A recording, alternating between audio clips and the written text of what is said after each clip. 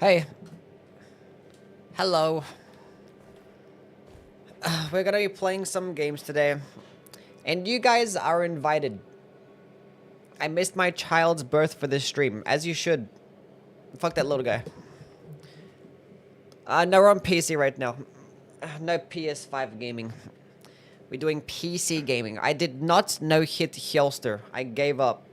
I might pick it up again later on. Maybe later today or not, we'll see. We shall see. Anyway, hope everyone's doing well and that we're all good. We're gonna be doing some runs, viewer runs. So, if you're on PC and you want to play,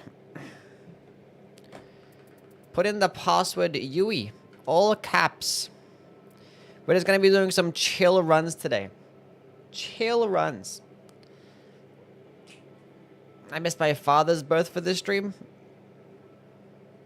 Makes sense. We're gonna up every single one. What's the fastest easy way to remove curse effect in Dark Souls 1? You can buy purging stones off the female undead merchant. After the lower undead burg. Or you can go trade in. I forgot what you have to trade in, but you can trade in something from Snuggly or the Crow. What the fuck it's called in Dark Souls 1. I forget what it is. But one of those two things. So if you don't have the lower undead burg, well, you should have the lower undead burg unlocked because you went to the depths. Unless you went to Blighttown and got cursed in the Great Hollow. Anyway, commence expedition. A sleep build run?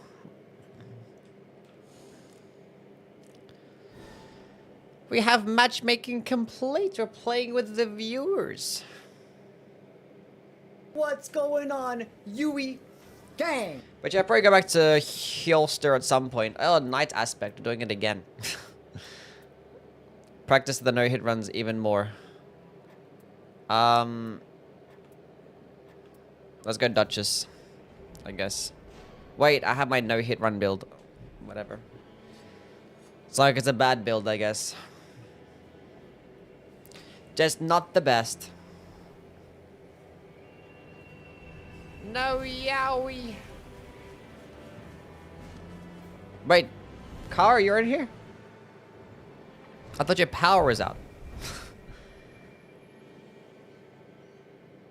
It's got a Mr. Muff Squish. How things, man?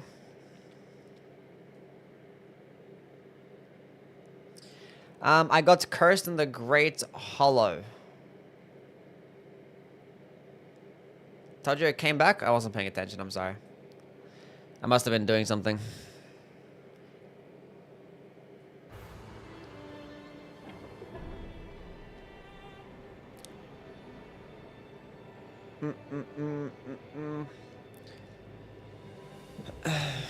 Yeah, you guys gotta look it up. The item that you need is called a purging stone. So just go look up the item purging stone and where to find it.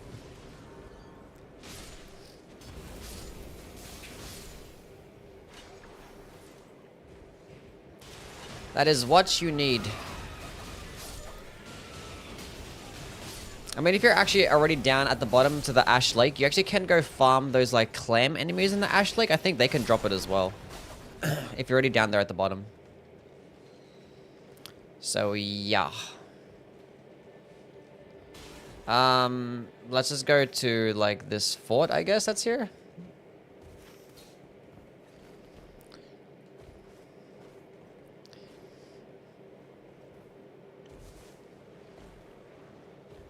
I guess?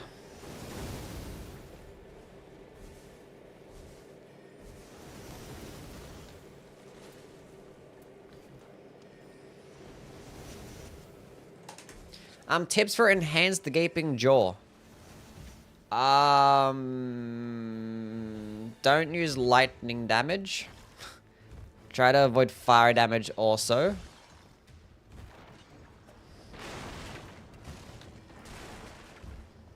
And just let him like come towards you. And I'm trying not to chase him as much because he can just run towards you. And yeah, you got it. Make sure you dodge. It's very important.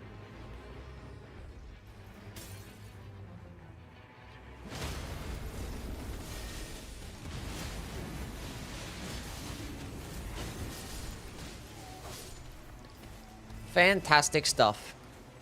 Shattering Crystal.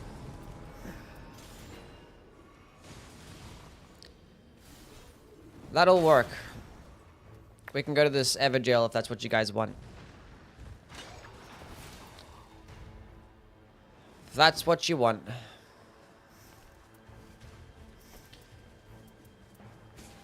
I'm gonna Shattering Crystal all over him.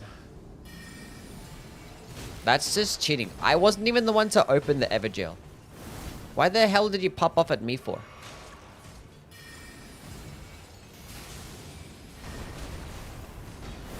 You suck, bro. Leave me alone!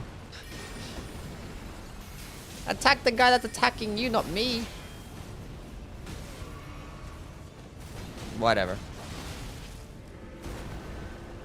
That's not what I wanted to do.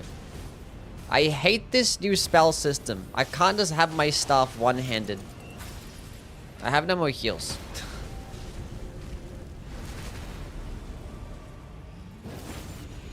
And I have my weapon one-handed using this skill. Because it defaults to using the spell in the left hand. And that's so annoying. I've already started to complain. I haven't even done anything yet. No Gunner Souls today? We're not playing Gunner Souls anymore. I'm done playing that game. It's more Nightreign? Yes. I have no relics. Well, that's just a skill issue, isn't it? Let's go this way. We should have dropped down when we were already there to go kill that mini-boss and then rotate around through the tunnel, but whatever.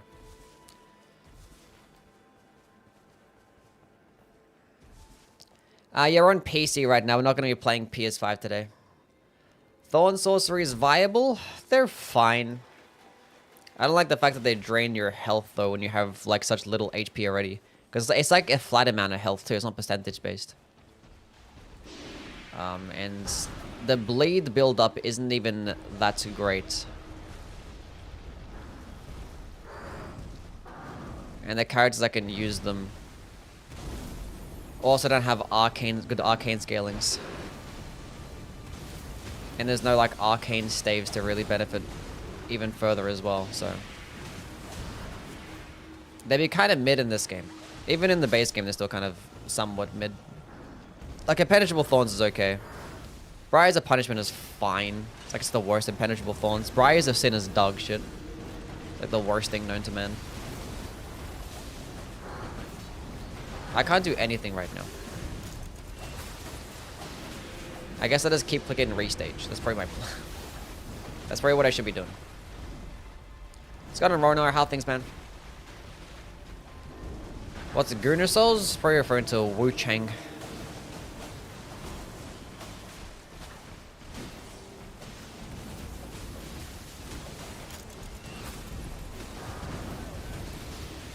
Oh, he got kicked. No, come back here. Shotgun. Thank you for the $20. I'm back. I didn't go anywhere. Oh, magic attack power.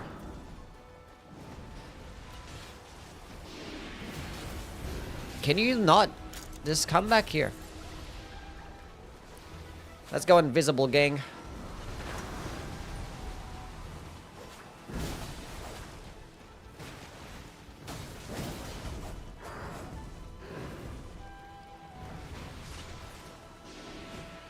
This is so annoying.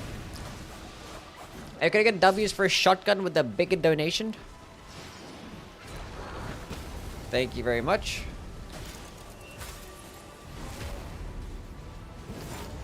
What's the biggest thing you changed from this game right now? There's like a lot of things that I'd like changed and stuff. I might make a video at some point. I mean, I do plan to make a video going over things that I'd change about the game. Top 10 things that need to be added to Elden Ring Nightreign, probably call it some shit like that. I will take a good old fat Lusats stuff. Don't mind if I do. Mewman, thank you for the follow. I can use Carrion. It's Carrion Greatsword. We'll just Carrion Grandor instead. Don't need that shit. I don't care about that shit. But I could potentially use that. Potentially. Just finished beating this game with every character. My plan was to start a new game, but I think I'm just keep playing this shit. Yeah, if you're enjoying the game, might as well keep playing. No reason to move on. How do you super chat? On YouTube? Honestly, I don't know. I've never super chatted myself, so I wouldn't even know. I would not even know.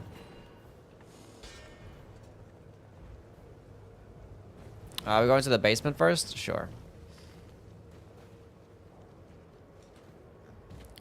He got touched up. Is it a Black Knife Assassin?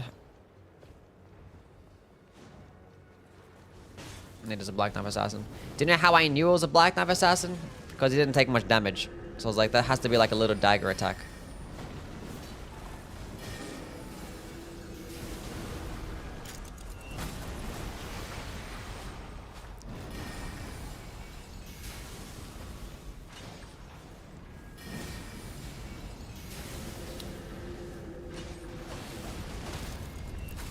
Oof. Getting cooked. Getting cooked.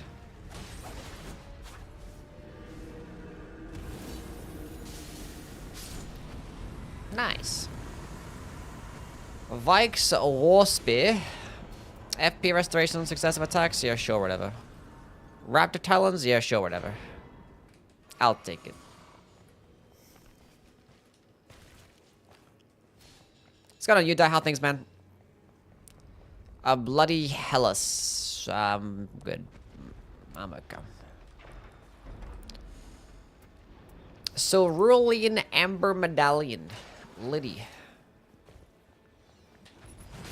That's not what I wanted to do. I want to use my skill. I hate this.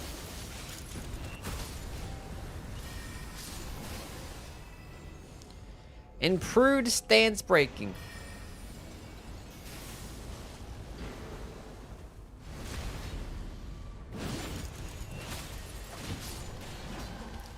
We lit.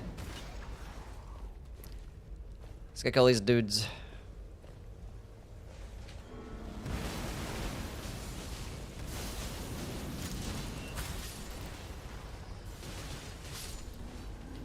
Come this way.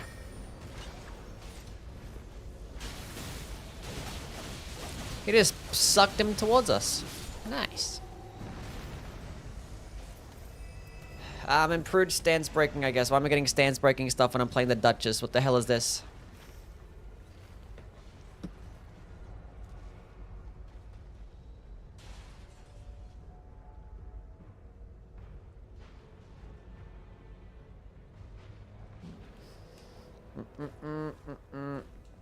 I'm getting your back. Get what?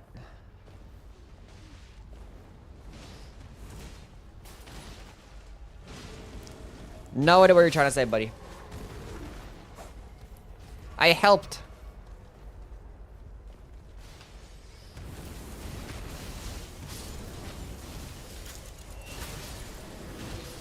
I love Hoffrost Stump.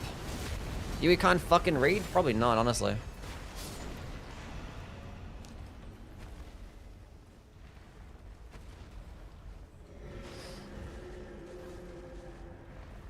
What about the Black Knife? What do I do about the Black Knife? I don't understand. Do you have any DLC Nightfarer ideas? Probably.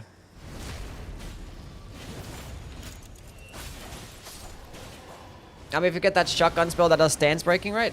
I mean, every spell does stance damage. Well, not every spell, but most spells do. So, like, it helps, I guess. But, like, some spells... I mean, Shattering Crystal still doesn't do that much. Oracle Bubbles do. So, if I find, like, Oracle Bubbles, that does some decent stance damage. So, that could probably help, I guess. Oh, no! This circle! Run away!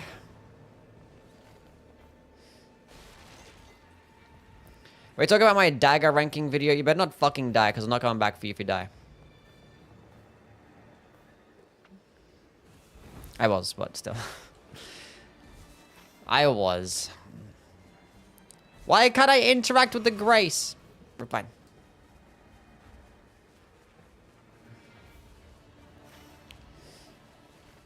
Wow, stop messaging while we're playing a game. Can I name my child Yui? Yes. If you want to. Why are we going this way? I don't know. It's a Leonine Miss Begotten. We'll come back for this bum, I guess.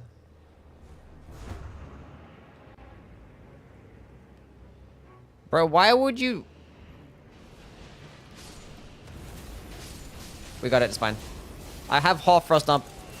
No need to complain anymore. Oh, you had the... Cool. Increased sorceries.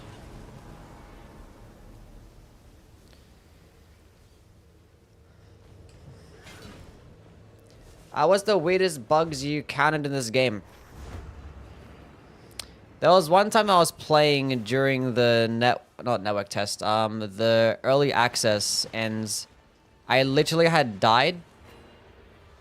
Well, I had someone like disconnect, and they couldn't like really join back, and like it fucked up a lot of the game. And then there was me and the other guy. We died to the final boss.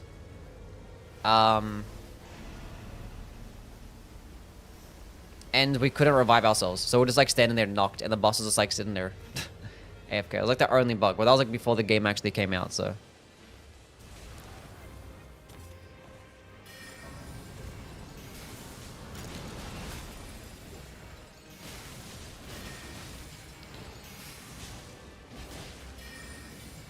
Should have picked up another starlight shot.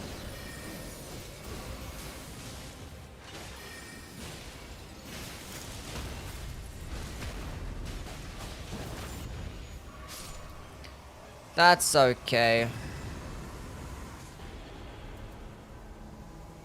Maximum stamina, I guess. Where's the Grace? Did you ever come across that buff sentient pest bug where they literally not spawn the third bug? Oh yeah, I had a couple of sentient pest, issues. My very first time fighting Everdark sentient pest, it was bugged out, and he literally didn't. He spawned outside of the arena. I had that bug. My very first playthrough. You can actually go check it out. First time fighting him.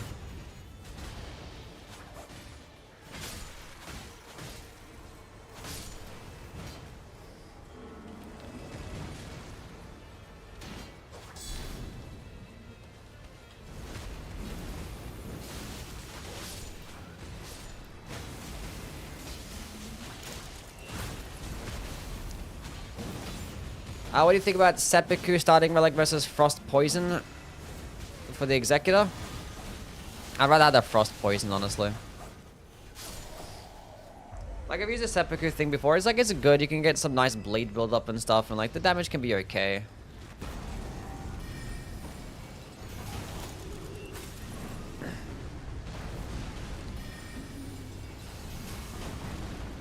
That's about it, though.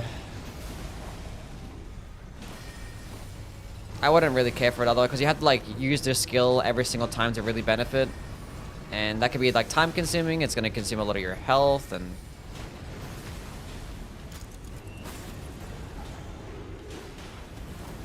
my last bit of magic I had.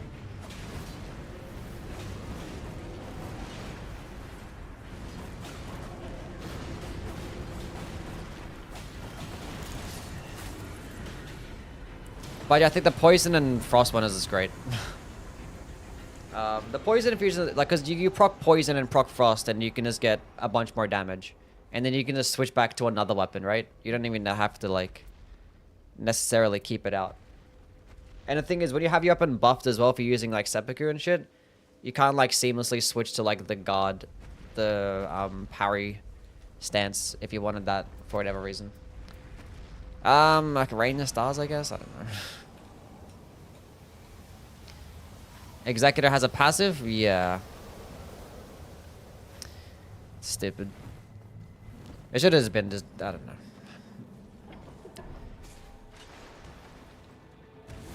He's great and all. It's just like that 99% of his power actually comes from his scalings and the fact that he starts off with a katana. So he's like automatically like top 3 just for that reason. And his ultimate as well is really good. But like, yeah, his character skill and his passive are just like the worst in the game. And for the attack powered full HP. Sure.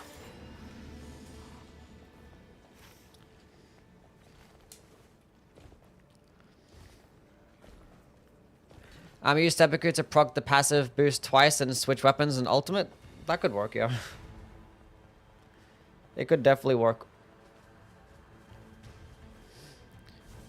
Wouldn't be a bad thing. This is gonna drain like more than half your health when you do it, but yeah, the ultimate can just counteract it. So yeah, that's a good strategy. Maximizing the damage of the ult. I didn't even think about that. Could be a strat.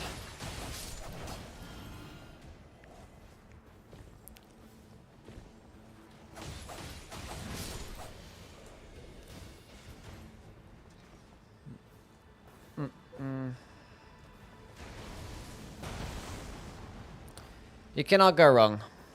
And the thing is, if you do Seppuku, you can like free up some other slots as well, right? I mean, because you can still run the Poison Relic.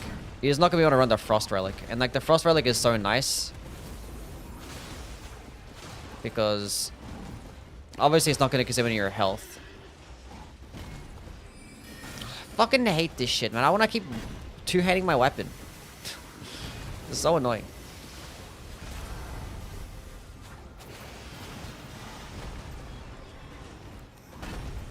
I have a thing in this hand, so it's fine. We're okay now. But yeah, the Frost is going to be like a fat, percentage of damage. It's going to debuff them so they can take more damage. And if you have specifically the Caliga Relic, that is going to take even more damage on top of that. And yeah. And you get to turn invisible too, which is fantastic. He might like deflect this shit and someone might die here. But he could not deflect it too, because Sebastian is a stun locking him. What a guy. Oh, he's dead now. Okay.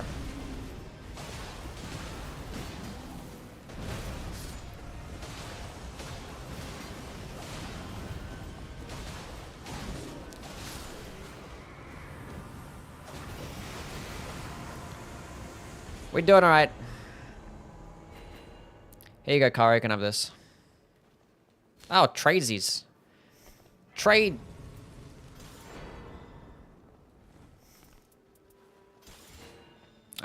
Take this. This has attack powered full HP Wilder. Grab that one. And I guess the boosted crit if you want that. I don't know. Where are we going? Let's go up top here. Kill some more dudes up there. This is my carry and slicer build. This is my no-hit build. I forgot to change it up, but like I still can use carry. Every single Duchess build is a carry and slicer build.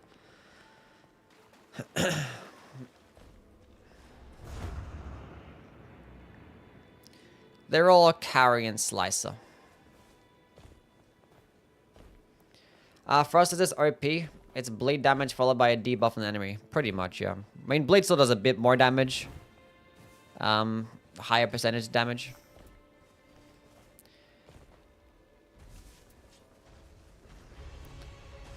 Like, bleed is useless.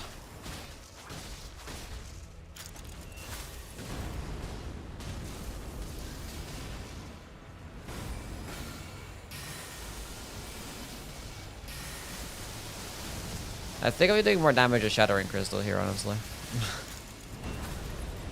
Did I not get hit by that golden though? I am upset.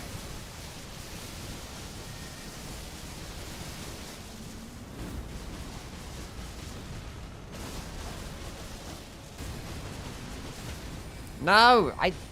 That's not what I wanted. It doesn't matter, everything's fine. I'm stuck on the Night Lord cutscene because my team won't skip. You'll be fine. What do I want? I don't want any of this shit. I don't want a Vike's War Spear. I don't know. I don't want that shit. So like, let's go over here to this boss. Then we can go through the tunnel. because I want to get a smithing stone. I forgot to go interact with that church. But doing like so many no-hit runs, I like forget that churches are a thing in this game. That'll be fine. Kara is carrying? True. Hello, Miss Begotten Man.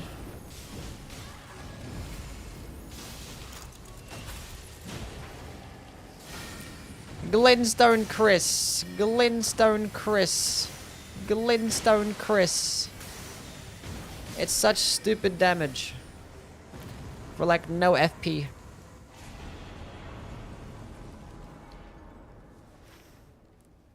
Let's go into the tunnel. Is Guardian sidestep worse than a fat roll in the base game? No. Because at least it has a faster animation. So you can actually like punish, punish enemies' openings better, you know? But in terms of iframes, it's pretty shit, yeah, so. Doesn't matter, just block. That's the entire thing with the Guardian, should be blocking anyway.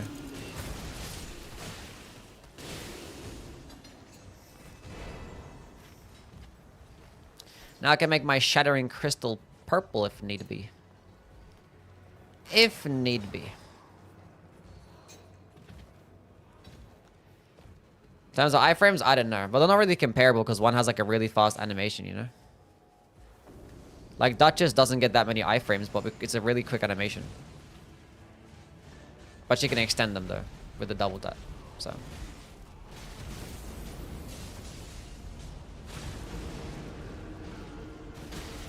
Why do I suck so bad? Let me just get a backstab.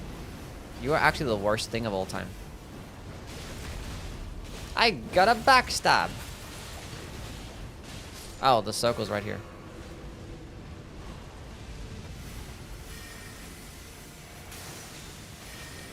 Why are these things so tanky? I don't understand.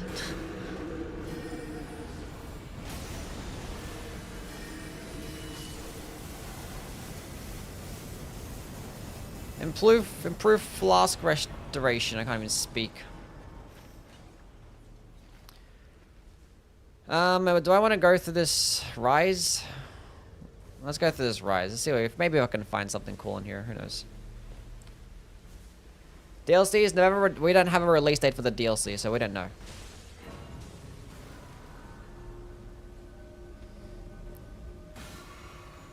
We do not know. Someone died. How do you die in here? Oh, maybe the storm. Carrion Slicer. Fuck Shattering Crystal.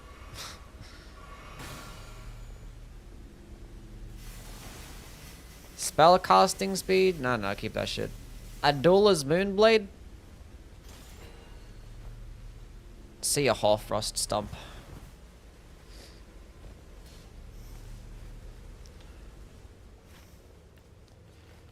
We going there? Let's go there. DLC for this? Yeah, we don't know when it's gonna get released yet, but there is gonna be a DLC. You can purchase it when you get the deluxe edition. You can pre-order the DLC. Is Ardula's a horizontal swipe? Yes, it's like the same animation as Carrion Greatsword. Spell, not skill. But it just does frost instead.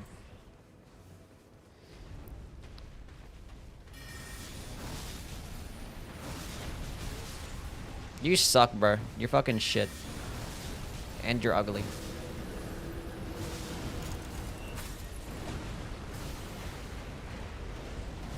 Let me heal.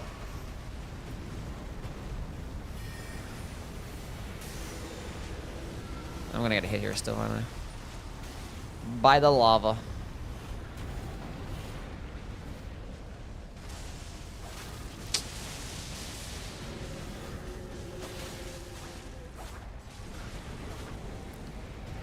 Yeah, give me the blade proc game.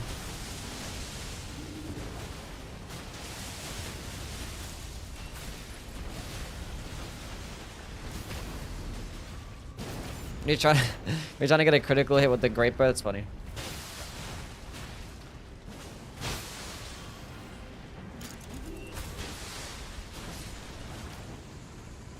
They have so many assets that they just chose not to use. Yes. That they did. Reduvia. It's probably better to have than Raptor Talons, maybe? Maybe?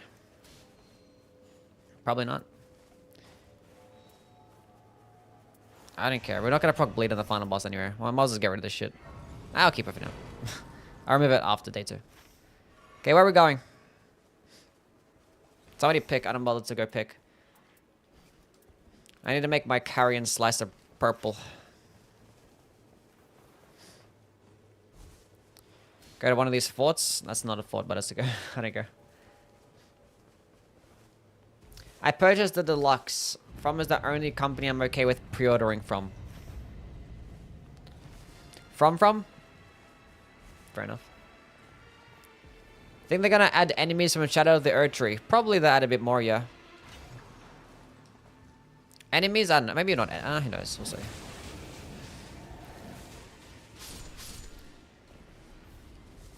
Oh.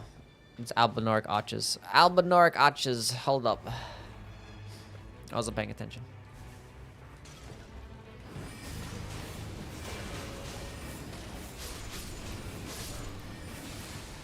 Good job, Mogman. Improve flask restoration even further.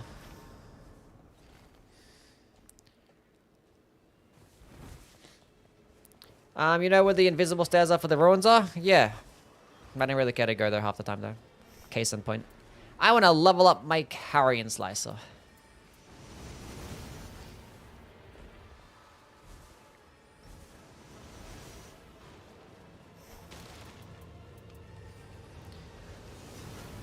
Cool. Buy some of these, I guess. Spam stuff. We're gonna spam lots of stuff. I already have a purple stone. You can have that one though. You can keep it. I guess I'll use it for my Adulas then.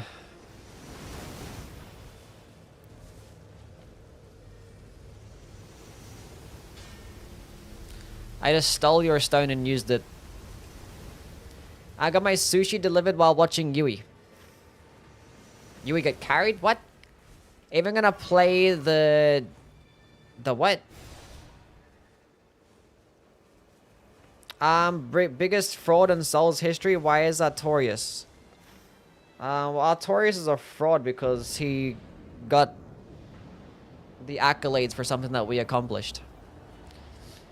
Artorias is a bum. Confirmed. Certified bum.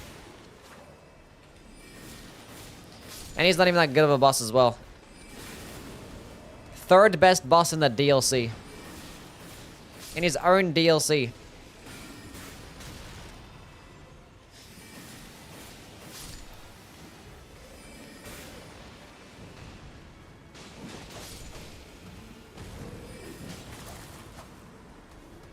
Sorry for the bad English. That's okay. I don't know how to read either, so it'd be like that.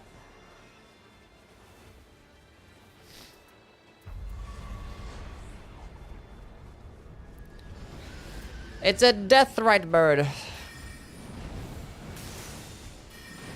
Give me your head.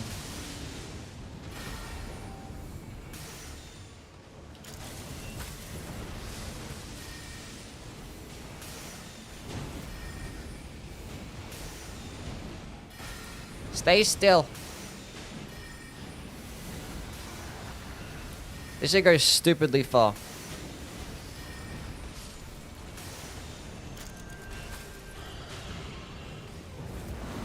Let's go use meteorite. Don't hit me, please. Why is it hitting me for? What the hell is that? Did it track towards me? What did I do wrong?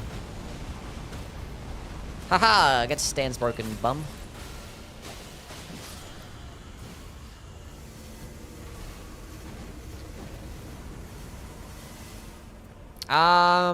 Do I want a Winding Grace? A Periodic Giant Glint Blades. I'll go with the Periodic Giant Glint Blades. I think this team is going to be fine. I didn't play Wukong because of Monkey. I don't like the character. Fair enough. Short. Thank you for the follow. I don't need this shit anymore. I don't need that shit either. I can keep that, I guess. In that hand, just switch between that one. Just keep the carrion slicer there, right? Might be the play. Level 14. Even more starlight shards. Not that I need them, but it's fine. I'm gonna buy this, I guess, and that's good enough. Now I fight as Horaloo, warrior.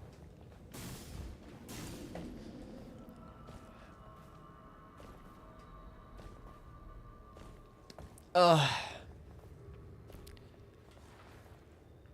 We have the glint blades together. Have the glint blade tips touch.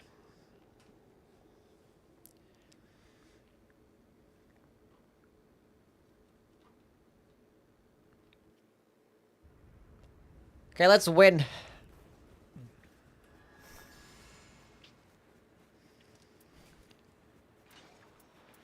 Okay, what am I gonna be spamming? I'm gonna spam this, I guess. I choose this one.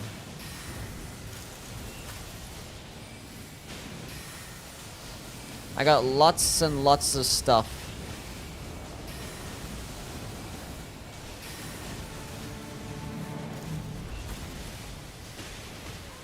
No, don't hit them. Oh, he got hit.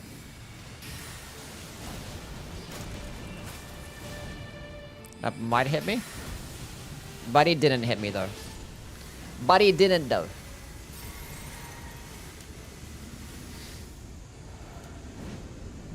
I'll take some more starlight shots, cool. Cool.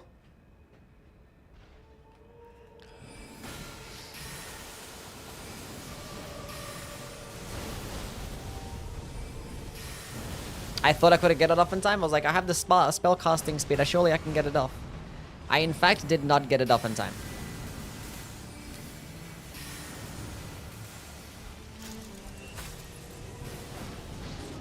Oh, that's tough.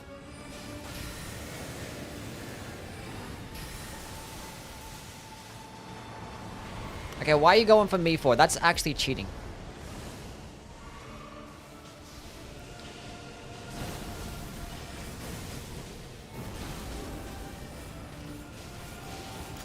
Oh, he's down again.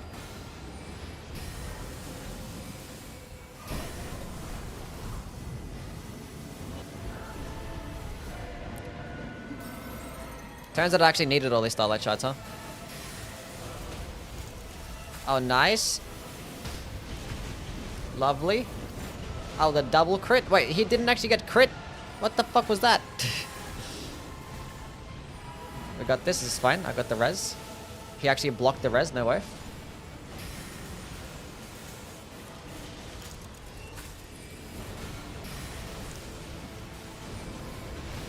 Ow. Another starlight shard.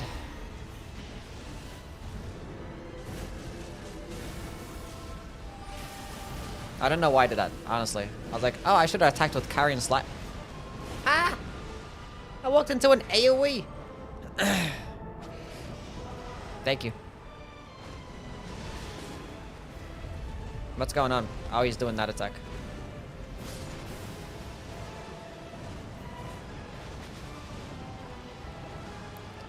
Hold up a second. I got this.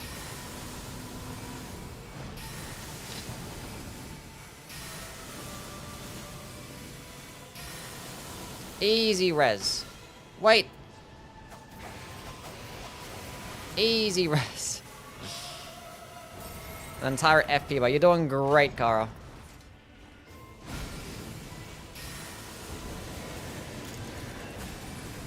Surely he doesn't go for me, right? Finally. We did it!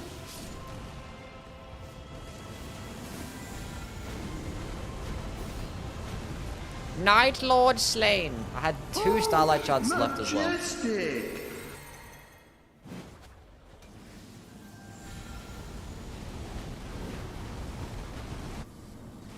Cool.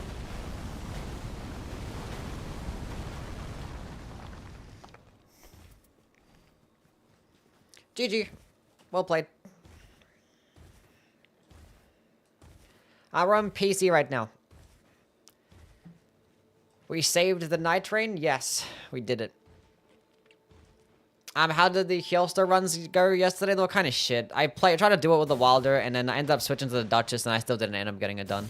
We'll probably end up doing the no-hit runs later on. I just kept failing. It was just like, I couldn't even make it past the first day, like, for half my attempts. It was just not good. It wasn't good. What's up, forward to? Can I have an update to where we don't have to watch this cutscene every single time?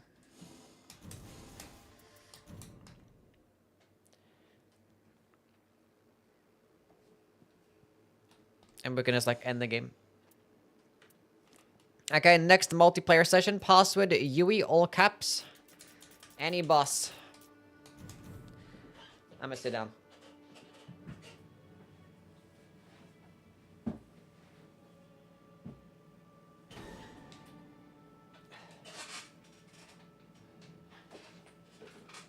Play Executor?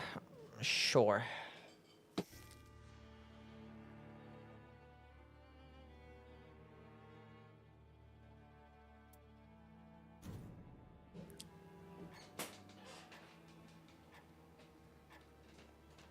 Wilder needs a Dark Souls 1 Claymore moveset. Maybe.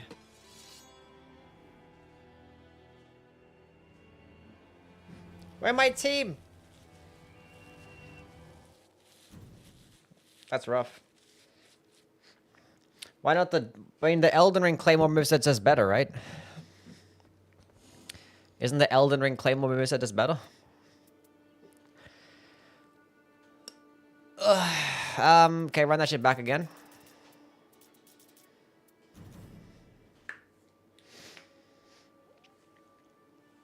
That turn in some WD-40? Yeah, it does. I was just gonna get rid of it, honestly. But yeah, it do be squeaky and shit. Be kind of squeaky. Yeah, went from fucking gaping jaw to sentient pest. Yuck.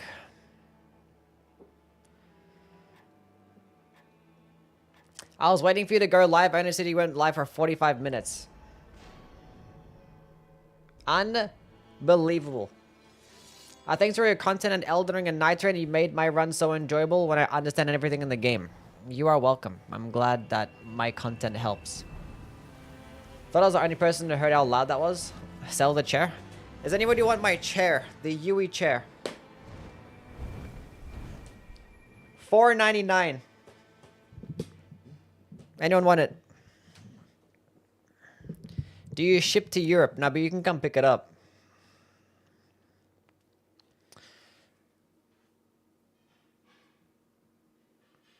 That's a good deal. $5? No, $499. What the hell are you talking about? Why would I give away my beloved chair for a measly $5?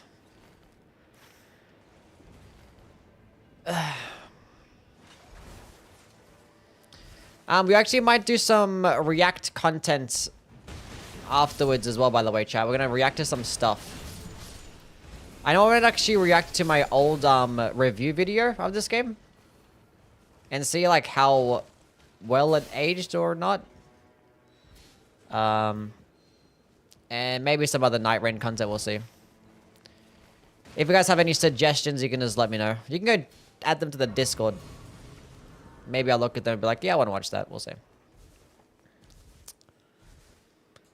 It is impossible to find good furniture. Yes. Would you let me borrow a fries? What? The fuck are you talking about? What is getting marked here? What is this? Spell casting speed. Catch flame and black flame. That would be good for the sentient pest. Too bad none of us have the good faith stat. Maybe I should have played a Revenant. That would have been fantastic, having Catch Flame and Black Flame in one seal. Oh god, no. That's item discovery, I picked it up. Okay. What the hell? Someone throw a magic pot?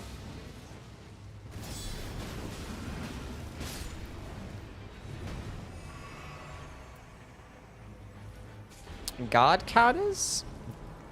Oh, it has a fire Nagakiba. Wish I had flaming strikes that a flame of the red mains, but that's fine. We could use fire Nagakiba against the boss that does weaken the fire. That means I don't even benefit of using my frost. And like the bosses really resist the poison as well, so this is not the character to fucking it's fine. It doesn't matter. It don't matter. Try Iron Jaw plus Executor Alt. Oh yeah, actually it's pretty cool.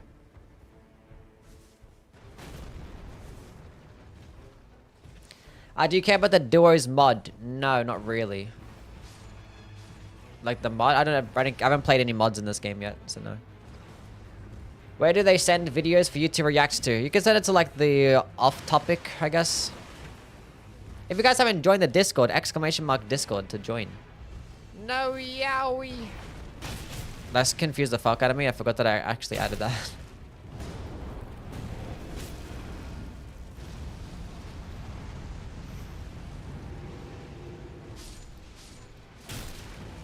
No, just let me attack you and kill you. Let me get a stance break. I'm never gonna get a stance break.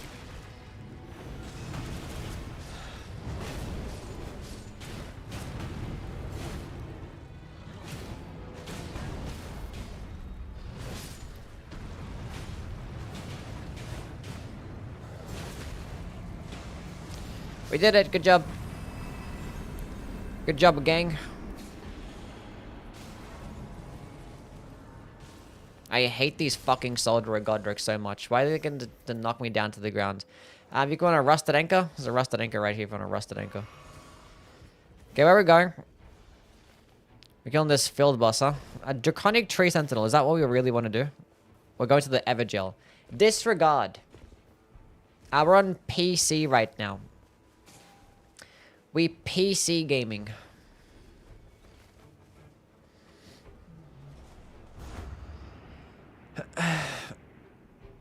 Wait, I'm coming.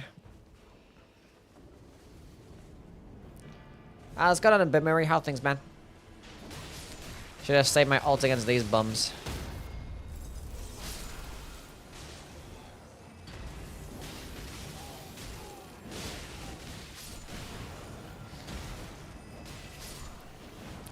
W Horfrost Stomp Gaming.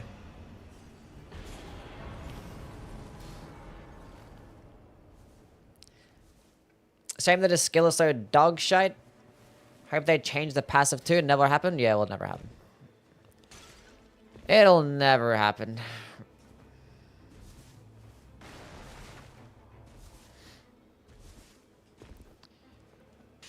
Let's go kill some dudes. Let's go do some deflect gaming against these Zamor Knights. Actually, I'll go pick up this first. Actually, no, I'll go kill the boss first. Come here. Give me poison and blade proc. Can I give me the blade proc? Okay, never mind.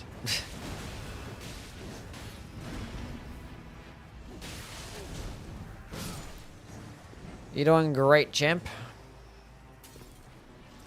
How do you guard counter? When you block, you click the heavy attack, and then it does a guard counter. Starlight Shard, that's not what I really care for. I don't know why I picked it up, but whatever. What's up, Naps? How things, buddy?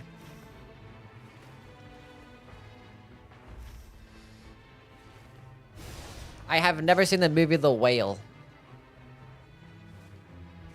I mustn't lie. I'm gonna fight this bum. I'm over here.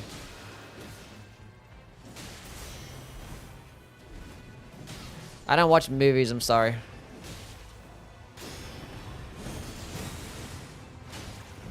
No, come back.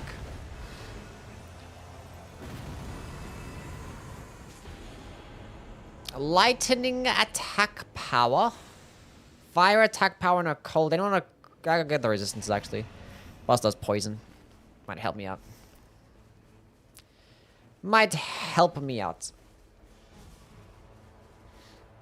Does it work every time? It works every time, pretty much, yeah. As long as you do block, you can guard counter directly afterwards, yeah. If you successfully block.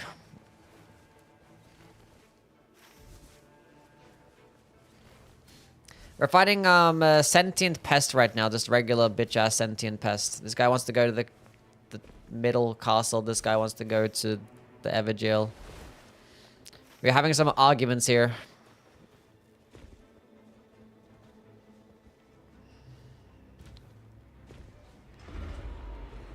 Giant bubbles are forming. Okay, we're fighting this dude anyway. This guy got sucked up by the bubbles, I guess.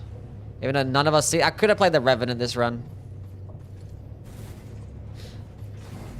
Stop that.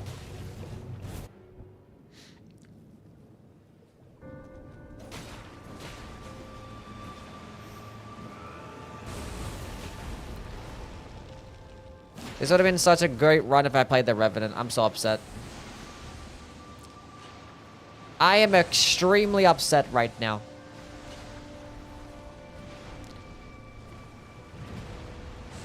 Oh my god, I'm sick of this bum. Do the roar.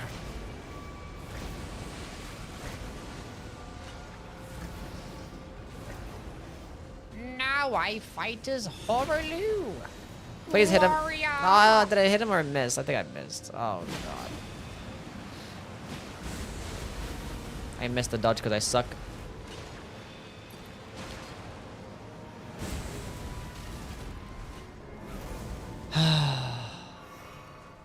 I got a great bow with a rain of arrows. Why haven't I been using this? Go get him, rain of arrows.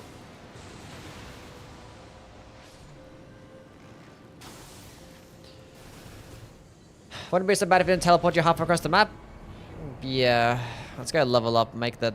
Are we really gonna fight the Bell-bearing Hunter in the middle castle? Is that what you guys want?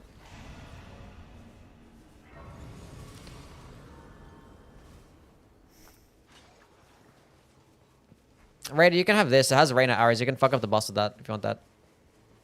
Never mind. Disregard. He clearly did not care.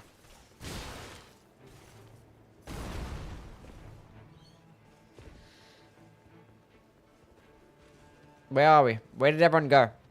Are we going down here again or no? I didn't think we are gonna do Bell-bearing Hunter, it seems like. Where did the team go?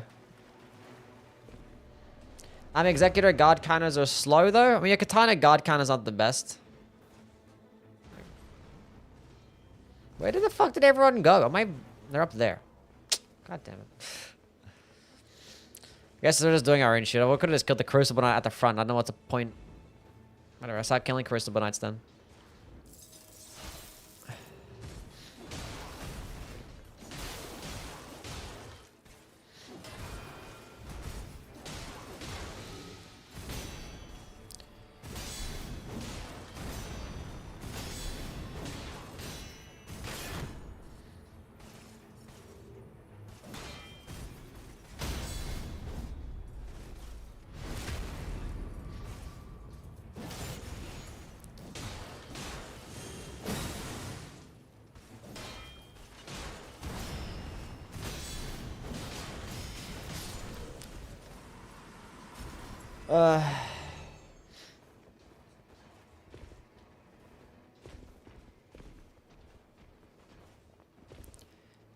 More killing stuff.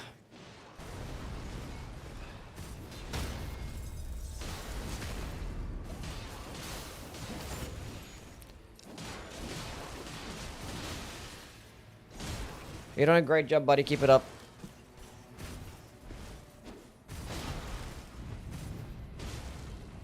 Don't let him kill me.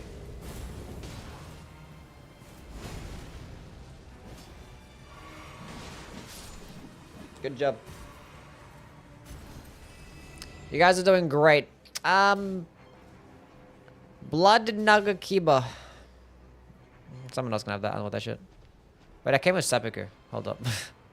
Give me that shit.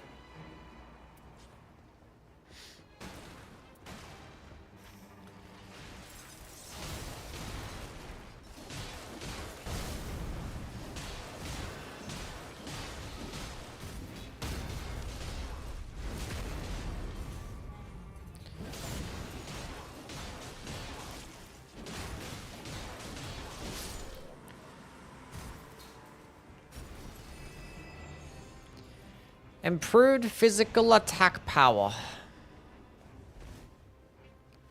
We're going to this Everjail. Is there a password? Yes, the password is Yui all caps, and we're on PC right now. We're on the PC.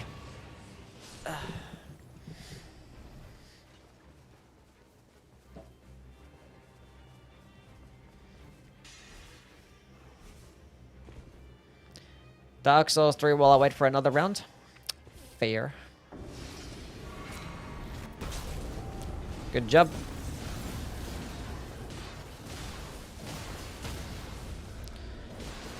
I need to go get like a purple stone and stuff and like a blue stone so I can get blue and purple stuff.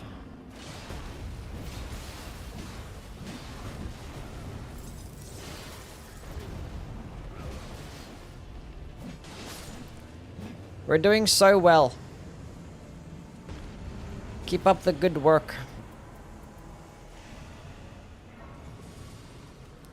Level 10. I'll have to go up this way.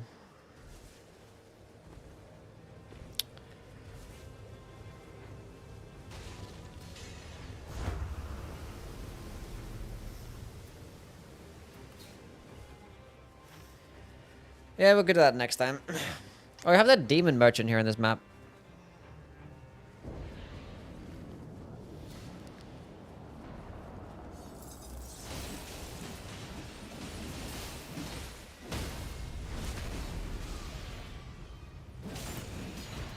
Hold on, let me stab myself.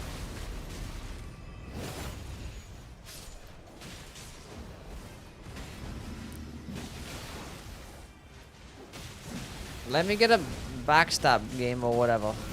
That works too. What the?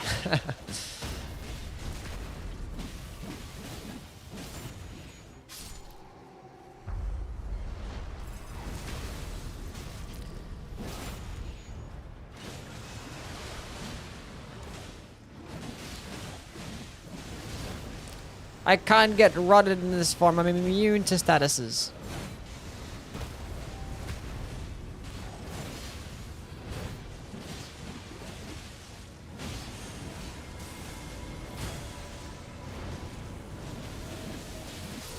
What a bum.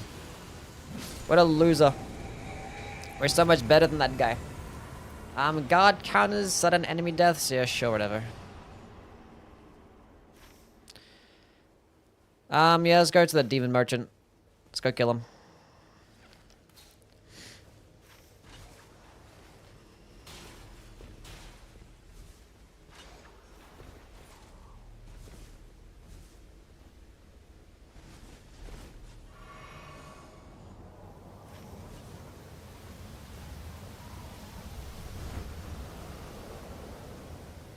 I think the gets a blood knight lord like Moog. A blood knight lord. Probably, yeah. Might get one of those in the DLC. A good old bloody dude.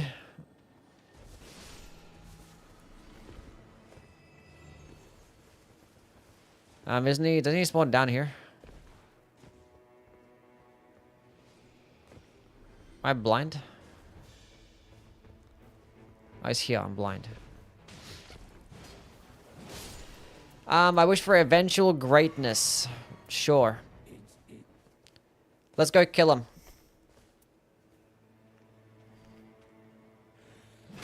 Hey! You leave him alone!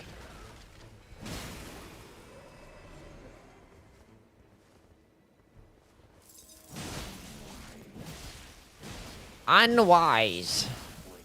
Oh, he just goes away? I actually never done that before. Oh, there we go. It's like, he get away? It's like, I swear he just... We're good. Everything's fine. Thought he wasn't going to spawn in for a second. I was like, what? It's like, maybe that was an option. Everything is fine. This is not the greatest location for this, you know?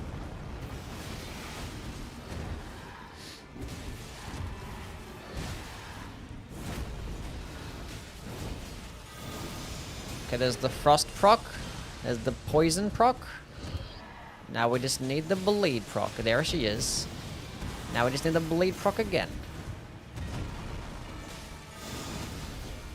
Nice. Easy game. How many runes does it give? I don't know, like probably 20k and like a boss drop. 35k in a boss drop. Talismans, always.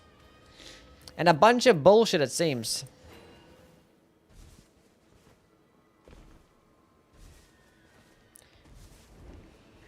I'm gonna crash out if they don't eventually add Ornstein and Smo. They probs will.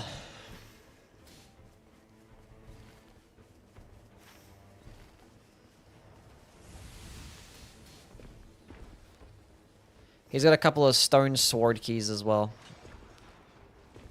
Does the raw medallion buff the alt raw? It probably will.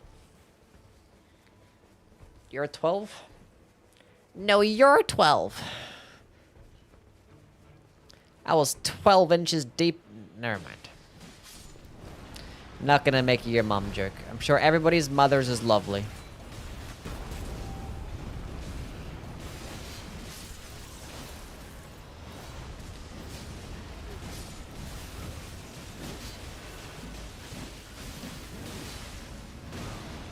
Die! Die! Die! Sadie, thank you for the follow.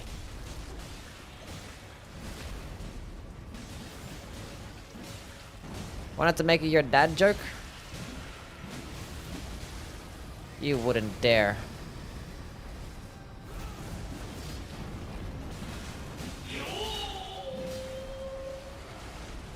I'm so glad they added this boss into the game. I'm so glad. I'm a Hortator. Thank you for the sub. Fucking stupid looking worm. Ornamental straight sword is kind of interesting. I could take the Rain of Stars though. But I actually haven't played with the ornamental straight sword in this game. Gotta give it to the wild though, because straight swords get like a decent quality scaling. Guaranteeing a power sensing straight sword. Not bad. Like, one of the downsides of the ornamental straight sword is it's like lack of damage, but being that it's a purple weapon in this game is always going to get good damage, so. That ain't that bad. And then the Hortator with the gifted sub too. Thank you, man. First time gifting a sub. Where are we going? I got confused. Did we go somewhere? We're going to the tunnel. Yeah, ONS is Ornstein and Smo. It's the boss from Dark Souls 1.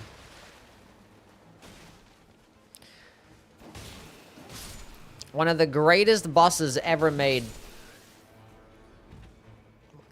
Classic, iconic. The password is Yui, all caps. Donkey Kong. I want to play some Donkey Kong. I gotta work on a video today. I'm actually gonna do that hot takes video. I have like a list of hot takes that I want to cover in a video. We're gonna be doing that.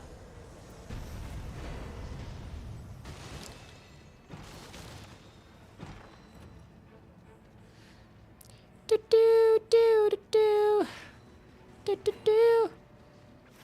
Okay, where are we going? I don't know. Let's go out here. Might take the bird. Gotta take it to that Everjail because I know you guys have Everjail stuff, huh? It's too late for the castle. It's not in the circle.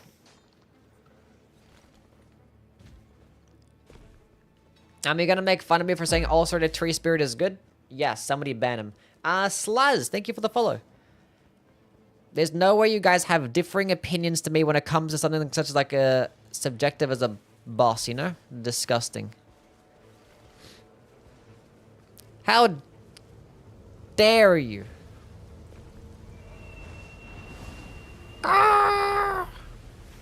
Let's go to this, do you guys have a stone sword key, right? Oh, this guy's already at the fucking castle. This guy's already there. How'd you get there already? You probably ran out the front entrance. Dude's just doing his own thing. Isn't there a bell-bearing hunter there? You're not gonna kill it in time, broski.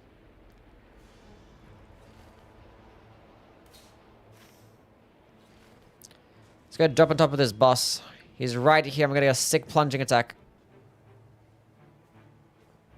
I missed. I missed.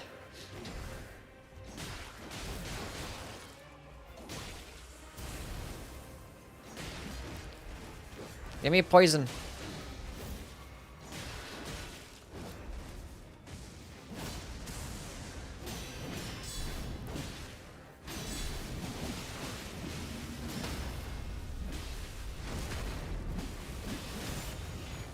I'm so glad that didn't add bleed to this katana. That would have made it really good. And we don't want that. Thank you, Miyazaki. I'm improved stance breaking, sure.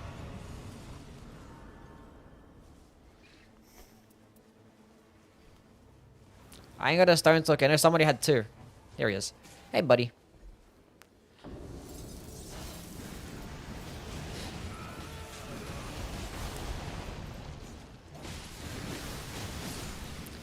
Oh, he's power stancing. He's got the goggles, the black blade. We lit. I've reduced the FP consumption. I guess, I don't know. I can spam stuff more often, I guess, this way. Would you play someone ranged next? Sure, we could do a ranged person next.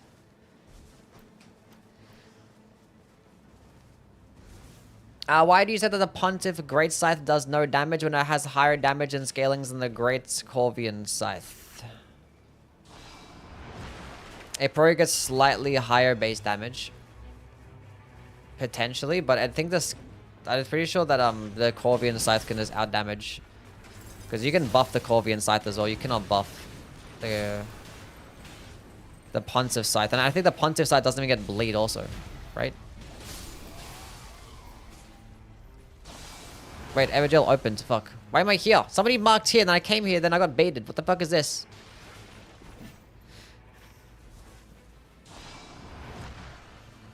The boss was like almost dead too. This guy just killed him. Just like neglected the boss and just like ran away.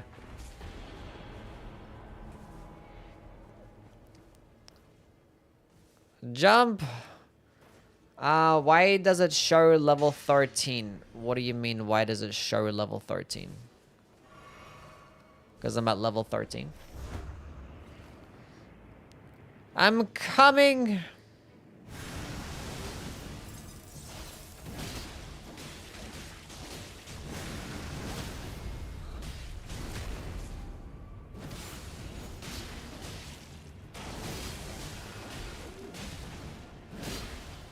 Cool.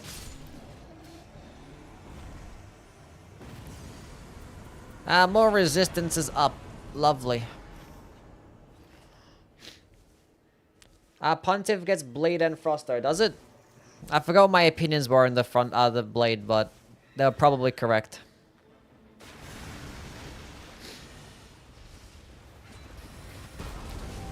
It's been a while since I talked about Reapers in the games.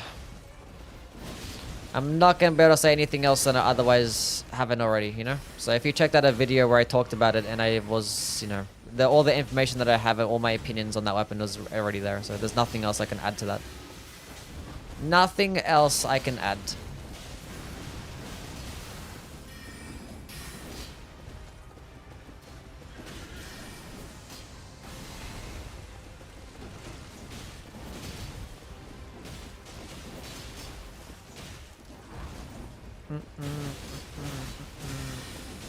Rapier is still the best dex weapons in Dark Souls 2.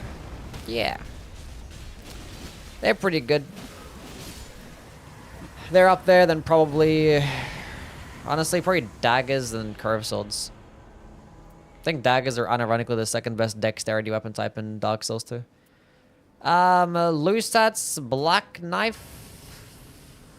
Sure, I guess. I guess I'll always take a black knife. I don't know. We ain't got time for that boss. We're taking an L. We're taking an L. Let's just go... There's a boss up here, I guess. We can go kill the boss up there. Password is in all caps. A gold scar. A bit too late for that one.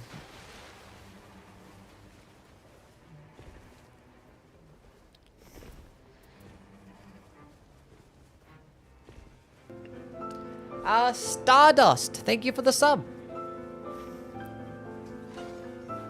I appreciate it. Go W's for Stardust with the brand new subscription. Thank you. I ain't got nothing. Actually, I got... Hold up. I got this.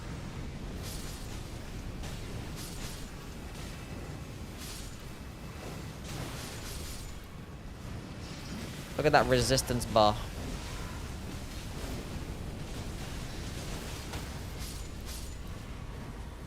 Lovely. Lightning damage, more runes, because I need those.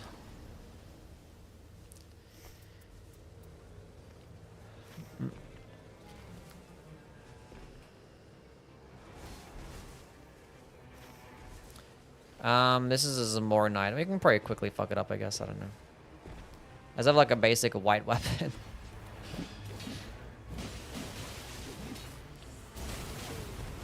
Wait, I have a black knife. Disregard.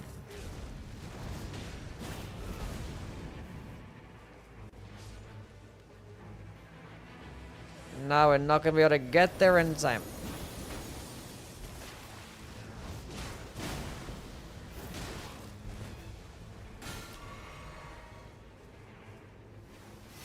Trying to bait him out this way. He's dead.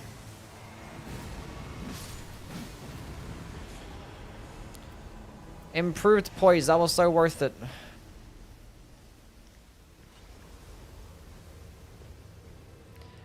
This is day 2 right now. Let's go on, Adam.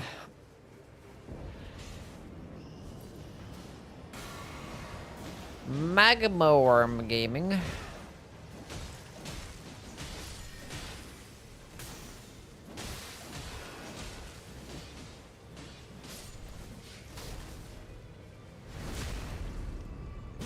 Why are there only like 6 weapons in Elden that get frost buildup?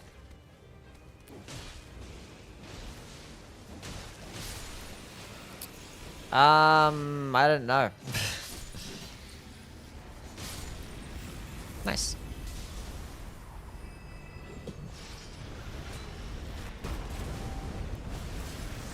Now we're playing on PC right now. Give me the frost. I dodged too early. Ran late. What's the incorrect way to pronounce the Wii U?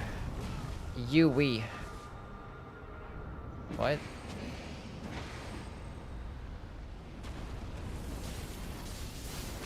Aha! We got a frost proc.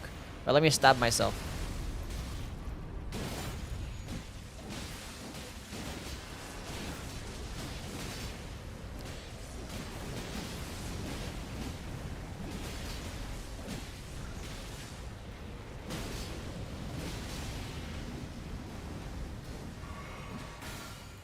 Oh, the Lord of Blood Exaltation.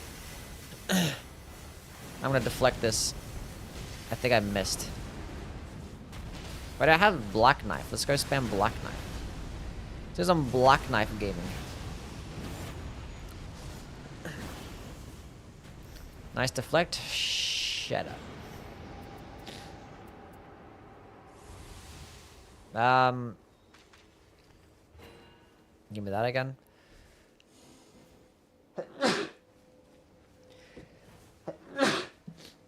I'm dying. Why did they never make an attack up frost proc vicinity talisman? Would it be OP? Not really, because it actually made a bunch more stuff to make bleed even more overpowered in the DLC. So I don't know why they didn't. They should have at least like added a helmet or something to give you more damage, like the white mask. You know, something like that, like white mask or mushroom crown type shit. Okay, so what I'm gonna do, make this blue, and I'm gonna make the Blood Naga Kiba purple. And then we're gonna go with some Exalted Flesh.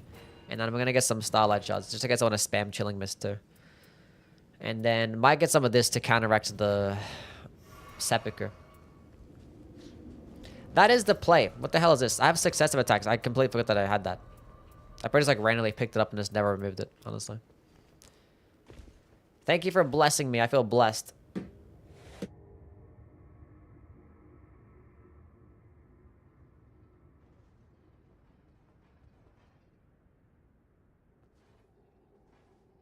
What the witch's hat should have been? Yeah, the snow witch's hat should have been exactly that. What do you think the next Souls game besides Duskbloods would be open world again? Probably not. I think it'd be more like focused and linear, because I feel like it's gonna be like a new concept and building like a new foundation and being something more original. And I feel like if you're designing that type of game, which is gonna be like the next generation's equivalent of Demon Souls, something that's like, you know, innovative as well. I feel like you benefit more by having it be like a more linear and focused experience, so you can build a foundation and then build upon that. And then once you have that new idea, new, you know, concept built, then when you start building upon it, then you can eventually make it work into an open world game when you have more assets and stuff, and then you can start, you know, reusing those things to make filled bosses and fill up your massive open world, like what they did with Elden Ring. So yeah, that's my thoughts and my predictions. Anywho, let me stab myself.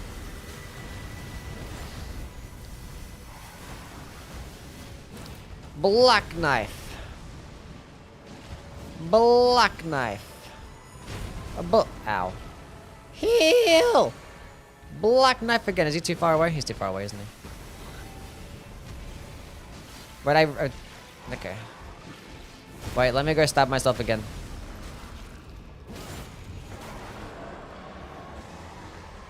Give my health back.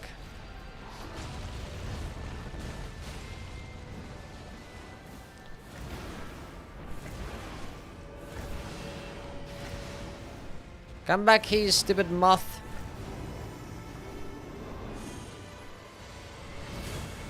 God damn it.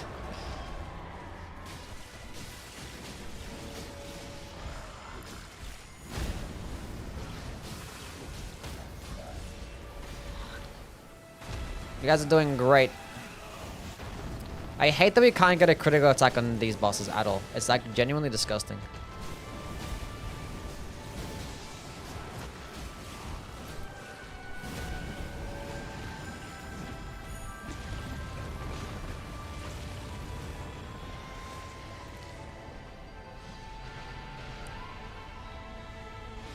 Protect me, big ball or big rock.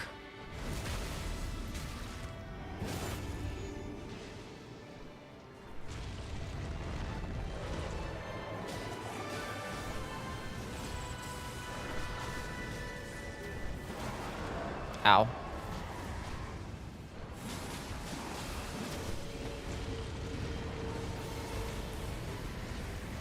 He's not coming for me. Oh, now he's about to be coming for me. Okay. Now they're coming.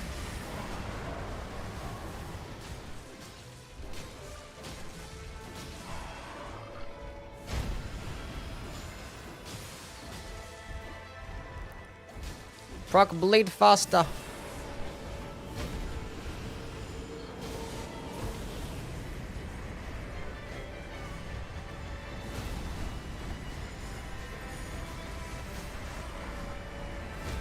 We're doing great.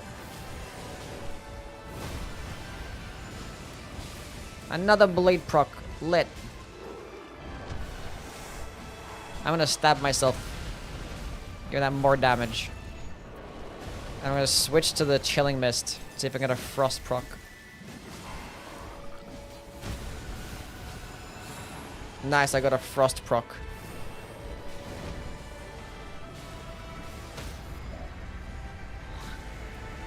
Let's go stab myself again. And go stab myself again. Give me another damage boost. Let me go heal and stab myself again. Give me a third damage boost. And then we can go ult. Oh yeah. Look at that right there. Shout out to that one person saying that strat.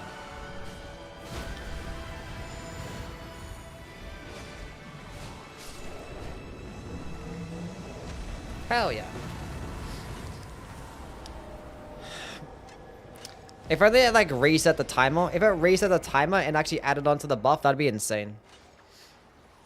Because like every single time that you proc a status on yourself, it's just 20% more damage. Oh, majestic. And you can just proc bleeding yourself like back to back to back. And they can all like cumulative stack up. But they will have their own individual timers, so it kind of sucks. So by the time that you use like the third or fourth seppuku, the first one's probably already gone.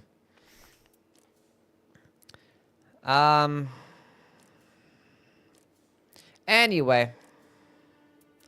GG's. Okay, same thing, password, Yui, we're gonna fight that one. We're not fighting Sentient Pest again, we just fought him. We're not fighting Night Aspect because we fought them. I don't really want to fight Ever Dark one, but whatever. Is Nameless King Weapon good? The Guardian, the, what's it called? Dragon Slayer Sword Spear? It's decent. All the Dragon Slayer weapons are great. That might be like one of the worst ones, but it's not that bad. It's decent. It's probably better for PvP though.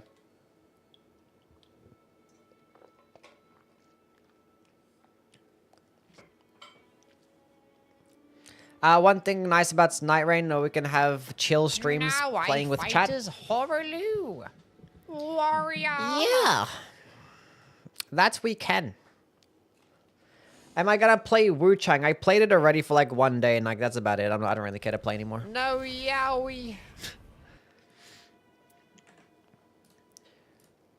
Do not care to play anymore.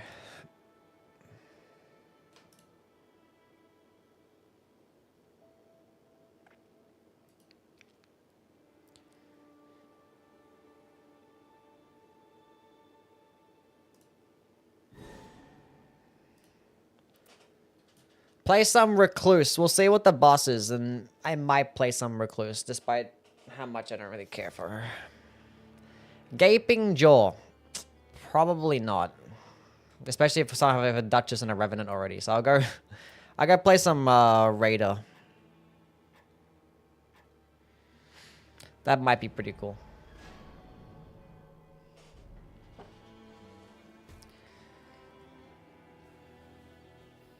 Sadly, I'm on PS5. That is very sad. It'd be like that sometimes. Such is life.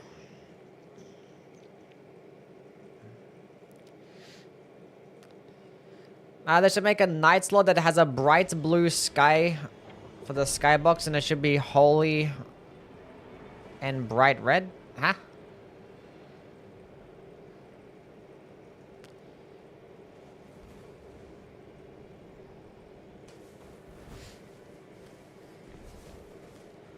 What are you talking about?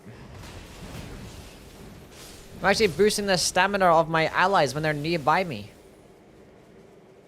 Look how great of a teammate I am running that one particular relic. Now I fight as Horrorloo. What boss is over there? Warrior. It's a hippo. We can kill a hippo. I guess we'll go here first and go get the stuff, then go kill the hippo. I will kill the hippo. This guy's running back. Hippo. What do I have? Initial standard attack, taking attacks, initial standard attack, taking attacks. Cool, whatever. Kind of mid, but it is what it is. Get over here.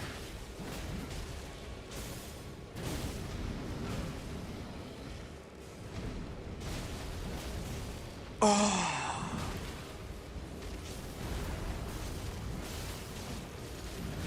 I got the frost proc. Now come back.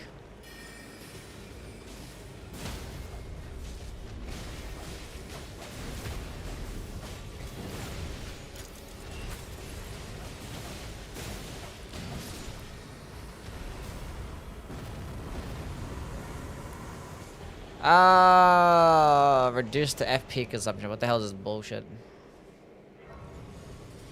You know how sometimes you book a vacation and you're mad that you get dropped a couple of G's and then you forget about it in time by the vacation comes by and you had a good time? I'm hoping the same forgetfulness one day about Nightreign. I had never had that in my life. Well, to be fair, I've never actually, like... I've never booked a vacation anywhere. I don't really go places, you know? I like being at home. But that sounds pretty cool, like forgetting that you have a vacation, then there's like all of a sudden remembering it. Like, oh shit, I get to go on vacation soon. That sounds pretty cool. Unfortunately, my memory is pretty good. I wouldn't forget pretty, legit events. Carrion Slicer and Scholar's Armament. Somebody, that's like the perfect thing for the Duchess. Not perfect, but one of the other is pretty good, not both.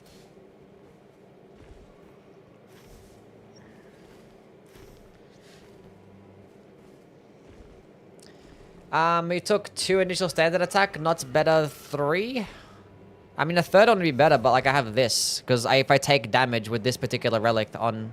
I mean, if I had it here instead, that would be great, but you know, I don't have it there. Like, it would be cool. But my RNG... This guy just missed me, what a bum. Why am I doing a charged heavy attack? Yeah, hit me. Give me more damage. Oh god, I'm gonna get hit. Why does he hurt so much? What the hell is this? Why is it a max HP fucking Evergel boss?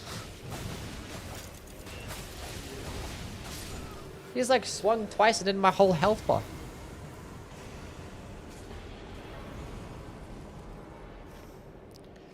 Let's go rotate this way. Kill some more bosses.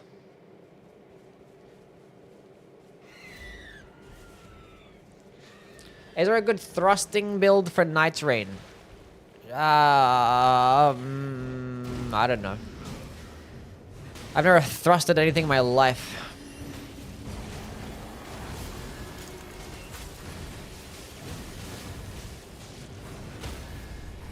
No, you don't, bozo. Oh yeah, the Guardian. Yeah, Guard's countering build with the Guardian is pretty good. Yeah.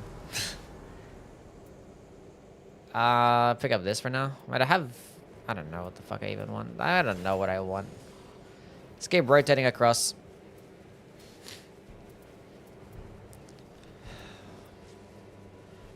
Colossal Sword of Gaming.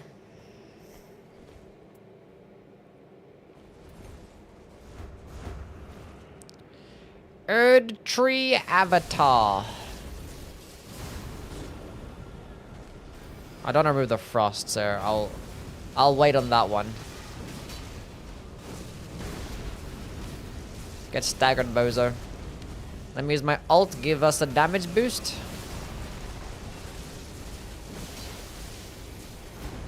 Someone else has fire anyway, so. Oh, come on. I was switching my weapons. That's gonna hurt. That two-handed Duchess dagger combo is actually disgusting. That makes me so upset that that exists. That's not what I wanted to do, game.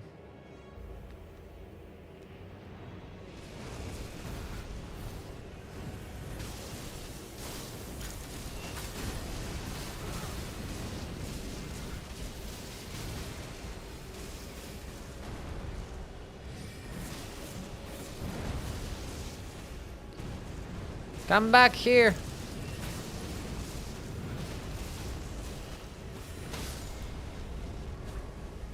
You guys are doing great.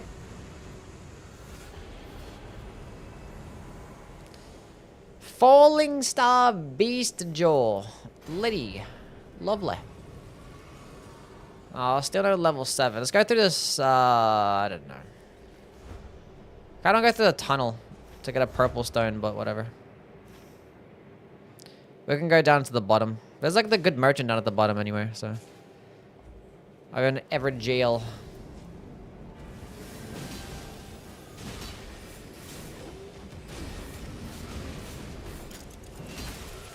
Why does he get so much knockback?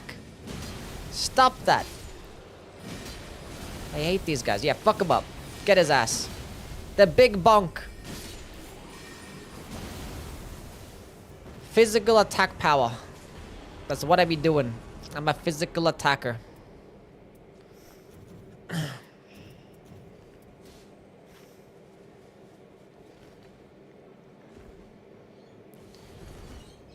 And now we can power stance.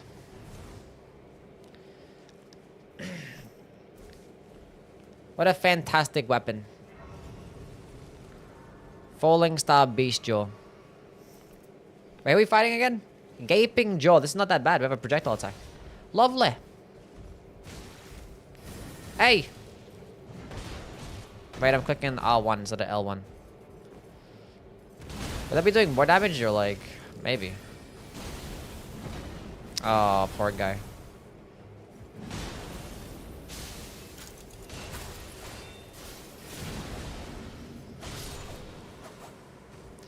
Poor dude. I don't know, I was gonna go level up, but whatever. I'll get my health back.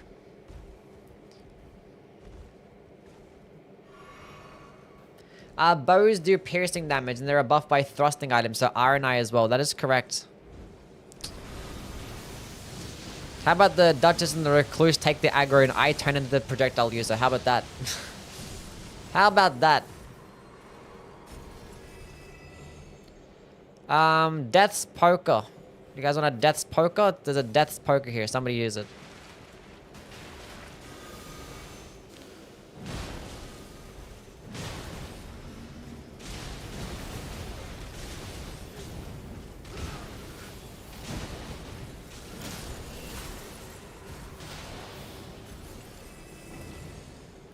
Butchering Knife. Improved critical hits. 24% to a critical hit. That's pretty cool, I guess. But I don't know anyone actually doing stance damage. Let's go with the fucking stamina. Oh, there's actually one right there as well. Bruh. Could have picked up both of them. Is that the Deathrite bird up? I got killed by the death bird and I'm down here. How did that even happen? No one even aggroed the fucking death bird.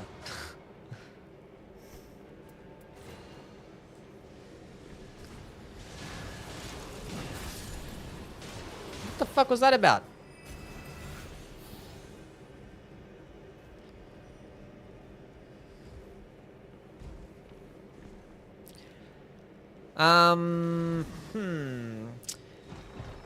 Raider won't use a slot mercer with a geese as well? Yeah, I know. I don't know why it doesn't work that way with, like, you know, other weapon types with unique heavy attacks, but that's whatever.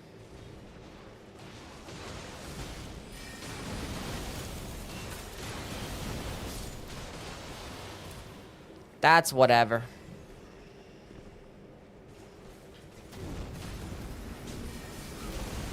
No, yowie.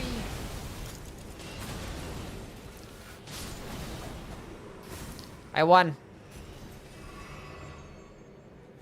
Recluse's aggro the ult. I thought she like used that afterwards, right? Didn't she use it afterwards? Improved damage negation of full HP. Nope. Increase maximum FP. Sure, why not? Give me like 2 more FP.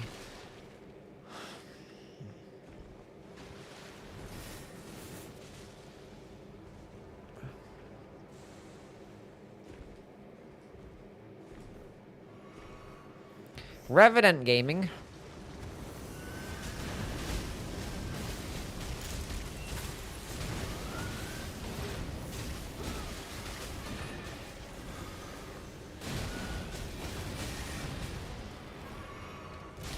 Stop that.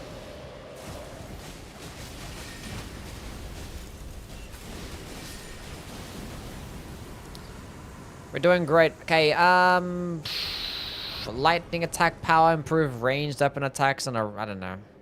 Anyone want this shit? I guess I'll pick that up. I don't know. You got it? Cool. Was Wu Chang bad? It was a fine game. I just don't really care to play more, you know? It was alright.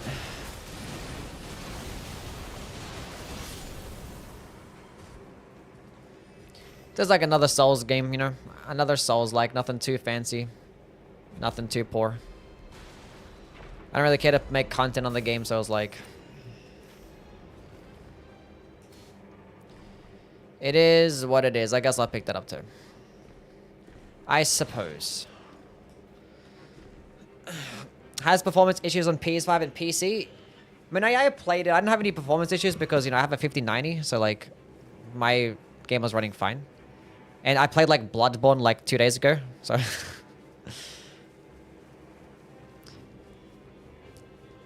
Performance can definitely be worse. Tons of amazing history. What's going on here?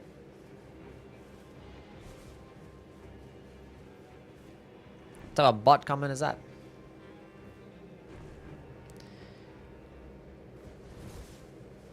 Am I missing something? Like, you guys are talking about history. I'm like, what the fuck did I miss? I'm talking like, I have two different chats. You know, I have YouTube and Twitch, and I'm like, what the fuck did I miss? God damn, I just got here.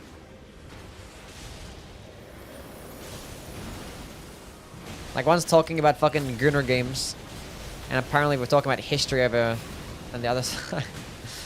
Like, what the heck? Intellectuals having conversations about intellectual things. Affinity damage negation, I guess. Level 12 day 1 is fine. I really hope you will finish Wu Chang. I use your VODs as guides. Wait, what? Use my VODs as a guide? I would not do that, especially for like a first playthrough. I'm going through the game blind and stuff. I wouldn't do that. How do you rate Nightreign compared to the other Souls games? It's cool. I mean, it's different, you know. It's a different genre. It's like a spin-off. It's meant to be something that's like, you just play it and have fun playing the game. It's not going to be anything too groundbreaking. It's just going to use similar assets, just at a focused spin-off. I don't know. It's a good game. I don't like care to give it like a rating, you know. It's very enjoyable. Like, in terms of enjoyment, it's a 10 out of 10. If I was to like objectively rank something, can you like how is this guy blocking everything that I have? Fuck you. I got hit punch. That's crazy.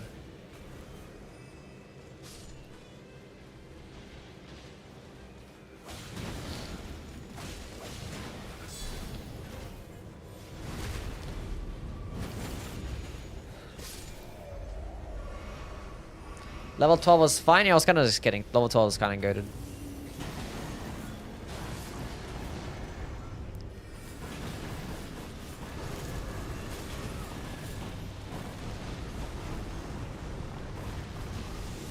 Die. Die. Die. Die. This consumes like no fucking stamina. Imagine if this thing still did 30 stance damage. It would be like the most... It would be like the best weapon of all time. God counters, Rainer stars. Yeah, sure, why not?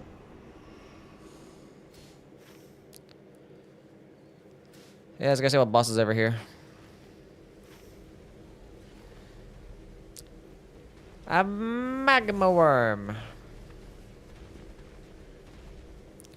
Wake up, buddy.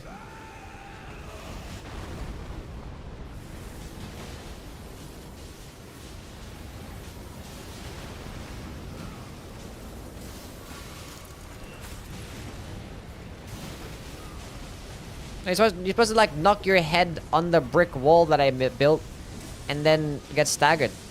You're doing it wrong. I should miss, right?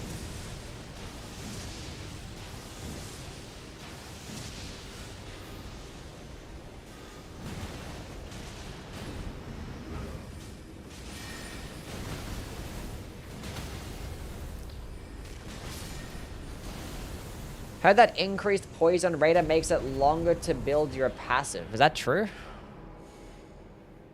Why would that be the case? Spellcasting, rot, poison. What the hell is this crap? I don't know. Wait, does the recluse want this? It has spellcasting speed +2 on an Eleanor's. I dropped it. Somebody can use it. It's on a purple weapon. Let's go over here. Now let's go to this guy, because this guy is gonna have a stone sword key. Wait, is this the misbegotten? No, it's not. It's a lion. He's gonna sell a stone sword key for 6k, and we can go pick one up and then use one for the Evergel. Or we can go ahead and grab a purple stone off this guy too. Speak Irish to us. Irish? What's going on, Pugs? How things, man? Speak Irish? What the fuck are you talking about? How do I speak Irish?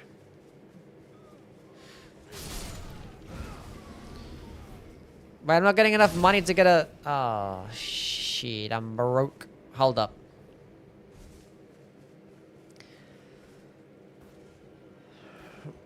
I also hyped for you to make videos on Black Myth Wukong. But I did one stream. Yeah, I don't really care to play Black Myth Wukong either. It's whatever. It's like another one of those situations where it's like, I don't know, I don't really care. Didn't find any inspiration. And I was enjoying Wu Chang more than I liked Wukong though. Even though I played more of Wukong. I did like half the game. Anyway. Oh, they opened the Everjail already. I'm coming! What did I not like about Wu Chang? The runbacks are pretty shit. Like, the build's, like, creation was fine, but, like, I still don't really care much for, like, a skill tree concept. I'd rather just have traditional, like, levels and stats and stuff. Like, a lot of weapons had, like, the same movesets and shit, and, like, a lot of the combat were just, like, just dodging and spam skills. I'm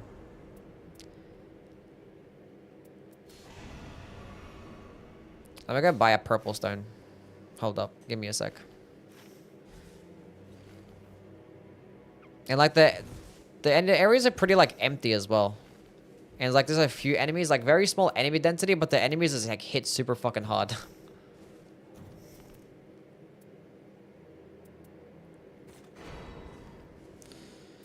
Let's go upgrade that for now.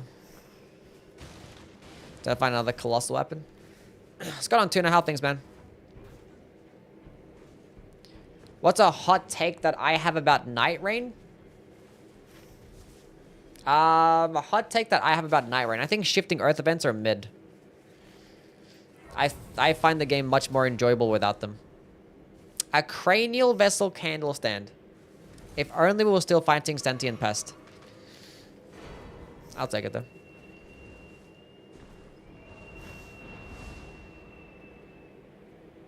That's a pretty hot take, yeah. Pretty hot take.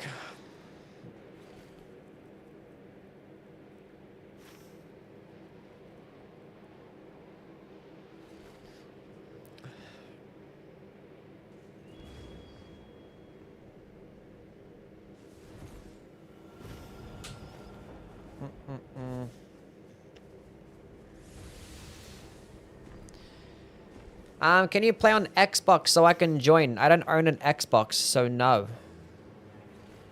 I love this game. Same. I think the game is great. Rodham was the only cool one. I don't like any of them because none of them are randomized. It's like every single time you go through that, like the experience is pretty much the exact same. And then also like forces like the day 2 circle to be in the exact same location every time. So it makes like the whole second half of the expedition like just the exact same experience. Like as soon as you do like a shifting earth events once, you've pretty much experienced it. And like it just takes away more randomized parts of the map that are actually like make the replay value just better. And like typically it can just make your playthrough a lot easier on that as well. Like it's gonna guarantee level 15, guarantee gold weapons. It's like, did the game not give us a boss drop? That's crazy.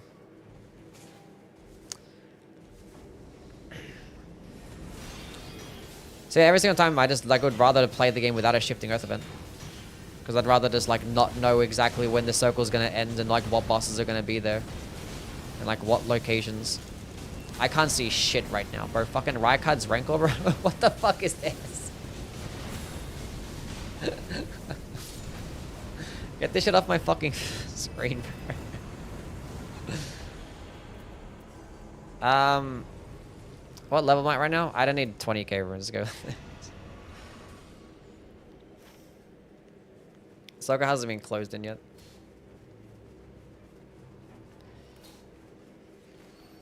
And the funny thing is that spell's not even, actually I haven't even used that spell in this game, so I don't know exactly what it's like, but Raikard's Rancor is typically mid.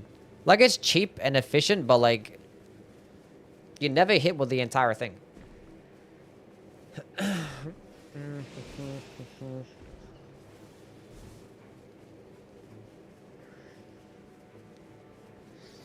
Spell's awesome. People love using it on fire resist enemies for some reason. It's good here, is it? Maybe because there's more larger bosses, and where typically it's gonna perform better against larger bosses. I mean, it's gonna fuck up an Erdtree avatar every single time.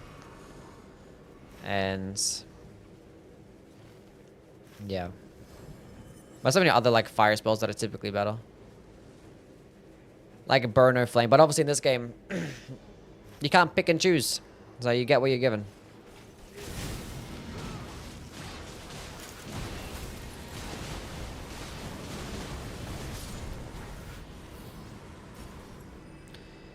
We already went down below, didn't we? Yeah. Are we gonna go to the rooftop?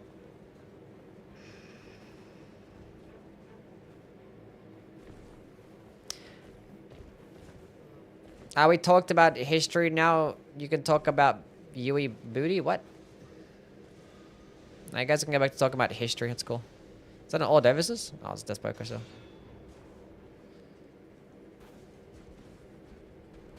Why am I so bad at jumping?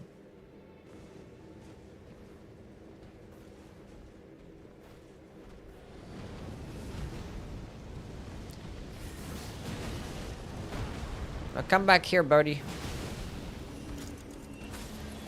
I'm here. You suck, bro.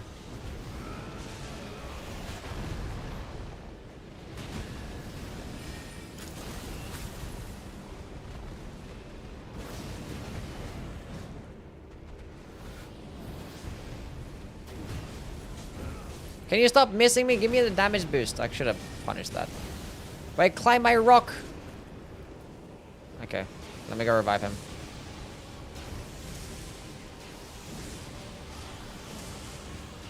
I killed the boss instead of reviving him.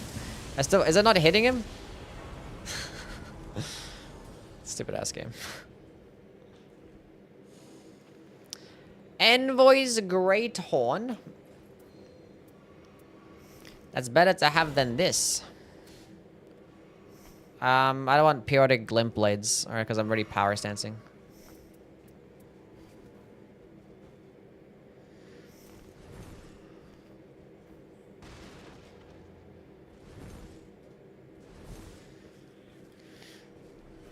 They should actually change this to where, like, the final light attack in your combo or some shit like that releases a frost mist or like a charged heavy attack or something. I don't know.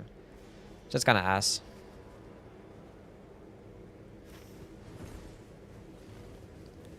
Are you fighting this boss? Or... Wait, I have a stone sword key. You want me to fight it?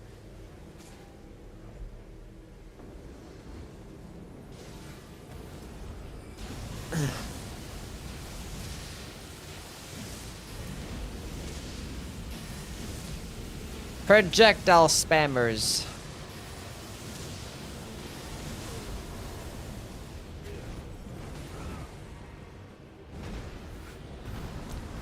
I like the part where I miss. I might die here. I'm gonna heal and be responsible.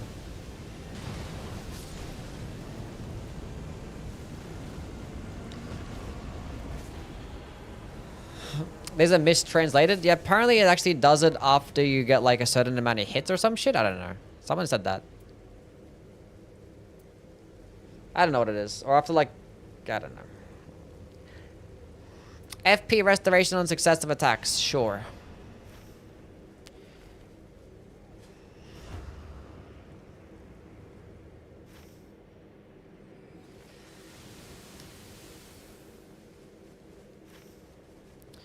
Let's just go somewhere, I guess. I don't know.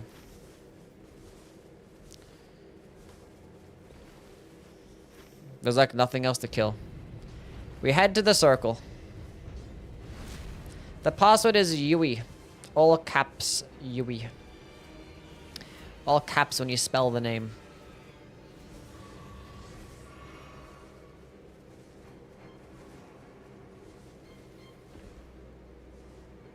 That was my favorite remembrance in Nightreign.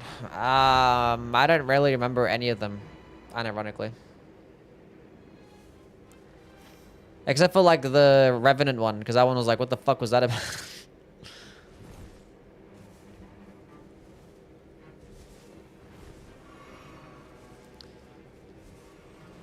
Someone's passing up a Glintstone Chris with skill attack power up.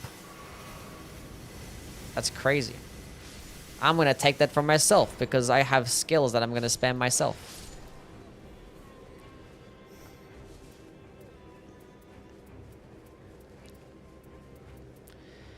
Cranial Vessel Canister and hits, huh? But the boss that we're fighting is resist to fire damage, so... Falling Star Beast Jaw spam it is.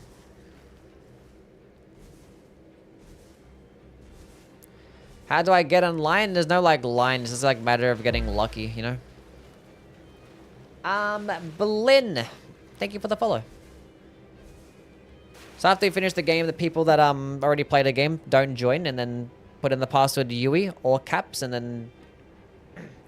queue up the same time I do and hope for the best.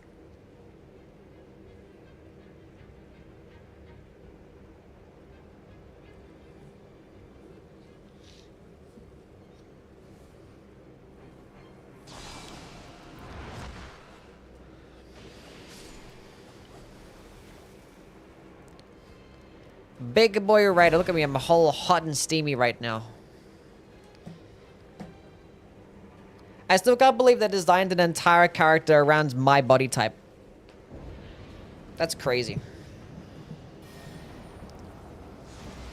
Ew, ancient dragon, yuck yuck.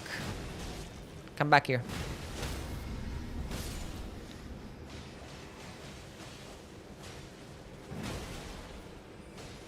Hubba hubba. Stop being a degenerate.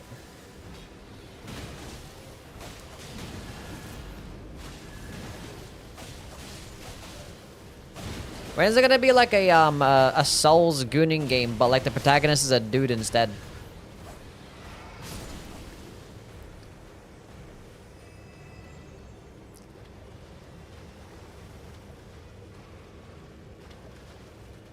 Like we get like the Raider as a protagonist, but he has like the Magic Mike outfit as a skin, part of the battle pass.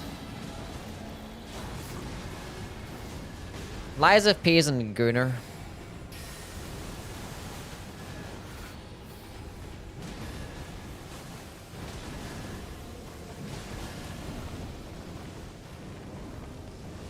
I'm gonna tank that. Eat that shit up. I forgot that I had a fully charged one. But I got a damage boost though. Luxasia is a Guna. Yeah, but you can't like dress up your protagonist as a Guna is what I'm saying, you know?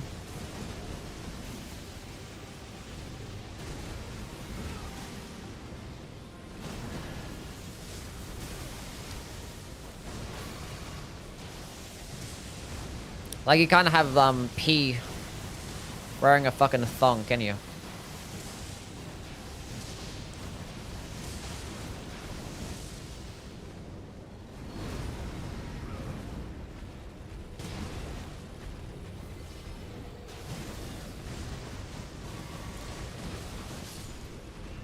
We did it! Lies appears the best combat system of all time. Does it? Giant glint blades or Imperial giant glint blades?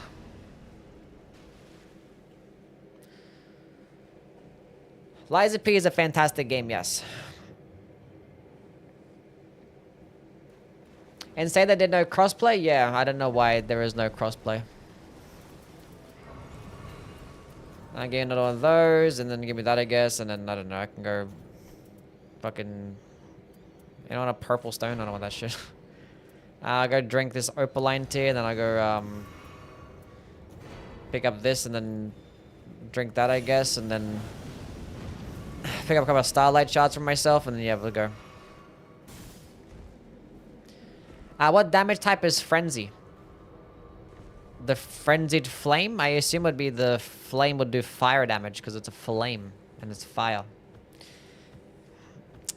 Definitely fire type damage. How would Liza P rank among the Soulsborne games? I don't like it better than any of the FromSoft Soulsborne games, I'm not gonna lie. I love Liza P, but not that much. Like I beat the game like 5-6 times, did like a level 1 run and stuff, and made lots of content in the game, it's great. But I don't like it as much as the other ones. It's not obvious because Ghost Flame is magic, that is true. Ghost Flame is in fact magic.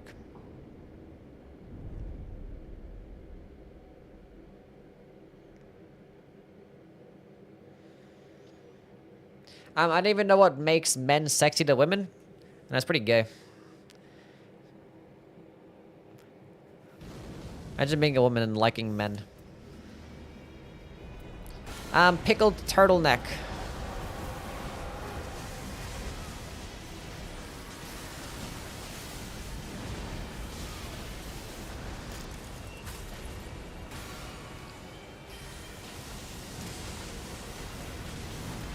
Come back here, you stupid whatever the fuck you are.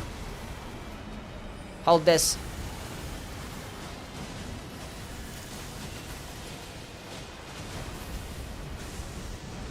I missed.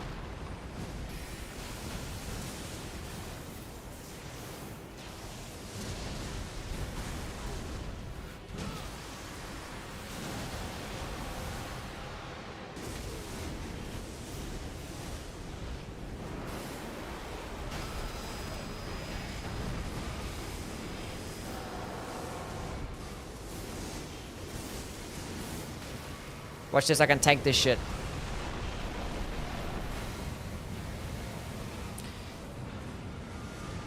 Chat, I in fact did not tank this shit.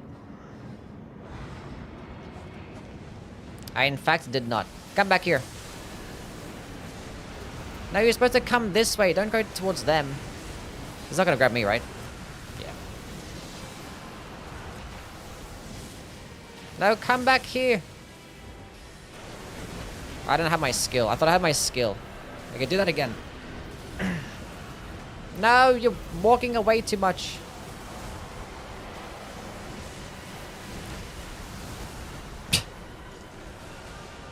Why does the double bite have to be a guaranteed stun lock? Save me, team! Carry me harder! You can cancel his tornado with the Raider ult though? Yeah, must have not timed it correctly, huh? Okay, we're gonna dodge these ones. Did someone get grabbed? No. I'm not bothered to run away, so why not just trade out? It doesn't work. Like, when I'm playing the Raider, I was like, I can just sit there and tank this. I don't want to...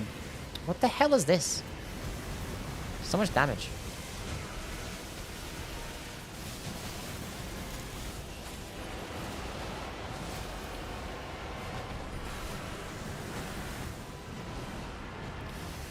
We're gonna bubble all over him. That's gonna hurt. It didn't even hurt.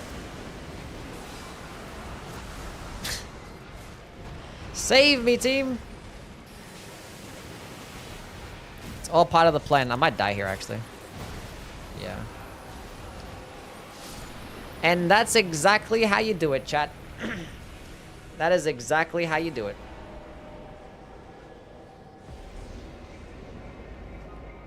They doubted me. My runes are down here.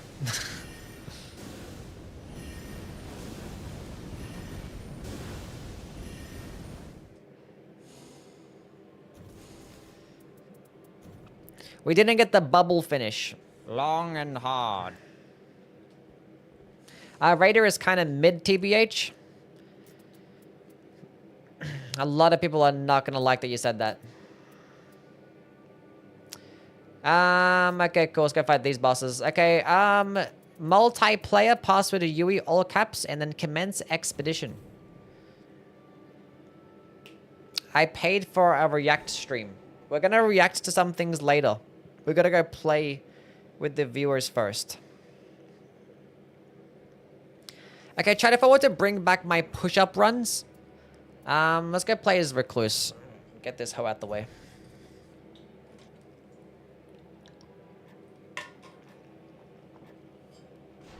What type of challenge would I do? What's that, Wheats?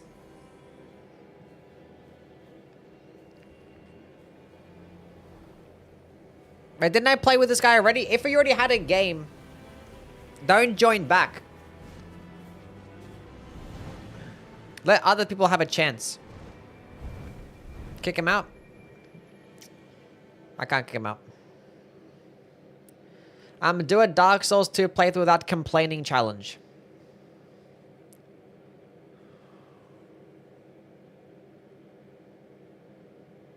Five push-ups per hit taken.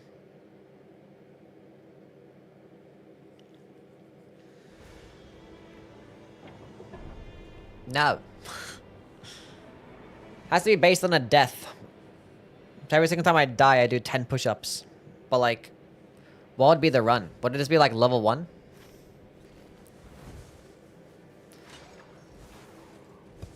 I don't like playing this girl.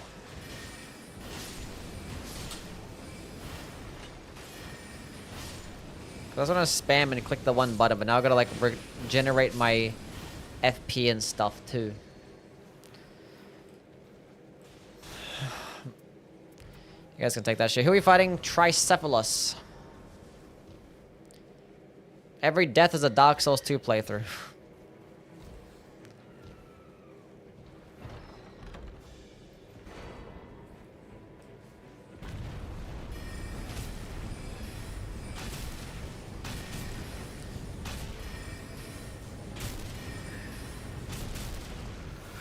Can you permaban people on YouTube? I didn't see the option. He needs to get permabanned.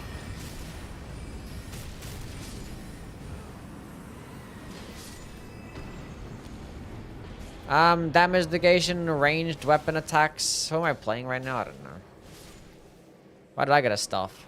Multiple periodic glint blades and Knight's Comet. Lovely.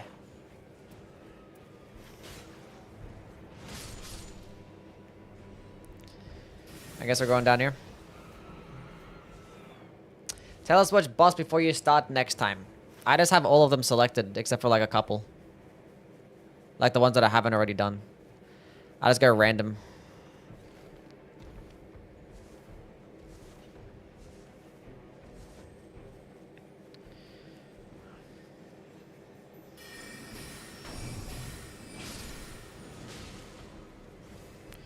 I hate these stupid bats.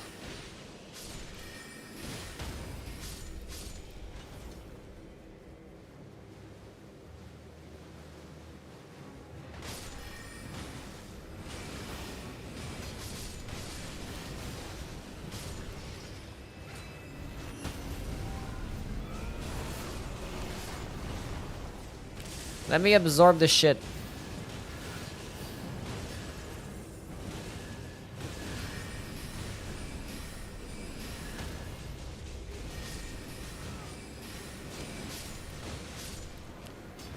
What a fantastic boss. I'm so glad they added the Miranda Blossom Flower to the game.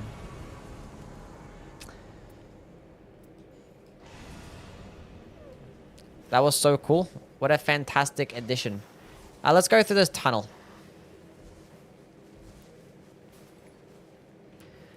When best level 1 weapons builds vid for base Elden Ring.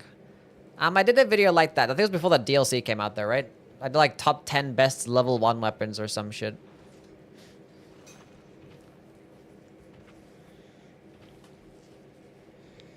If you want like a build, what the best thing you have is Ritual Shield Talisman and Sword Talisman. That's pretty much it. Ritual Shield Talisman is the most important item for a level 1 run.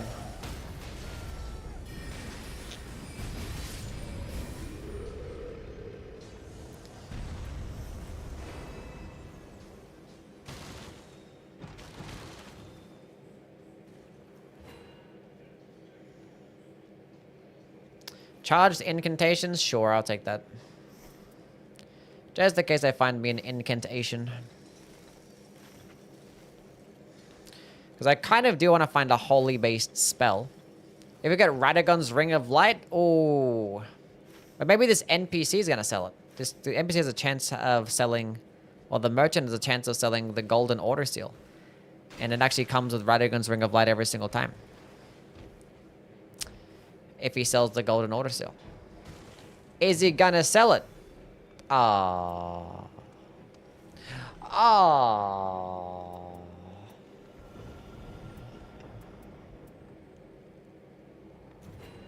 What a shame.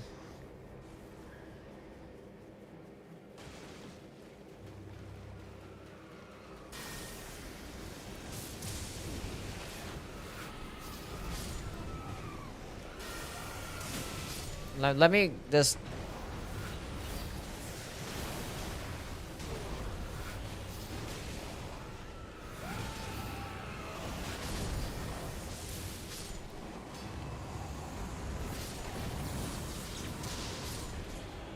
I didn't want to aim it in that direction, but whatever.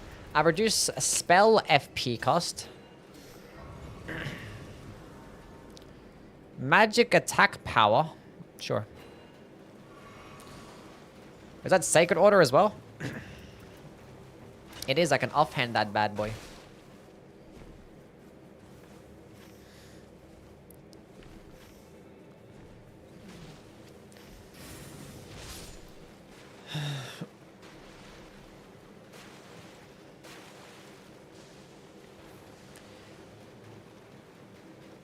Good video idea post DLC. Want to see if your opinions have changed, plus the new stuff. Well, the Star Fist is still the best weapon. I don't think there's like any DLC weapons that are really good for like level 1. I don't think.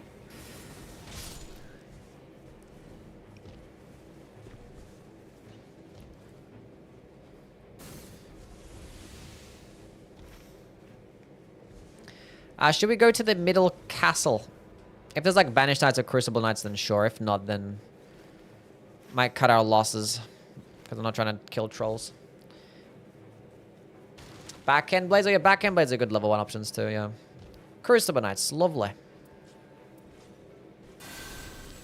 Oh, I hate that so much. I just wanted to use Sacred Order.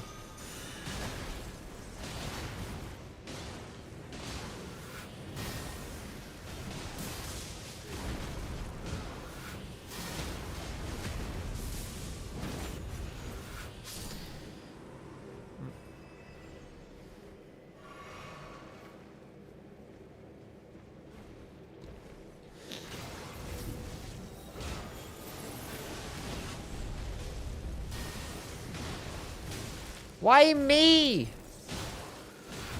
What did I do?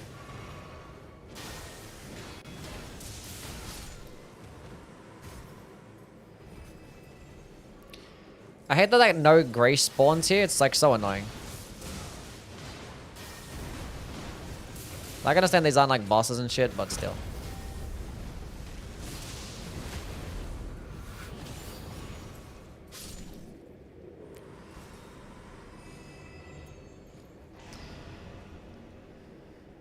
Let's go down below.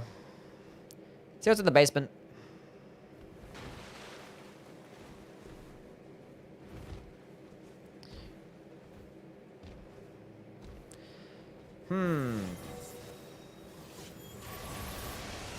Now you might be wondering why I did that. And the reason being is because I'm fucking stupid. I thought I was playing someone else, honestly. I thought I was playing the Revenant for some reason. So I clicked my skill, thinking I could spam or bring out a summon, and then that never happened.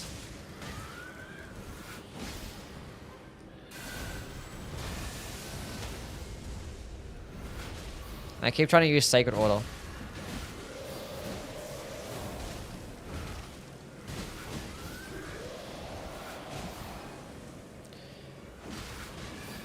And I have Lightning and Holy. Whatever.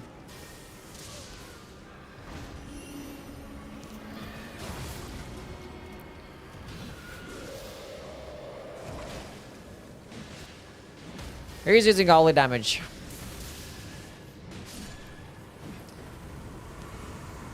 Shield of the Guilty. Successive attacks negate damage on a jaw cannon. Anyone want that shit?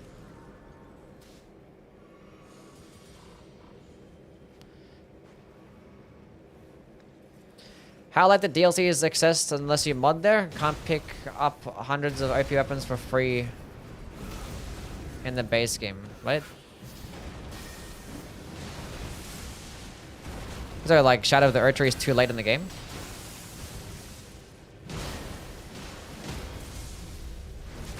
Oh really, right? You can literally like make it be like you're after killing 2 bosses. I mean, you gotta kill Moog early game, which is like kind of a problem for some people. I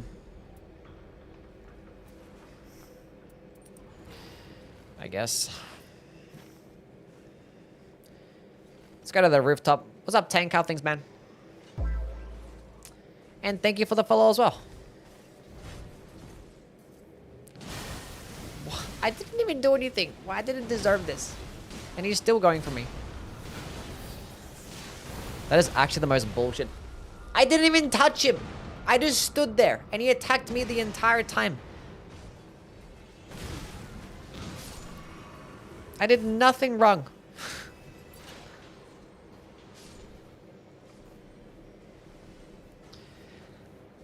It's not that late. We still have to set up.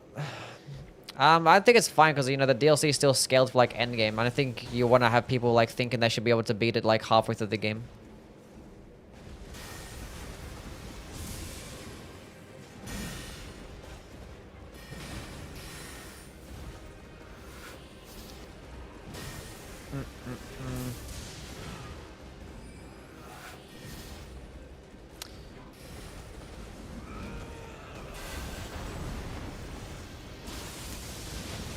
Why did they do to my boy Ancient Dragon's Lightning Strike? Why would they do this?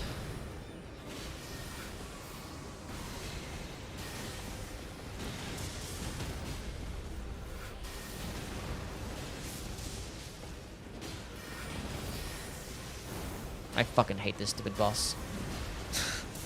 That makes me so mad.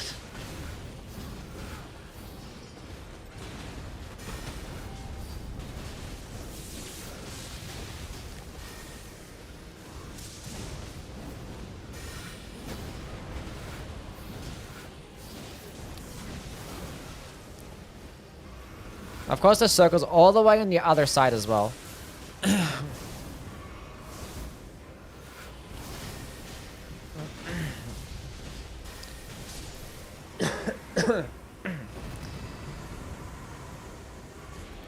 Everything is so fine. Improved dodging, I guess. I don't know. Level 11. That's cool.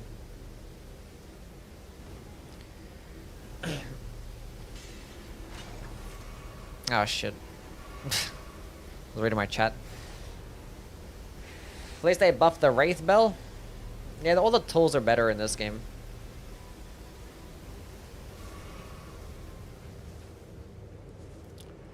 I liked your tank build. It was really cool. That, like, literally, I think is the single best build in the entire game. For, like, 90% of the game. It probably still not might be as better than, like, a Blasphemous Blade build. But, like, it's pretty fucking broken. Like, the only thing it's not good against would be enemies that you can't, like, stance break. Or, like, some, like, really larger bosses might be a problem, too. What's a tank build? That Elden Ring tank build that I made, like, a few months ago.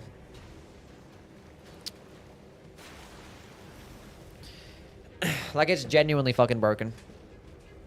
With, like, the Pata and, like, the one-handed charged heavy attacks, and it was, like, it's ridiculous.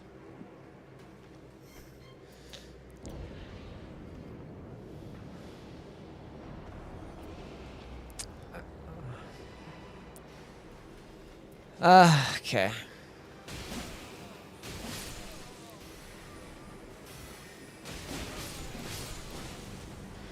We're gonna do some bell-bearing hunter gaming. Lovely. I feel like this is the only expedition where the bell-bearing hunter can spawn in, because I feel like I never get it except for when I'm fighting this boss.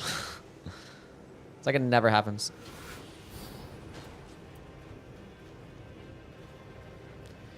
Give me the fucking glint blades to spawn in, please.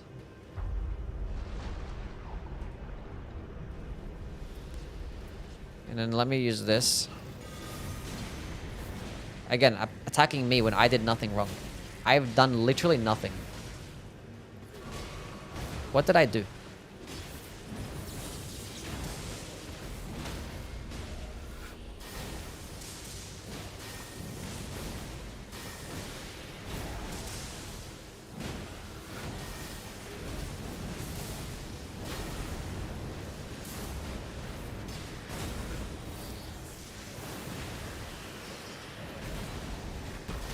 We're winning.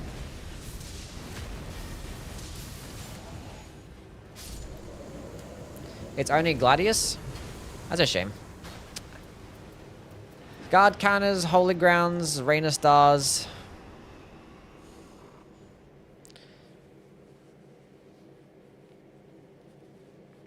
Try your Carrion Sorcery build, but try against Everdark Noster and see how OP Duchess can be against a magic resist boss. I've done that. It's still broken.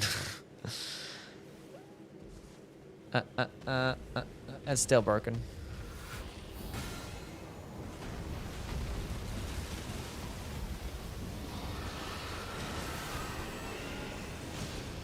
Literally my first day fighting that boss, I did it with every single character, and then I used Carrion Slicer against him with a Duchess, and I still fucked him up. Still fucked him up. Thing is, like, that boss is not that magic resist. Like, its most resistance is magic, but it's not by like that much.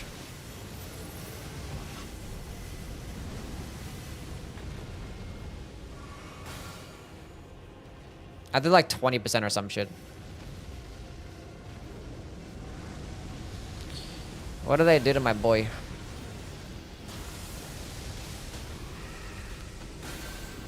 What did they do to him? That was okay damage. That's where the Rain of Stars alongside with it as well.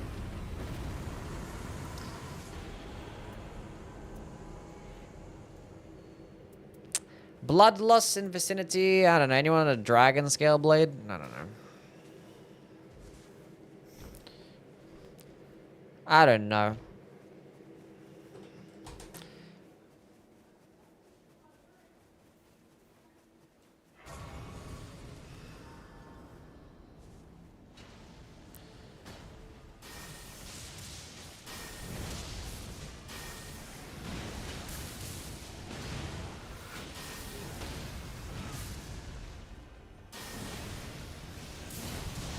I'm winning. Flask restoration. You could probably bloodlust with my ult. I don't have that, do I? Oh fuck, I do. I do. I forgot about that. Yeah, true. I could have run that. You're right.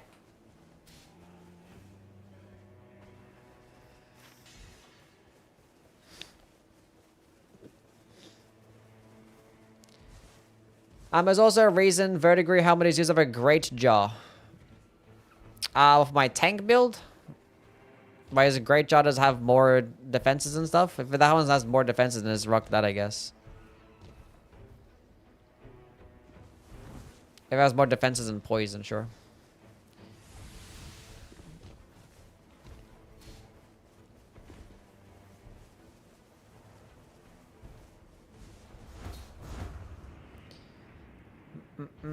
More defenses, but like one less poise. Okay, yeah, just use that then. I mean, the great jaw is pretty stupid. Like blocks half your screen, but yeah. Go ahead. I'm not sure if it's because maybe it was too. Was it too heavy? I don't know. I kind of forget if I didn't think about using it or I don't know.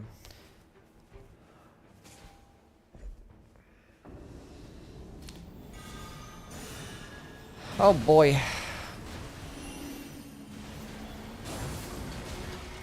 Ow.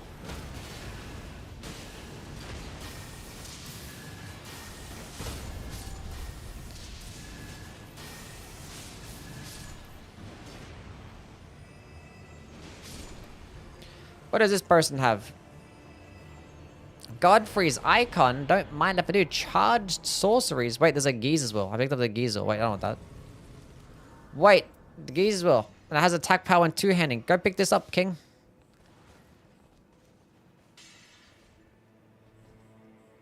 This guy had the good stuff.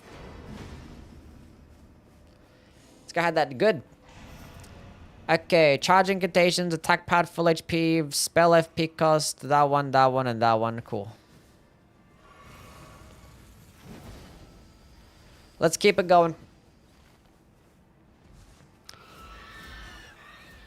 Oh, I have Sacred Order. We're good. I'm sorry. I'm not sorry.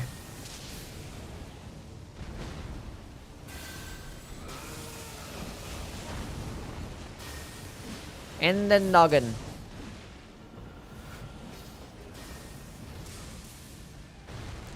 So why does his attacks get to go through the fucking totem, but mine don't?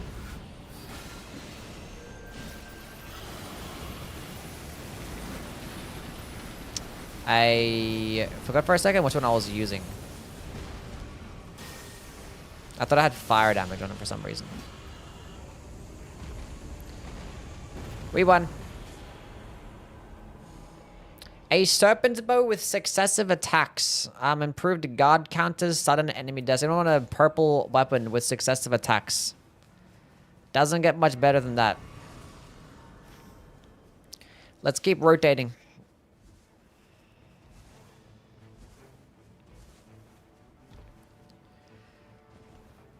When I did my tank playthrough, I was basically overloaded for every fight. But Bale, since the vertigrade discus exists, fair enough. Understandable. Did he just like bait an attack then go for another one? That's crazy.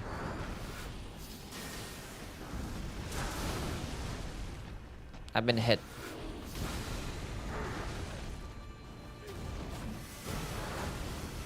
How did that hit me? That's my fault. What do I have for this guy?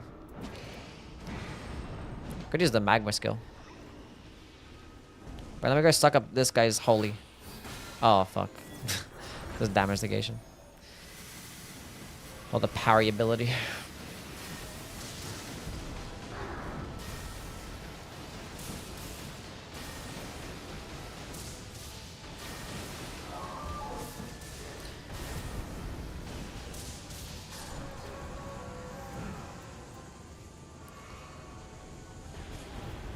Lusat's jellyfish shield. Lusat's or jellyfish shield. Did I get my ears lowered? What the fuck type of... You can get your ears lowered? I'll go with the jellyfish shield. I don't know. Anyone want a jellyfish shield? Nobody wanted that shit.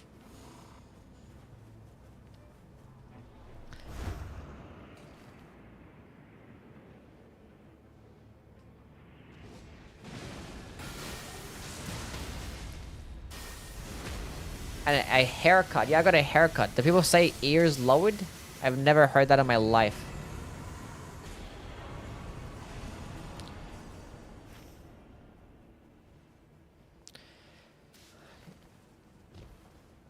He's asking if you got a haircut. I've never heard that. That's a thing?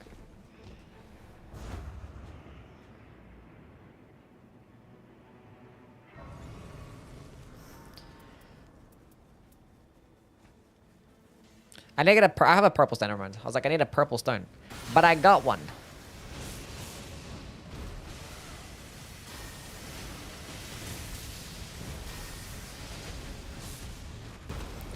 Where's my holy damaging stuff?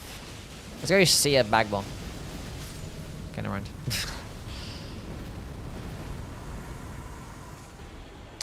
Slicer and improved incantations. That's pretty cool, I guess. I'm not even using this periodic glint blades. Anyone want periodic glint blades? Oh, spellcasting speed. Oh, it has improved. Oh, charge incantations. Oh, what the hell is this? Okay, fuck reduce spell FP cost. I don't need this shit. I'm gonna go to this tower real quick to get some more stuff.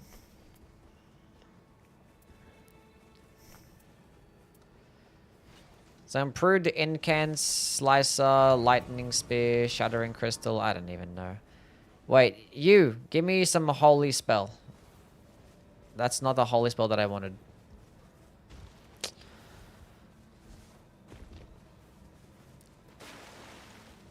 My grandpa used to say it. It's an old-timer expression. Must be like an American thing. Never heard of that shit in my life. Why no Lusats? Because I want to go for the incants.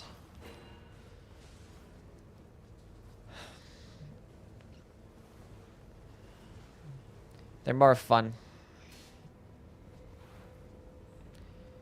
I already have a Godfrey's icon.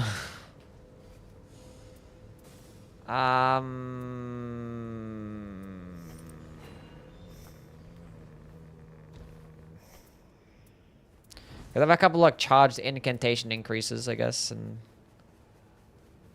I don't know. Go to the next rise, I guess.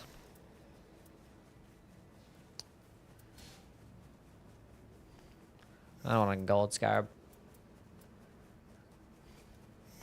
I only picked up one starlight shot there. What's wrong with me?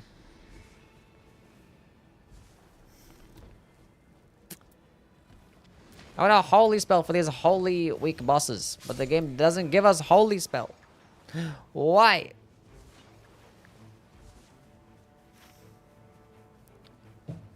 I'd actually check if the merchant was selling one.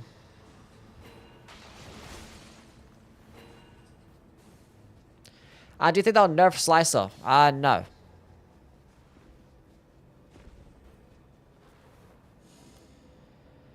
Reduced spell FP cost on the Slicer. That has improved incantations. I don't know. Stance breaking, I guess. Charged sorceries. I'd rather have the spell casting speed increase. Truthfully.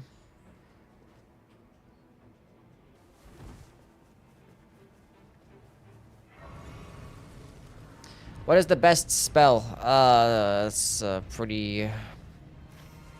And it depends on who you're playing.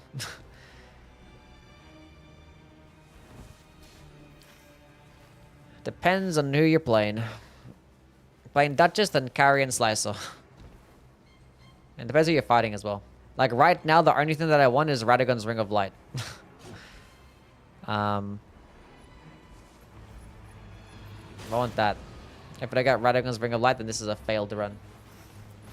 Cypher Parter. Oh, I could use that.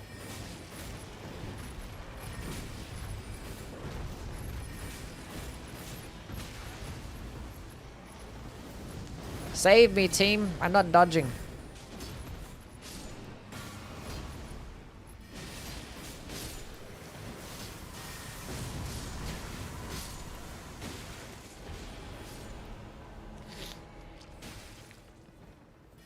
Dark bead, yeah. Dark bead.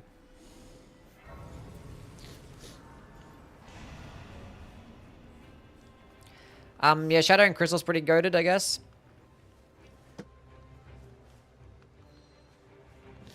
That was a coated sword instead. That'd be such an easy pick. Bro, I don't know what to do. I don't know what to do.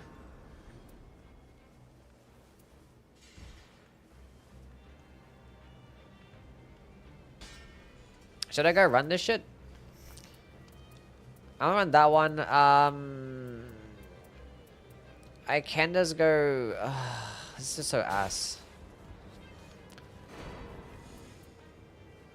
Make that thing, then I'll go buy this too, and then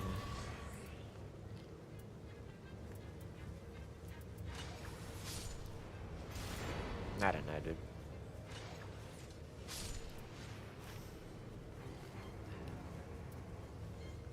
I don't know, man.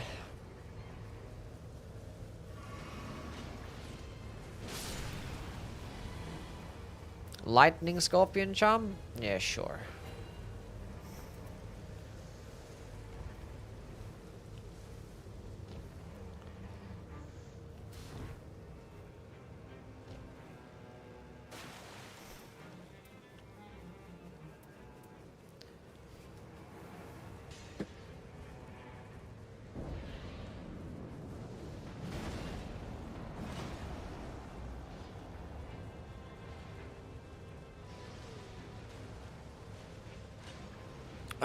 Gosh.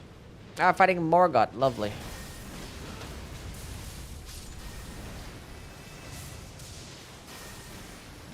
If only Knight's Lightning Spear was in the game. If Knight's Lightning Spear was in the game, that'd be the best spell in the game.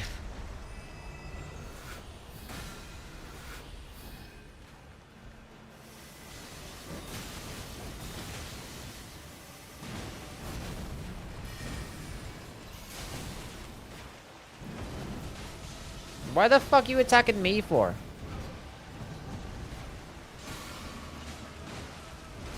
Of course I get this shit, right? This is actually not even that bad. This is not even that bad. Go ahead, attack me. I dare you to. I triple dare you to. But not that one.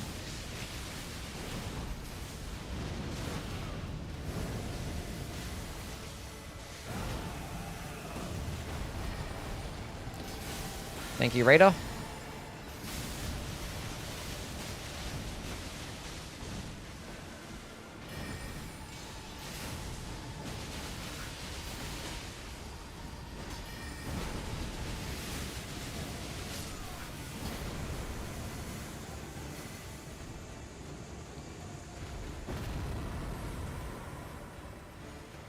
Frenzied Flame. Or stamina. Shard Spiral's too good, but situational? Yeah, Shard Spiral's great. Just always have it on, because there's so many larger bosses in the game. If you ever find Shard Spiral, just keep it. It's too good. I don't know, give me this shit. Good enough.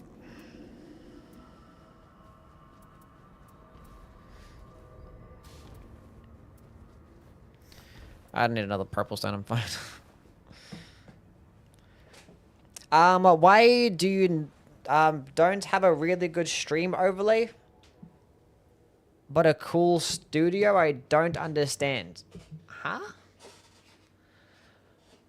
Have a really good stream overlay. What does that mean? Like some shit on my screen? I don't know what you mean.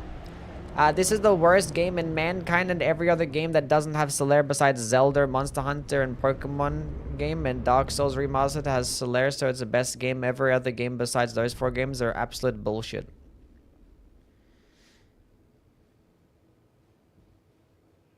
What? How do people play this game when it corrupts your save file every 100 hours? I've never had that happen. Huh? I don't know. I'm done reading comments for the day. I just want to play my video game. Did any specific damage type? Not really, no. Whatever's the boss is weaker to.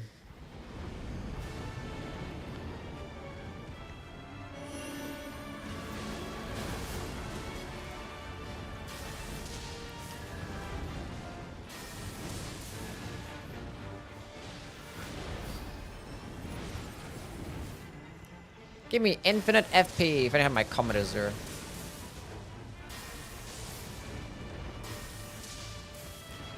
Look at that spell casting speed. Newing.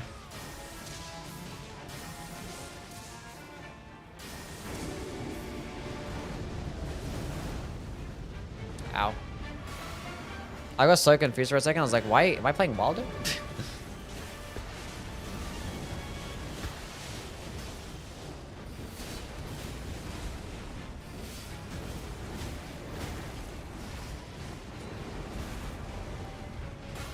Now come back here.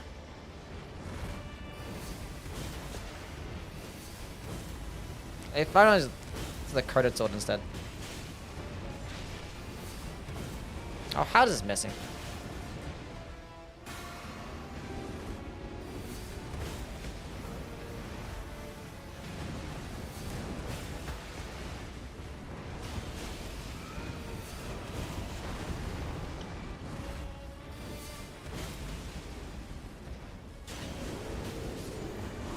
We did it. Good job.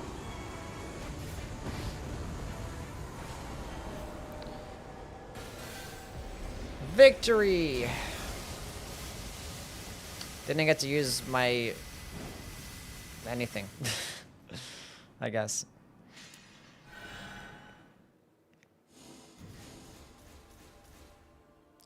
I'm a low-key hope Everdark Gladius is hard as fuck.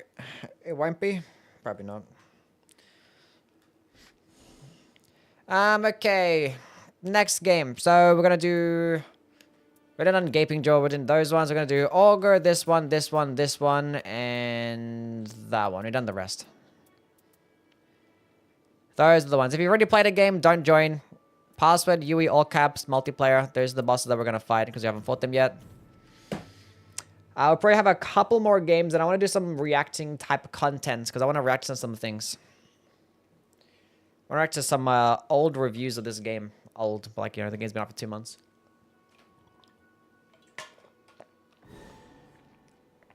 Can I kiss your scrotum and... what? Buds, fuck him up. That's nasty. Yeah, I know, what the hell. That does everything but poking marathon. We'll get there eventually. Everdark Sentient Pest. Let's go play Revenant. See if I can get some more incants and then go spam some fire spells. We're all going to be very squishy, but we're going to do lots of damage, so it doesn't matter.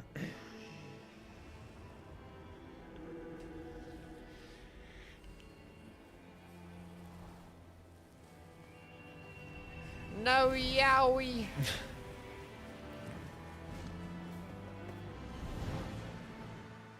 I regret reading that. It's your job as a moderator.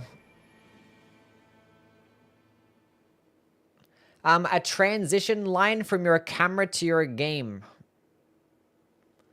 Chad, do you think I would benefit of having an overlay? I mean, I just like having a simple and like easy to look at stream, you know? Do you think it would look better if I had an overlay? Play Wu Chang? Nah, I'm fine. I don't want to play the game. I played it for one day. That's enough.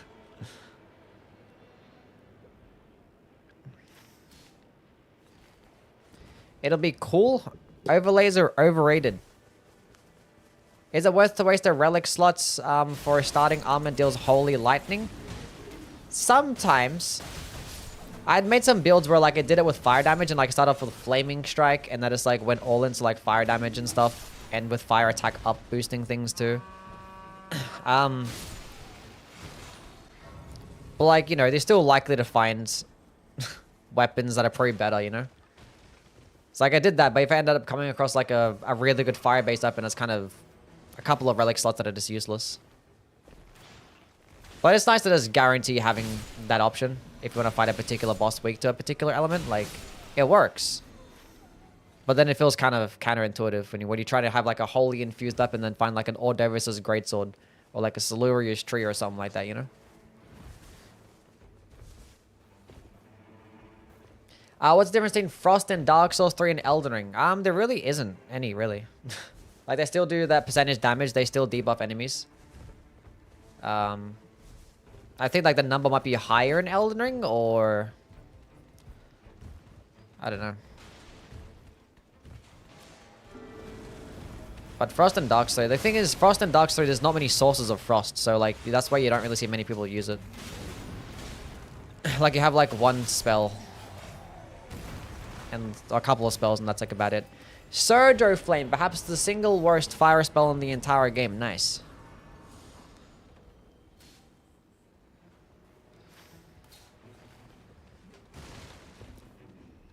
Go get your staves, my guy.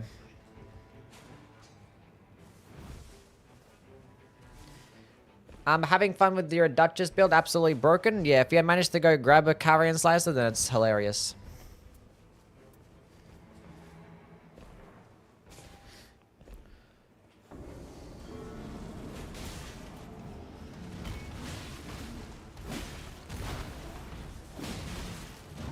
Surge Flame, look at this go. What a massive waste of FP and dog shit damage.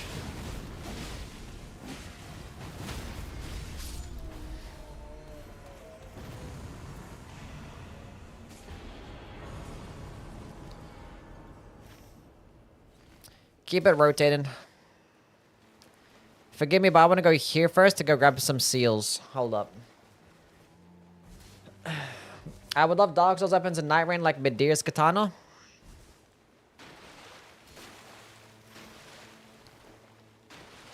Yeah, I mean, it would end up being like a gold weapon, right? Because it's a boss weapon, so good luck, you know. It'd be like just as likely to drop as Hand of Millennia. But probably just be like worse, right? Discus of Light. Now I get Discus of Light. Thanks, game. Got Black Flame, though. Don't teleport, you slut. Steampunk. Thank you for the follow.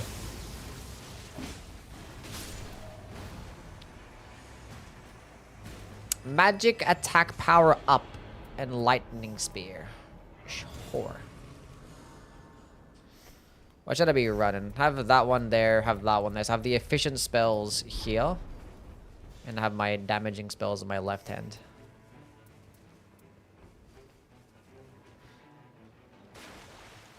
Look at him put in that work. Look at him go. Oh, did he just solo ult the fucking what? What a W ult right there. Give me that shit.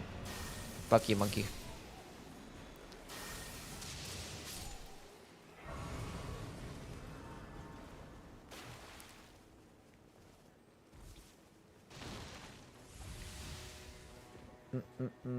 Yeah, Ironized skins are kind of weird, yeah. Oh, we got the special rise. Look at that. We got the fancy rise. How's the game going? Yeah, the games are going alright, pretty chill. There are so many spells that are completely useless in this game. In this game, which ones are useless, do you think? Other than Surge or Flame, I guess. But there are a handful of kind of useless ones, yeah. Like, Rejection is pretty useless for the most part. And Law of Causality is pretty useless too.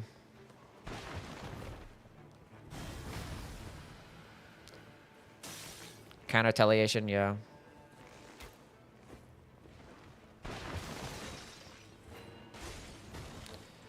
There's a lot of useless ones.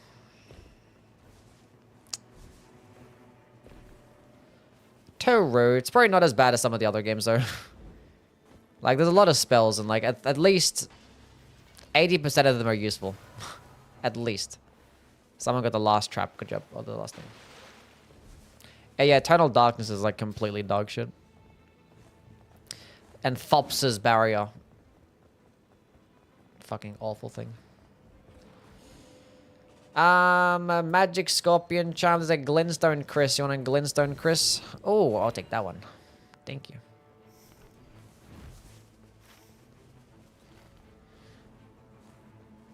What are you looking for?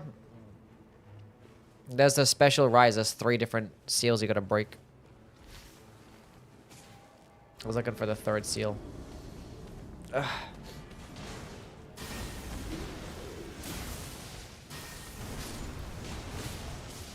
Well, Frederick just got clapped.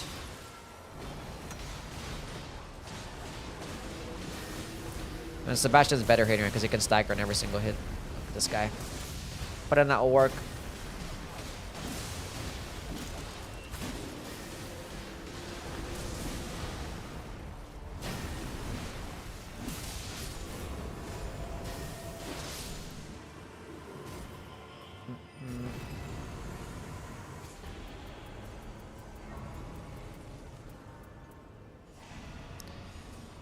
Fuck the Rain Stars. What do I have going on in this character? I have this switching shit. What if I can take that one off? 3 more seals, FP. Yeah, it's not the greatest build. At least I got FP though. Haven't watched much of this game, but you're just like speedrunning bosses? Pretty much. I mean, there's nothing else to do. Like, you might kill some like trash mobs early on, but for the most part, you just like run to kill bosses to get drops. As a Revenant, do you prefer using your ult offensively? If I'm playing solo, I just like spam it when offensively. Pretty much. Honestly, I forget to use my ult like all the time. I hardly ever use my ult when I'm playing games.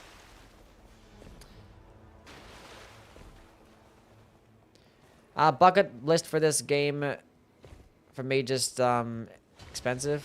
Where I am based. Huh? I'll use my ult now. It's just a Leonine Miss Beckerton. So he's getting clapped.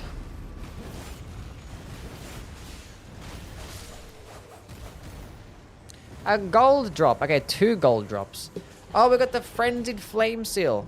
That's why you get 2 gold drops, but I'm gonna pick this one. Fuck heal.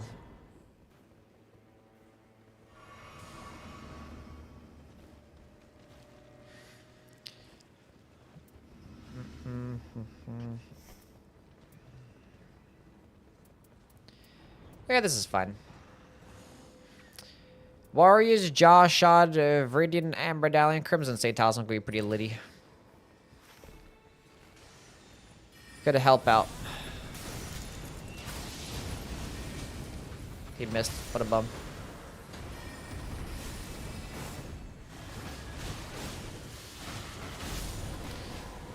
They clean Rod Spear. I haven't used that in this game, I don't think. Reduced... Okay, anyone want the Raptor Talons? Improved incantations? Sure.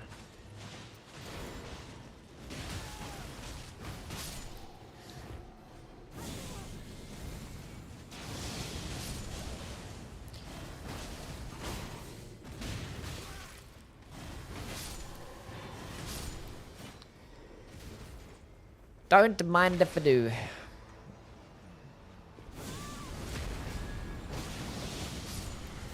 No, yowie. I was too far away. That's the distance.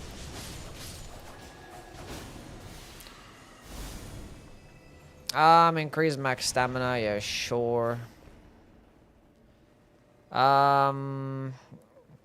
What have we yet to do? The circus probably gonna end. And I do go like to the kill some more things up top, I guess. Yeah. They should give different starting weapon options to all Nightfarers. I don't know. I don't think so.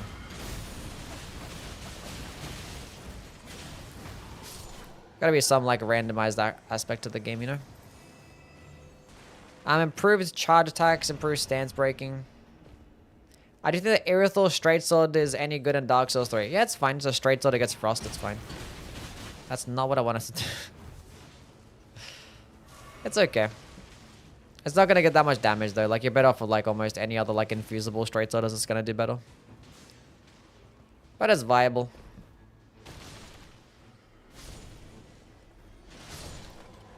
That's alright.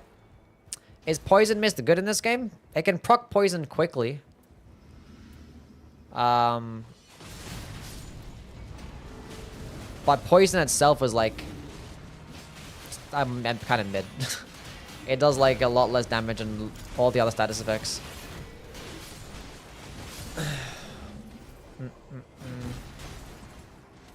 So like, you can use it if you're fighting the bosses with like lots of health. I don't really bother sometimes, honestly.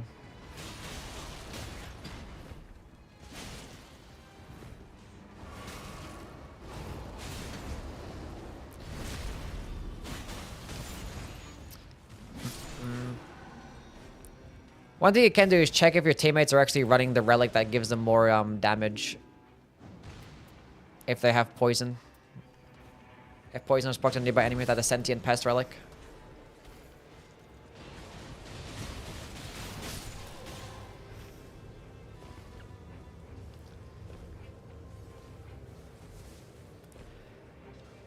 But yeah, we're fighting sentient pests themselves. It's gonna be pretty resistant to poison.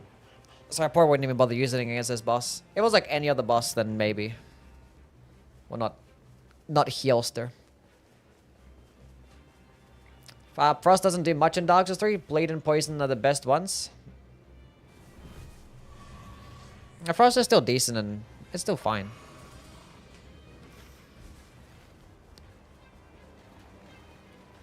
Honestly, I think I'd rather have Frost than Poison in Dark Souls 3.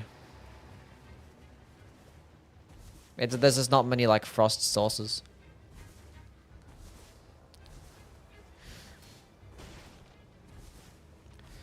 A Giant Seal, what does it have? Blood Boon? Nah, I don't want it. Sorry, broski. You can keep it though.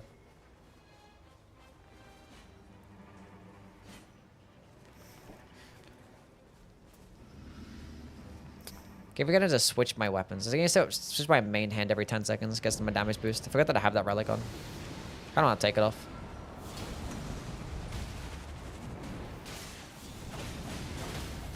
Is Poison good in Dark Souls 1? Not really, no. Like, the thing is, Dark Souls 1, a lot of enemies like resist to status effects, you know? It's only like demons and stuff that you could like proc Poison on. Die. Even against like a little finger creeper, it consumes way too much FP to kill him.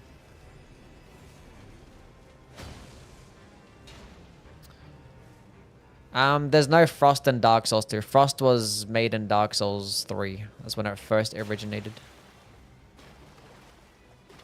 Let's doing cheese, yeah. Like, I mean, for the most part, like, there's no building around poison, because like you might have some weapons that can get poison, and like that's about it. You know, like you can poison this guy.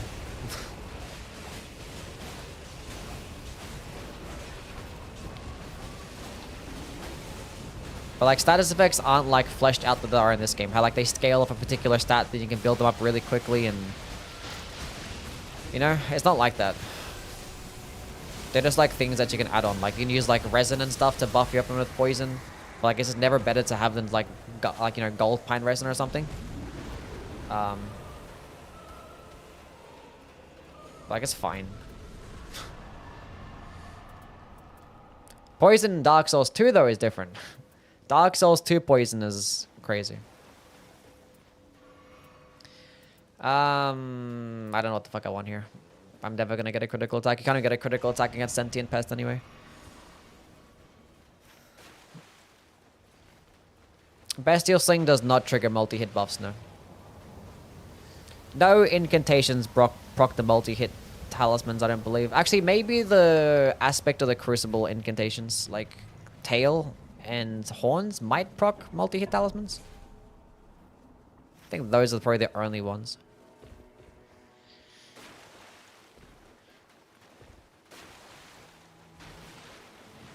Deadly Poison? Yeah, Deadly Poison in this game is fine. Because it does like twice as much damage as like regular poison, but it doesn't last very long. But that's perfectly fine because it synergizes very well with like Kindred of Exaltation and Mushroom Crown. Where are we going? Why are we here? We already cleared out this area, didn't we? Are we going to the rooftop? I guess we're going to the rooftop.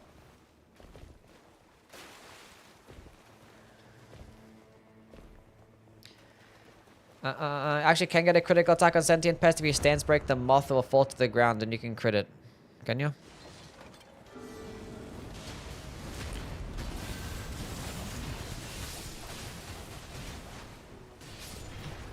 What am I doing? I don't know. Use anything.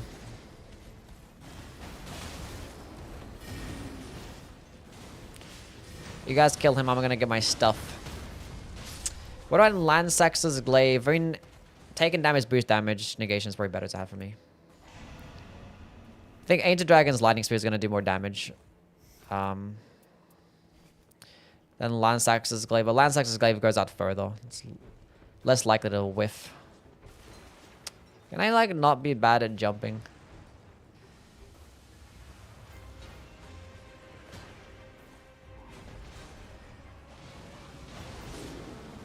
Actually, I'll get Sebastian. He can stagger him every hit.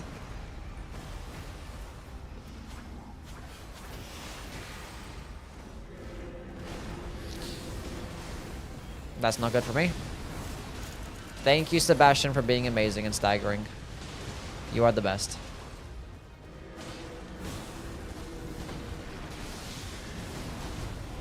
That one-shot me. Looks like it's time to go ahead and ult and keep Sebastian alive, and he fucking died. I'm actually pissed. He just did a random attack on Sebastian and fucked him up. I'm actually so mad.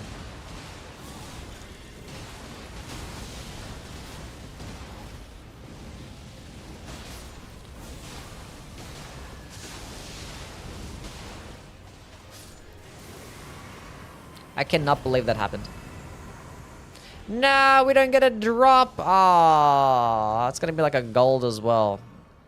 They need to fix that fucking stupid bug. That's so sad.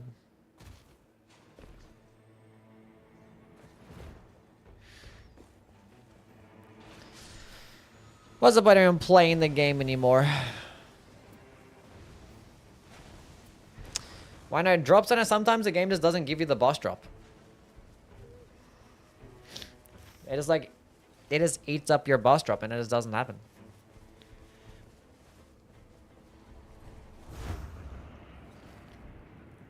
This doesn't happen.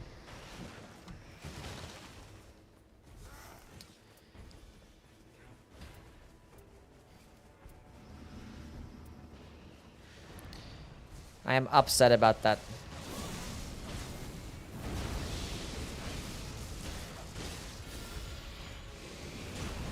Okay, that's not what I wanted to do. I wanted to summon Frederick, but I can proc poison against this boss, so let's go do it actually. Poison mist, go get him.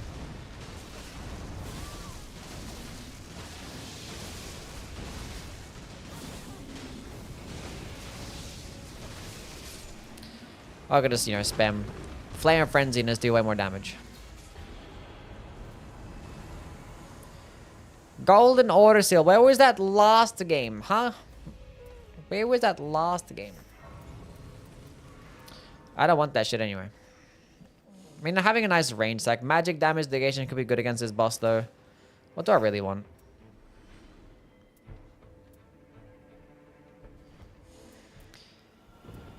Less likely to be targeted might help me out as well.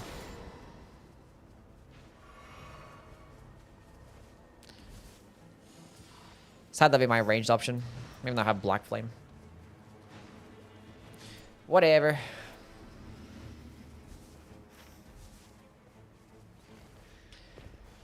And the thing only change I'd give to Revenant would be a C in Vigor. I think it's unreasonable game breaking.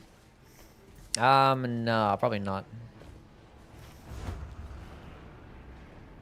I just don't like how all these spellcasters just have really bad... Like, I don't mind the bad health, but like the bad stamina is kind of annoying as well.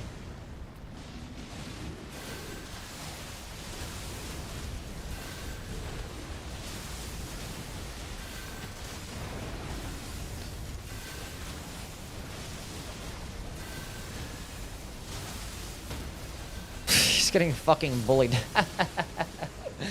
I get fucking bullied. This is why, like, sometimes, like, your solo can be easy, but, like, when you have situations like this, you don't have to do anything. Like, you have a good team. There's, like, nothing easier than this game than having a good team.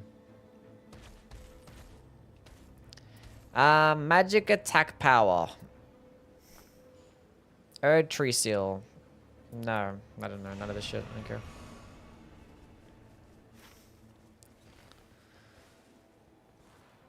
Have a better arcane scaling? What, Revenant having a better arcane scaling? What would she benefit off using if she had a better arcane scaling?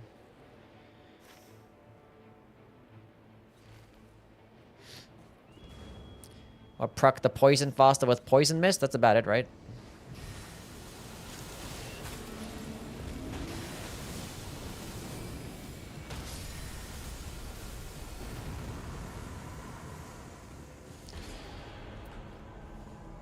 Can I pick up the stance breaking, please? Thank you. Because Flame of Frenzy does insane stance damage, and that's gonna be better.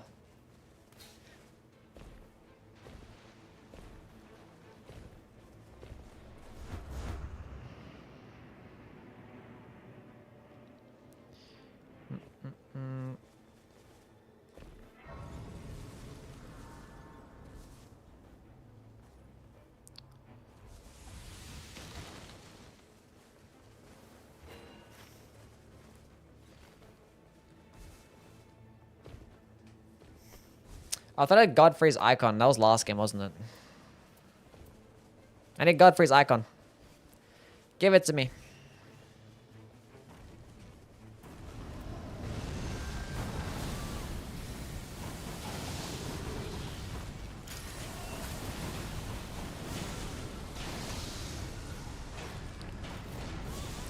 Stay still.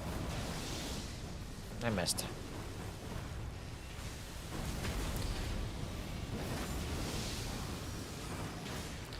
Stop going back. Just let me hit you.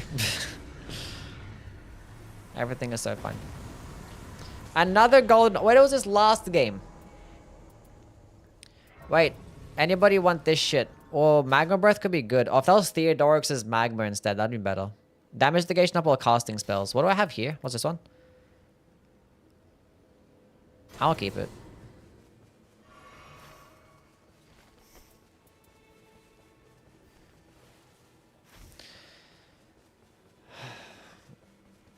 The Infernals of Theodorix's Magma. That's fine still.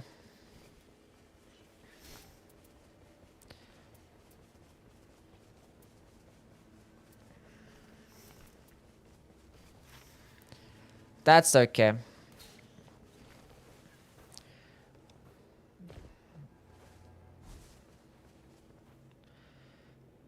Do Vigor Relics come from before increased HP percentage in the calculations?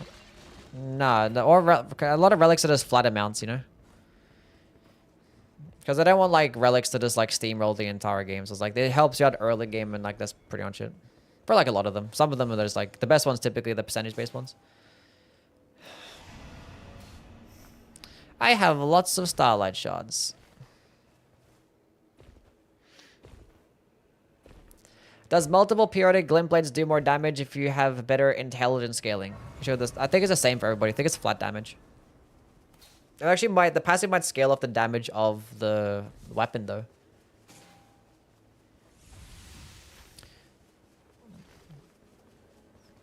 That might be the case.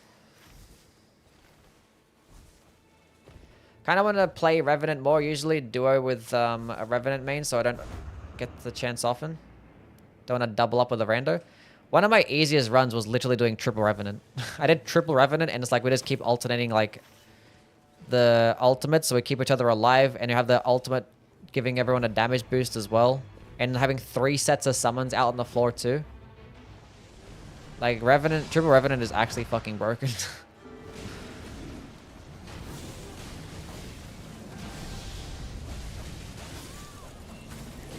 The only like downside of that playstyle is that you have to like share all like the staves and or the seals and stuff if you find some good seals. But like, you know, everyone's likely to find a seal. And the boss drops anyway, so not even that big of a deal.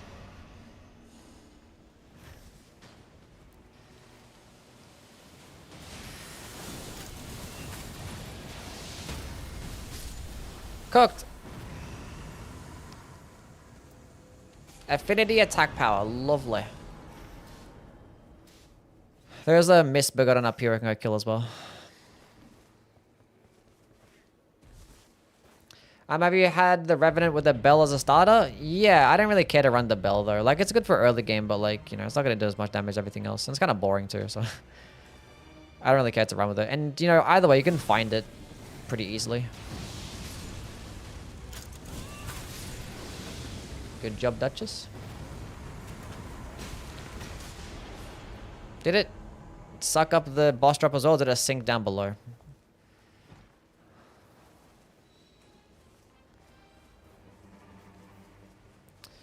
Well, that is just sad, isn't it? Another eaten up boss drop. You find Revenant more fun than Recluse? Yeah. Summons are funny.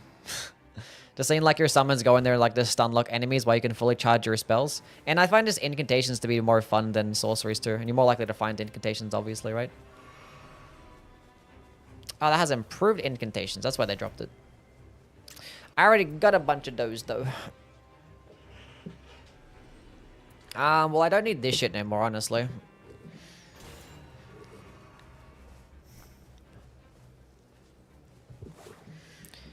Does Bloodborne have any good status effects? Not really, no. They don't. Like, they have, like... They have, like, a poison and a bleed equivalent, but, like, you can't really... There's no, like, weapons that come with it passive. And you can't, like, buff your weapon with them either. There's no, like, buffs that give it to you. There are, like, some blood gems out there that can put, like, the ability onto the weapon, but, like, it takes forever to proc against some bosses, and, like, half of them are just immune. Like, it's not even a thing. Do you think, who do you think is best for a solo nowadays? I still think Iron Eye is the easiest character and the best character in the game. He's got, like, a broken ult, he's got a broken skill. What the hell are these guys doing? Are they aura farming?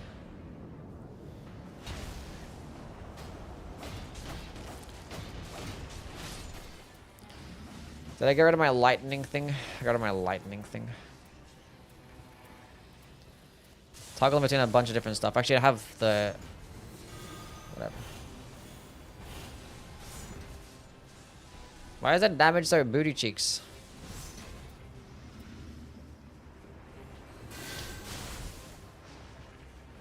I'm losing a 1v1 here. I'm gonna attack this guy instead. He's already dead.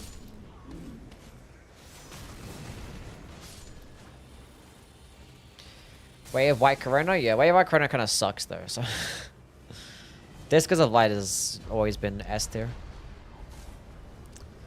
Minimum A tier.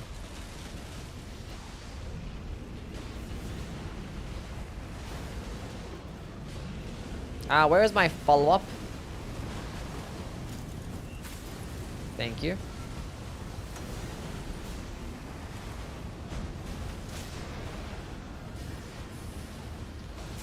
Just gonna poison mist this bum.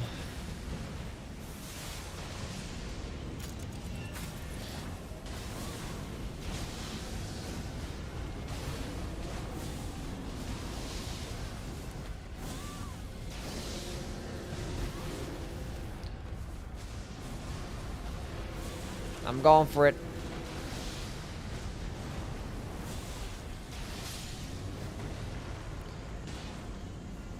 We are definitely going to be putting in a lot of work against this boss. Oh, more affinity attack power. Oh yeah. The periodic giant climb plays will be good for stance breaking though, but that's fine. Wish I got that earlier in the game. But I want the more fire damage.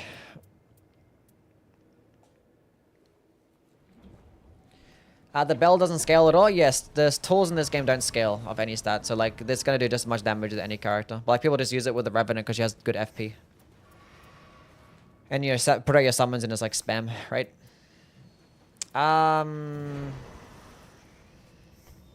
Good enough. Let's just go in there. I had Flame got me strength. Or Golden Bow or something.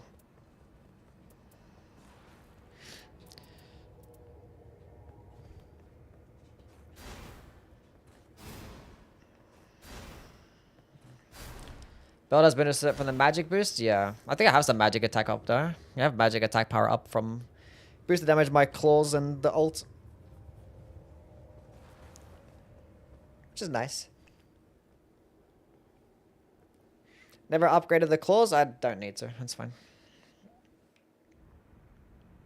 Not using them anyway.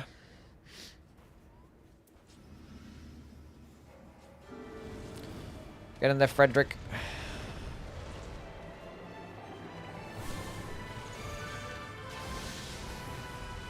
Why did you backstep for? That was silly.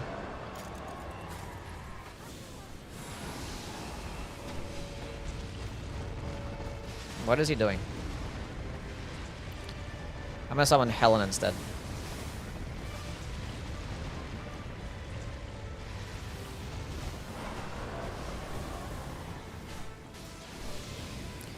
Yeah. That's unfortunate that I got a hit there. Easy stance break, and then easy kill. Bring us the next victim.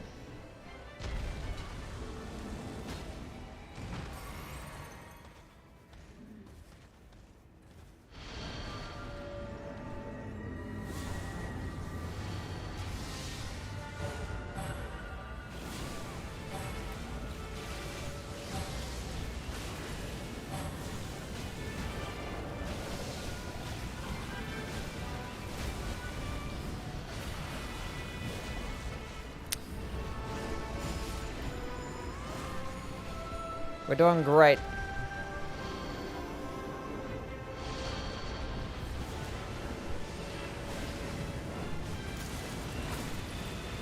Don't you hit me.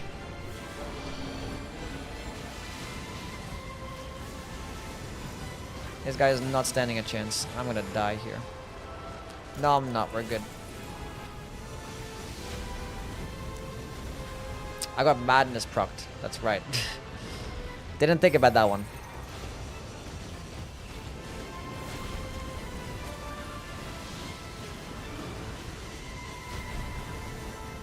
Dodge! Dodge better!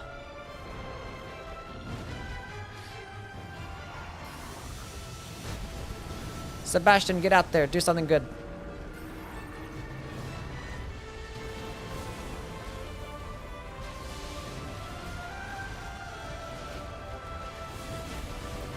I need more damage.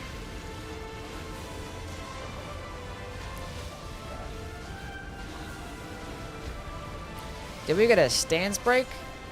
I believe we did.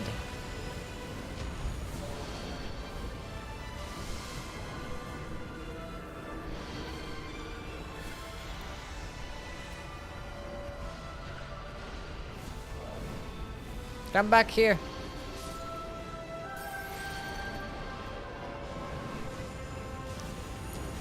That should be a GG, right?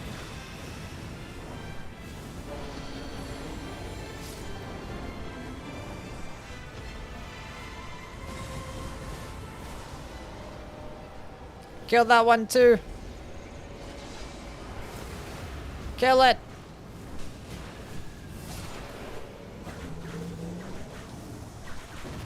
Nice.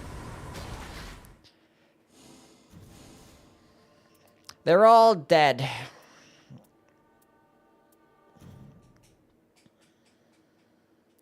Knight of the Lord works well with the Revenant.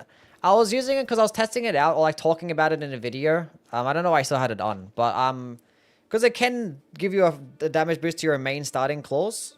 It's like 10% more damage to your claws, and you can just keep switching and gain damage boost to your spells, you know? You keep switching every 10 seconds on your offhand, and it's still going to give you a 10% damage boost. But it's not like the greatest thing. GG, I was the Duchess. Good job. Okay, we're going to do one more game. Who have we fought? Okay, we're going to do that one still, that one, that one, that one, and that's it, right? Maybe two more, we'll see, because I actually want to fight another good boss. I don't want to fight some of these shitty bosses. So one of these bosses.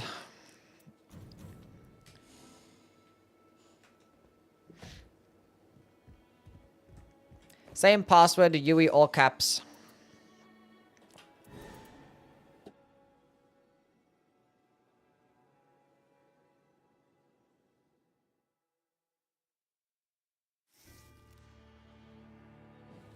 Be fighting Libra. Who have I yet to play as today? We haven't done Iron Eye. Let's get some Iron Eye gaming.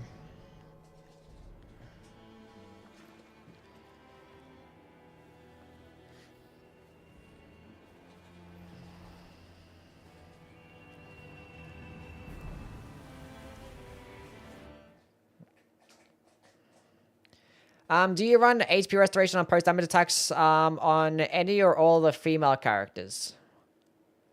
I mean, like, it's ideal to run for Duchess sometimes. Like, if you have it in combination with the good stuff, then yeah, but I wouldn't really go out of my way for it, honestly.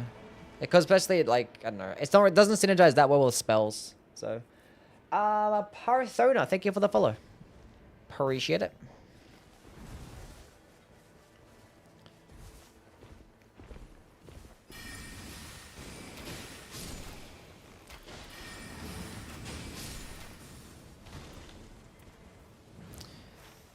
Okay, so we're doing Libra. I'm gonna go to this camp real quick and get something going on here.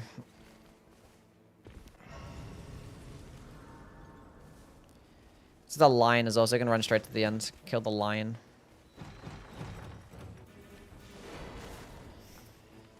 Improved sorceries on a purple halberd.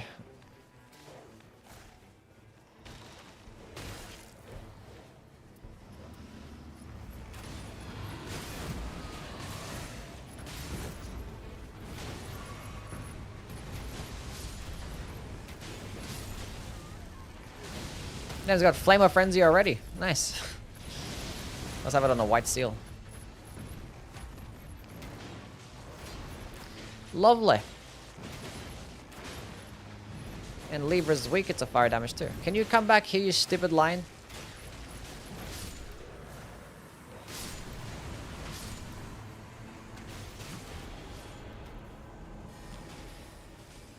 Improved poise, attack power, and two-handing fire damage negation. This is actually fucking stupid.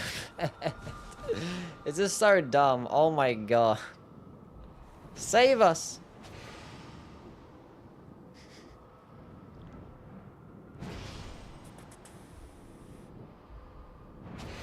Yeah, Labor's weak to fire damage. Welcome back, Kara. What's going on? What relics do I run on the Iron Eye? I'll show you in a bit. Hold on. Yeah, leave me alone. I'm gonna pick up something. And does anybody... I can take the points. I don't care. Whatever. Doesn't matter. Let's go rotate up here, see what's going on. See what bosses are up here. I'm gonna rotate down somewhere. So there's a dragon and a revenant. I think I got the dragon.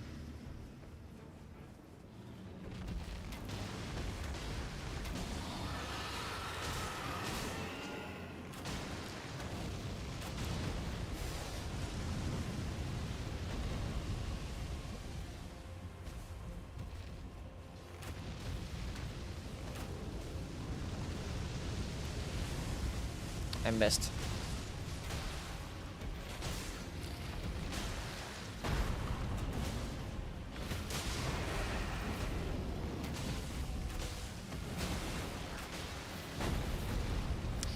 Oh my god, why do I suck? Good job.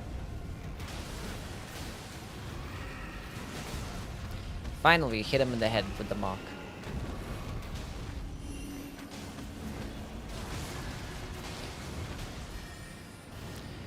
Why did they program this dragon to have this attack? It's so fucking cringe.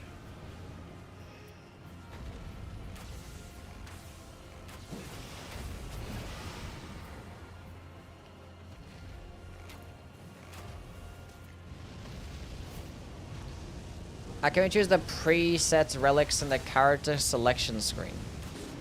I don't think we can.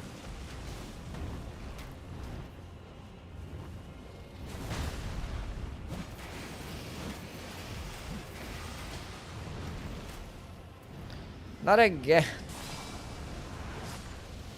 This poor Raider. It's getting farmed. Poor dude.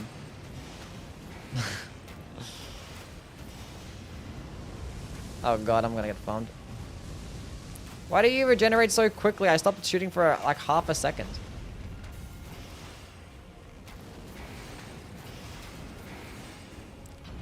Get up.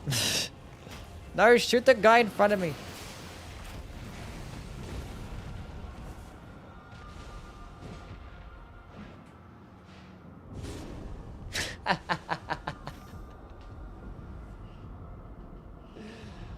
That's funny.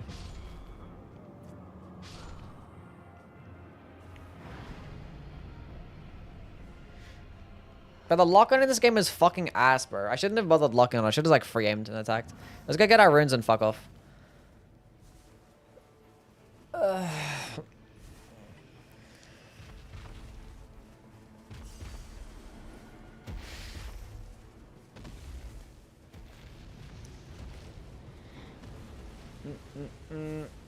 I see you, Supreme. You have a good one, man.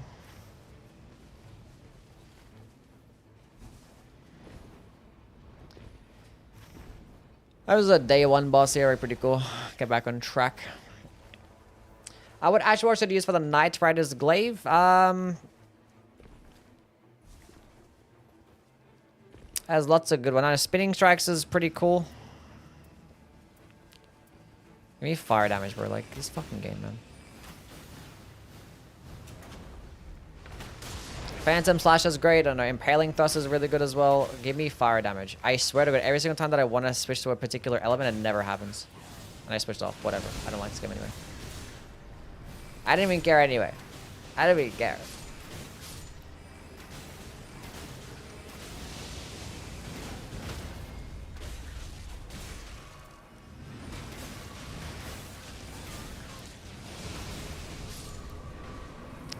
Phantom Slash, Impaling Thrust. I don't know, you can even run Giant Hunt or some shit, and there's plenty of good things out there. I want a Black Knife. Braggart's Roll could do pretty well. Those turn and attack Braggart's Roll builds are nice.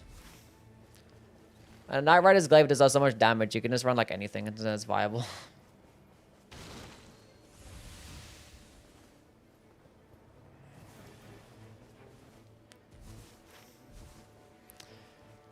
So we're going this way. You guys want to go to this Everjail?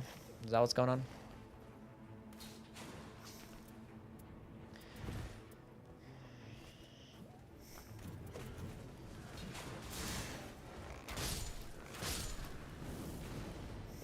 I ain't got a stone sword key. One of you guys better have a stone sword key, because I didn't got one.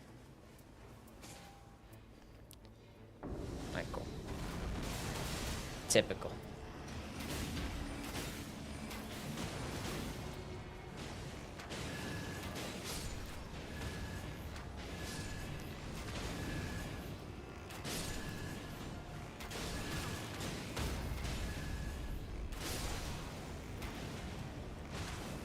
Welcome back, Big. What's going on, man?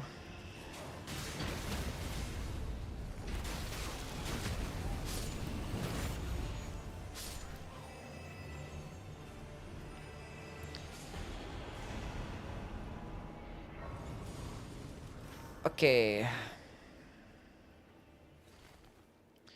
Let's go see what's in the middle castle. See what we have.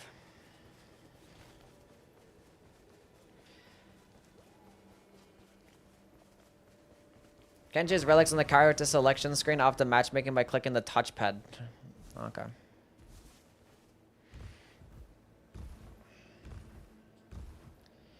Ew.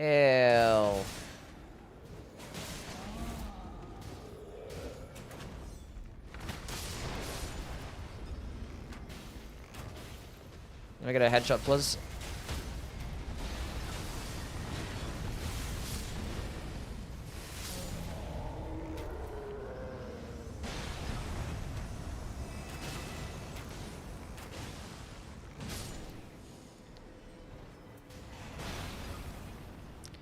These trolls are insane.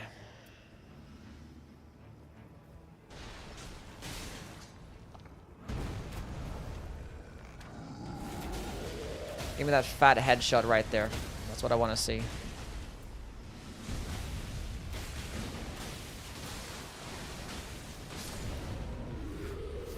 Reacts. Yeah, we're gonna do some reacts later. Reacting to the Epstein list. That's exactly what I'm doing. Yeah.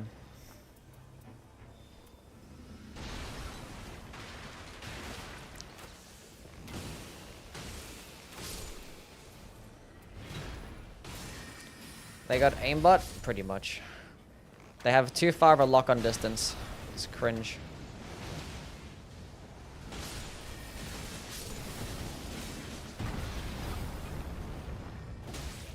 Okay, what the hell are you doing?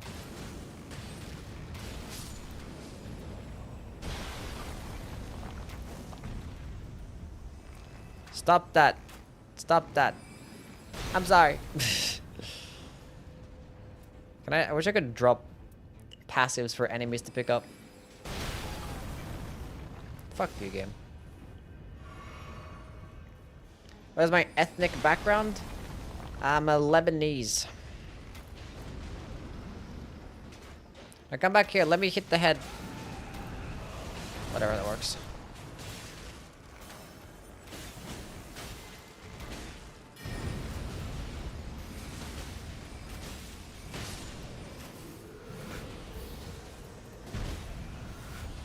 An Albinoric bow. Lovely.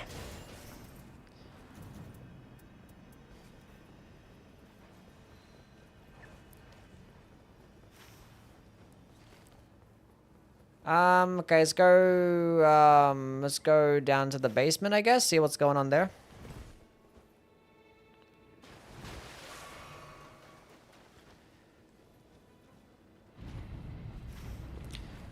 We're getting close to the circle as well.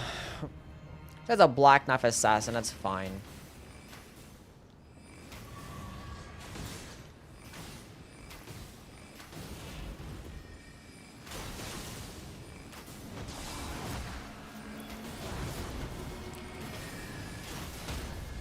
Oof. Oof. Ew. Big damage. What is this bullshit? Got this Prince of the Death stuff.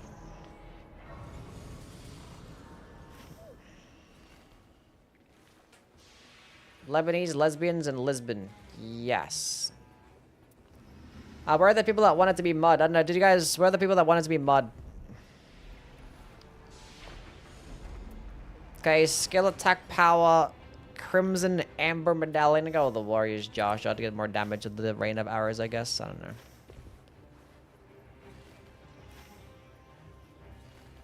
What are you doing here? Somebody died here. Look at all this good stuff. A gold scarab, a smithing 2. There's this Millicent's prosthesis that I don't benefit off. Wow. I want to go visit the good merchant, but whatever. See what this merchant is selling.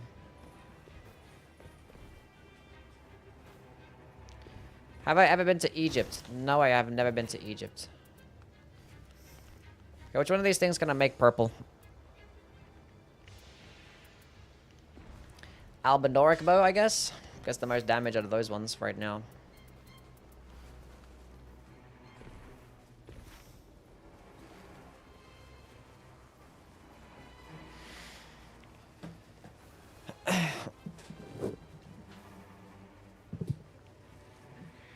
What Asher War should I use over that?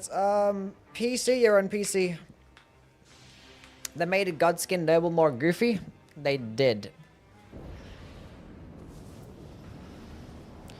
Oh, Freya. Yuck. Oh, it's disgusting. Nasty ass boss. What the hell is this? Why do I have this? Go away. Why do I have these things? It's all time between these two.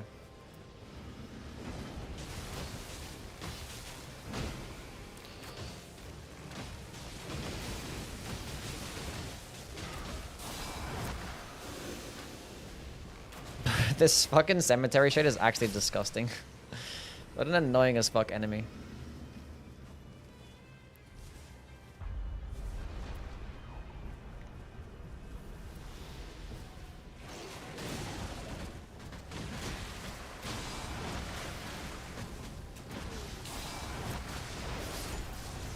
Suppose they turned around.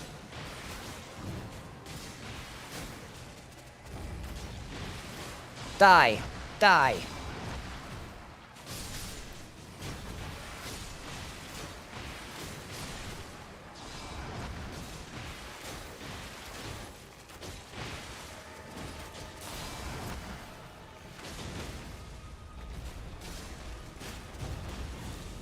Nice. Beautiful.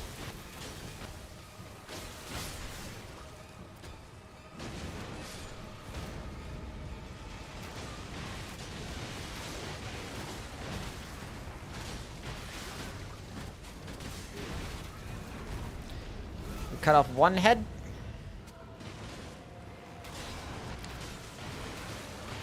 They gave the head like these insane physics as well.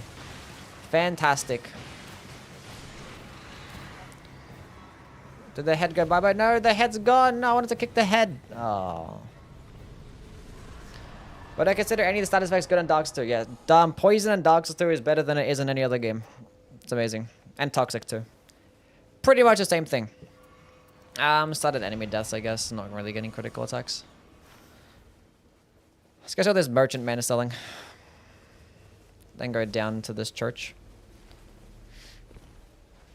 I would say good relic sword with the projectile heavies be the best great sword if it wasn't base Elden Ring. Probably, yeah.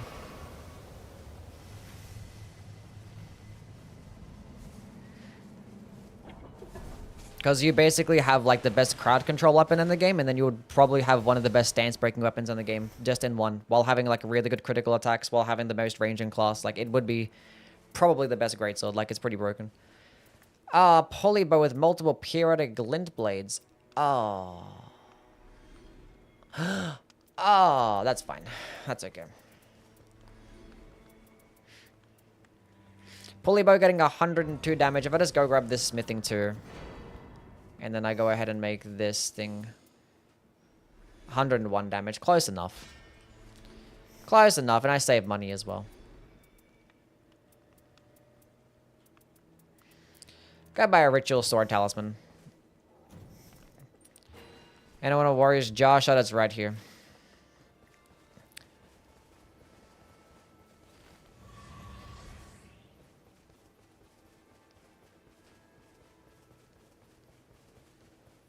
They fixed the Freya soft block in this game by making her die instantly if both heads come off? Yeah.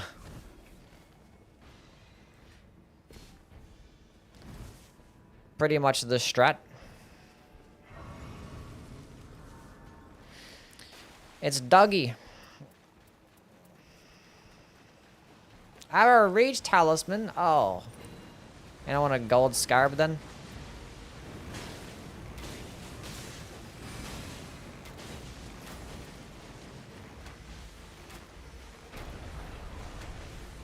Input reading. Look at this fucking guy, man. 2 projectile uses against the dog. And that is what you get.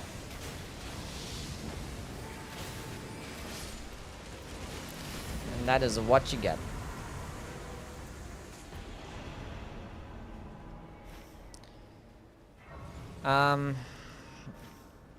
Let's go down here and kill this boss. Since we're already here. Rotate to the church and let's go upwards, I guess. Why not? It's gone like really out of the way, but who cares? We'll probably end up getting to level 15 anyway. We did have a pretty shitty day 1, so maybe not. Maybe the circle ends in the top left and we can go back there and kill that dragon that's like half dead.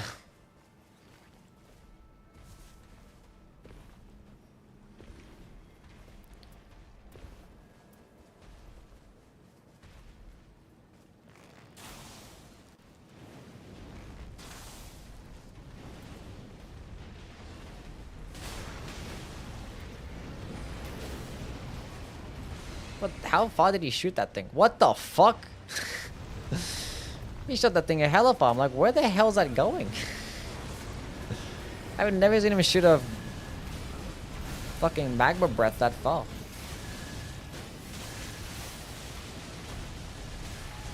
I swear I dodged.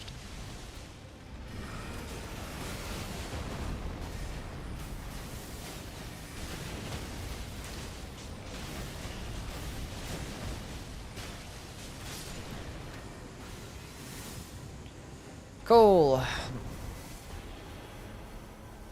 Here is Rock Sling and Comet Azure.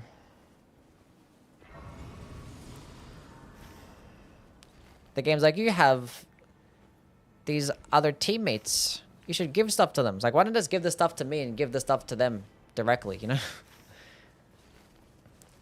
Forcing us to communicate and shit.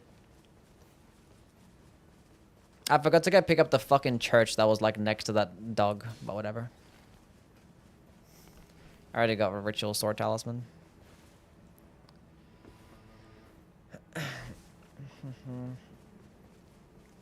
Gonna use Bolt and Grand Axe against Maris. That definitely would work very well. Anyone got a stone sword key again for unlock this Evergel or no? Should we just avoid it?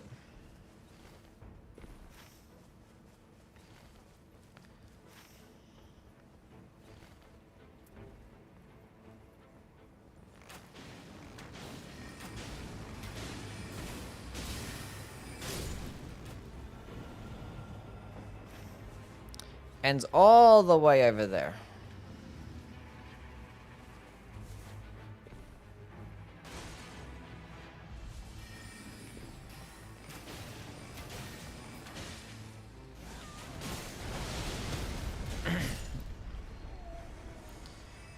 I don't know, grab that, I guess.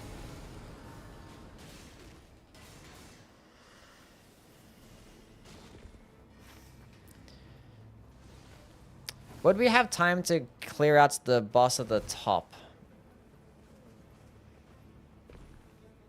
It's not in the circle, which kind of sucks.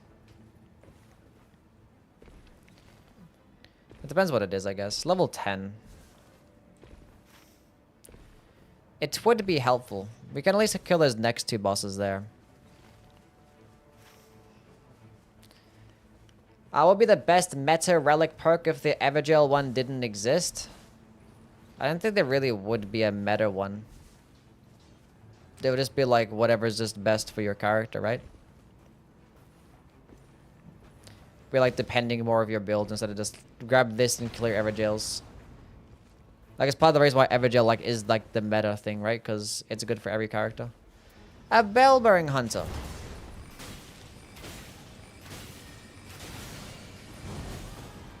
I went for an extra light attack because that's how it is. I was like, I should not do this, but I'm gonna do it anyway.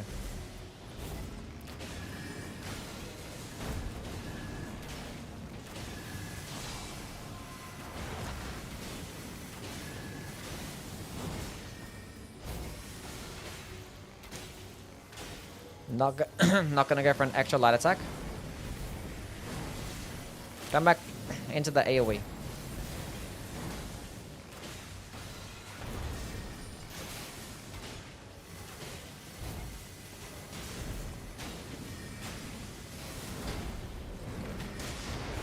Bro, he just eats that shit. Where's the Raider man? Could be dead by now.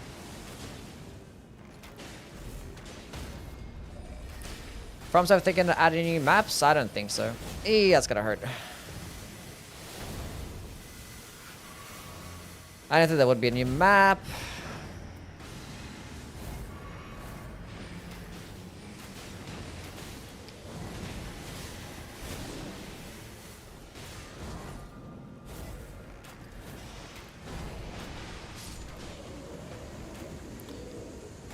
Not sure about that one.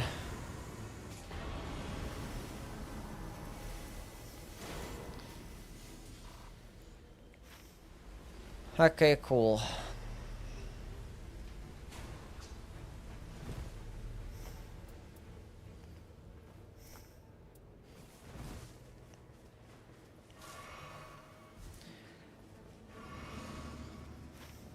feel like a new map would be like a lot of effort, and it's like, I feel like adding new points of interest would be better. Like, I feel like for their DLC, I think having a whole different map is, I don't know, it would be cool. It could happen, but I just don't see it happening.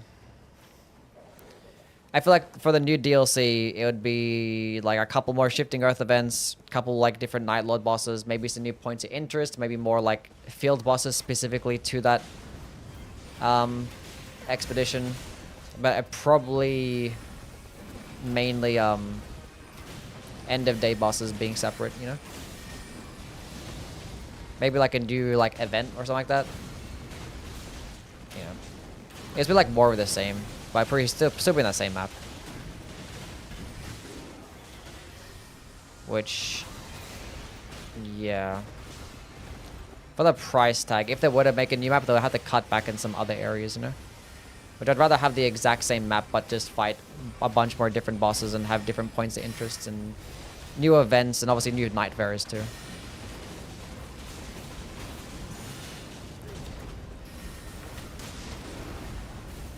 Perfectly timed ult. Oh, it wasn't a perfectly timed. It was. Alright.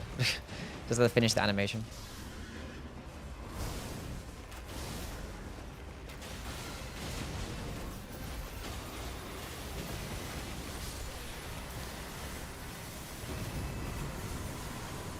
Another black bow. Here you go. There's a seal with the dragon fire and has improved attack power for HP, so someone can pick it up. Someone's gonna benefit off it either way. Tree Sentinel Gaming. What's the better projectile skill? Transient Moonlight or Bloodblade? Probably Transient Moonlight.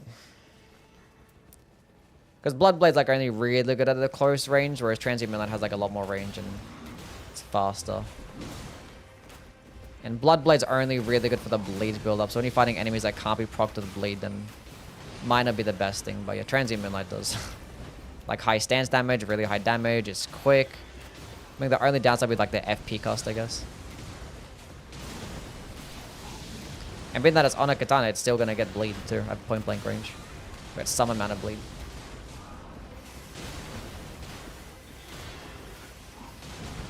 My guy's getting bullied.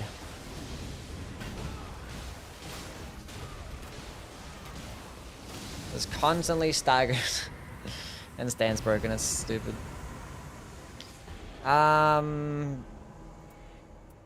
Here's the improved incantations, 11% if you want that.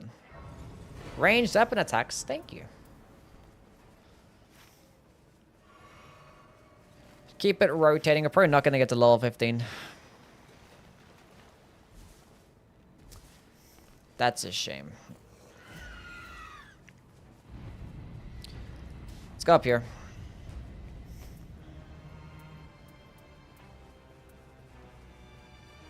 I need that. It's going to cycle between these two. They're getting more damage.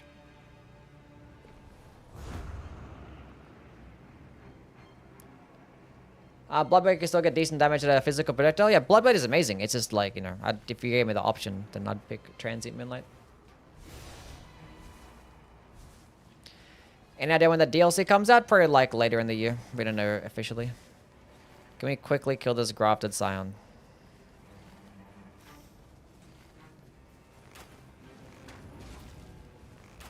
Come here.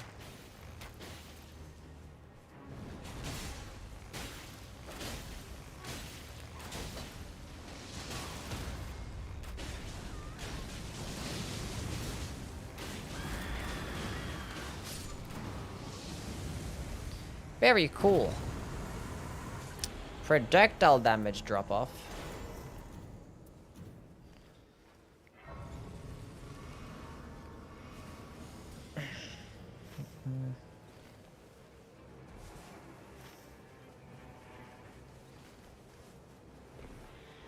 Seems like level 13 is the highest we're gonna be getting.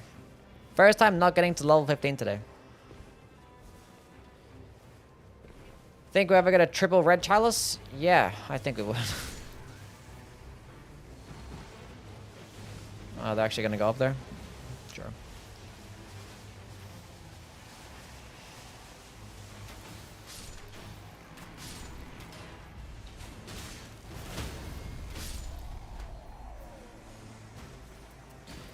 Stamina recov.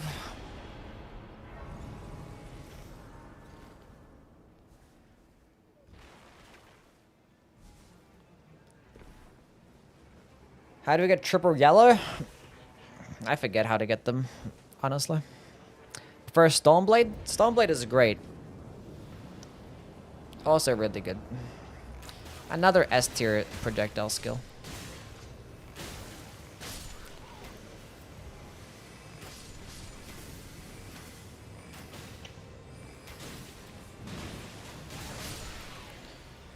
Stay at full health for that more damage.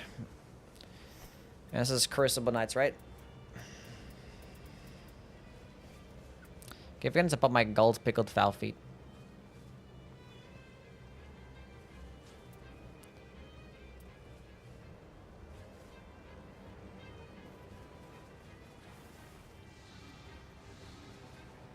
It's kind of Robert, how things, man?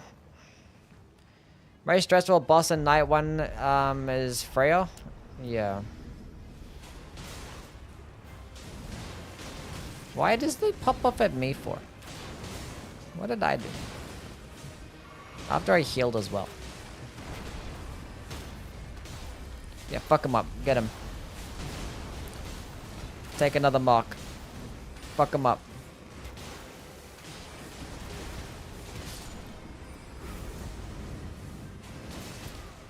Mark the hippo too.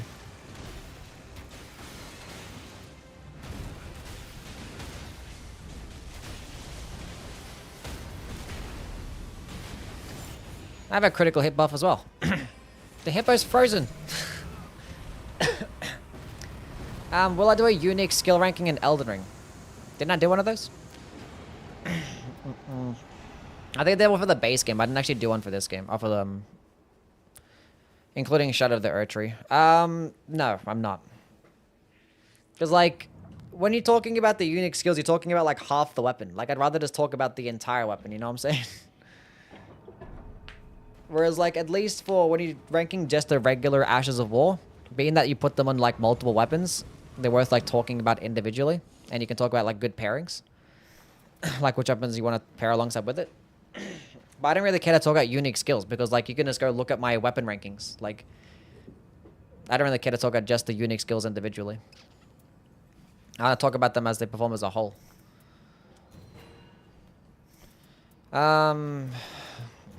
Sure, I'll go on this. I don't know why I have that or that or that or that.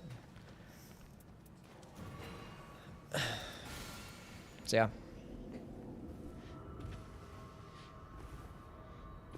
First time I saw the game, I thought it would have a procedural map, which would be more complicated. Yeah.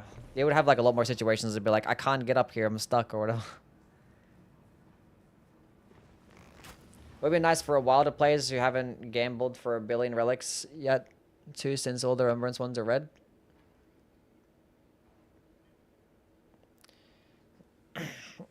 So mad that Elden Ring made square off unique to the straight swords. Yeah.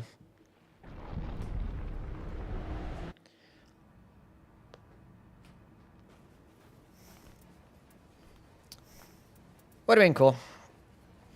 But anyways, if the Hollow Slayer Greatsword comes back for the Tarnished edition, then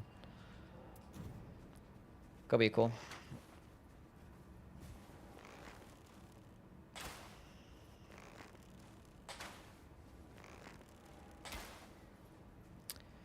Anyway, let's go drink this. Let's go drink that. Eat that and get that, and then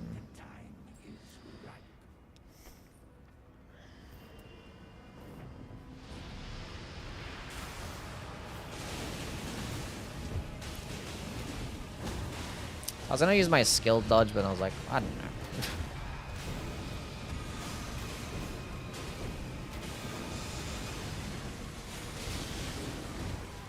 Damn, okay.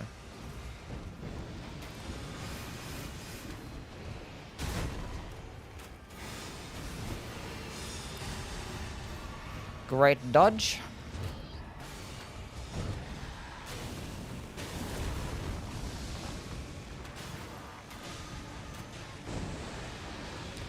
Oh, the mark is broken.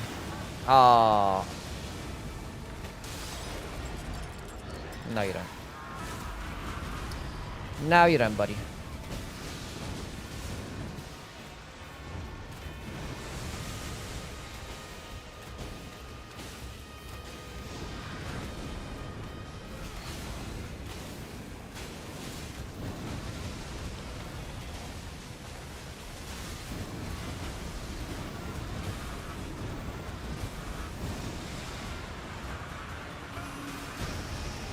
Ah, just a bit too late.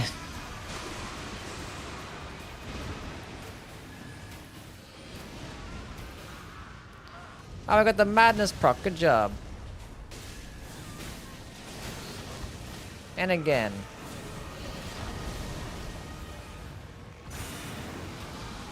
You popped that just a bit too early.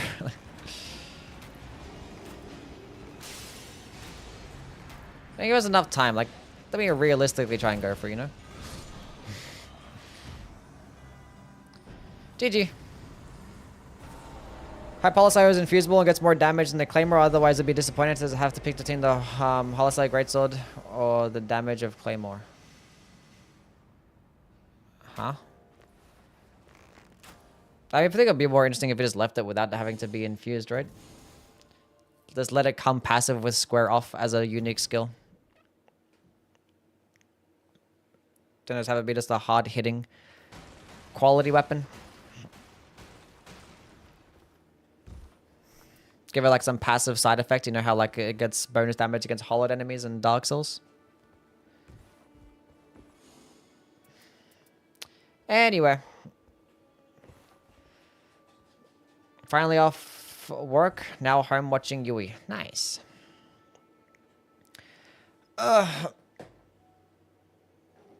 Reopening my game. Can you wait a second for a start in the next? That was the last one. We're done now.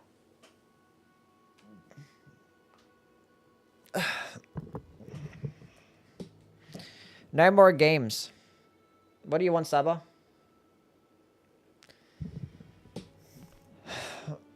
Donkey Kong time. Now we're gonna do some reacting.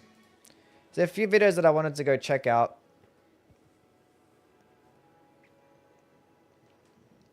One thing that I wanted to check out like a few days ago that we talked about was my old review video. Old review video. My very first review. Overall thoughts. Okay, which one should I check out? My solo play review?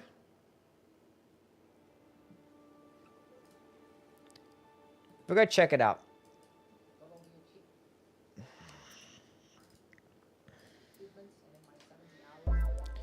Do you speak Arabic? No. Bing Bang, thank you for the follow. When did I drop this? May the 29th. This was the day before the game came out, right? Yeah.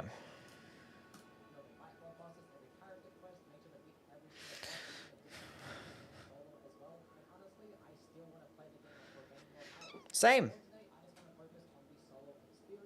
Is this how my quality looks? Looks shit. We can't hear the video. Do you know why you can't have the video? Because that's a skill issue.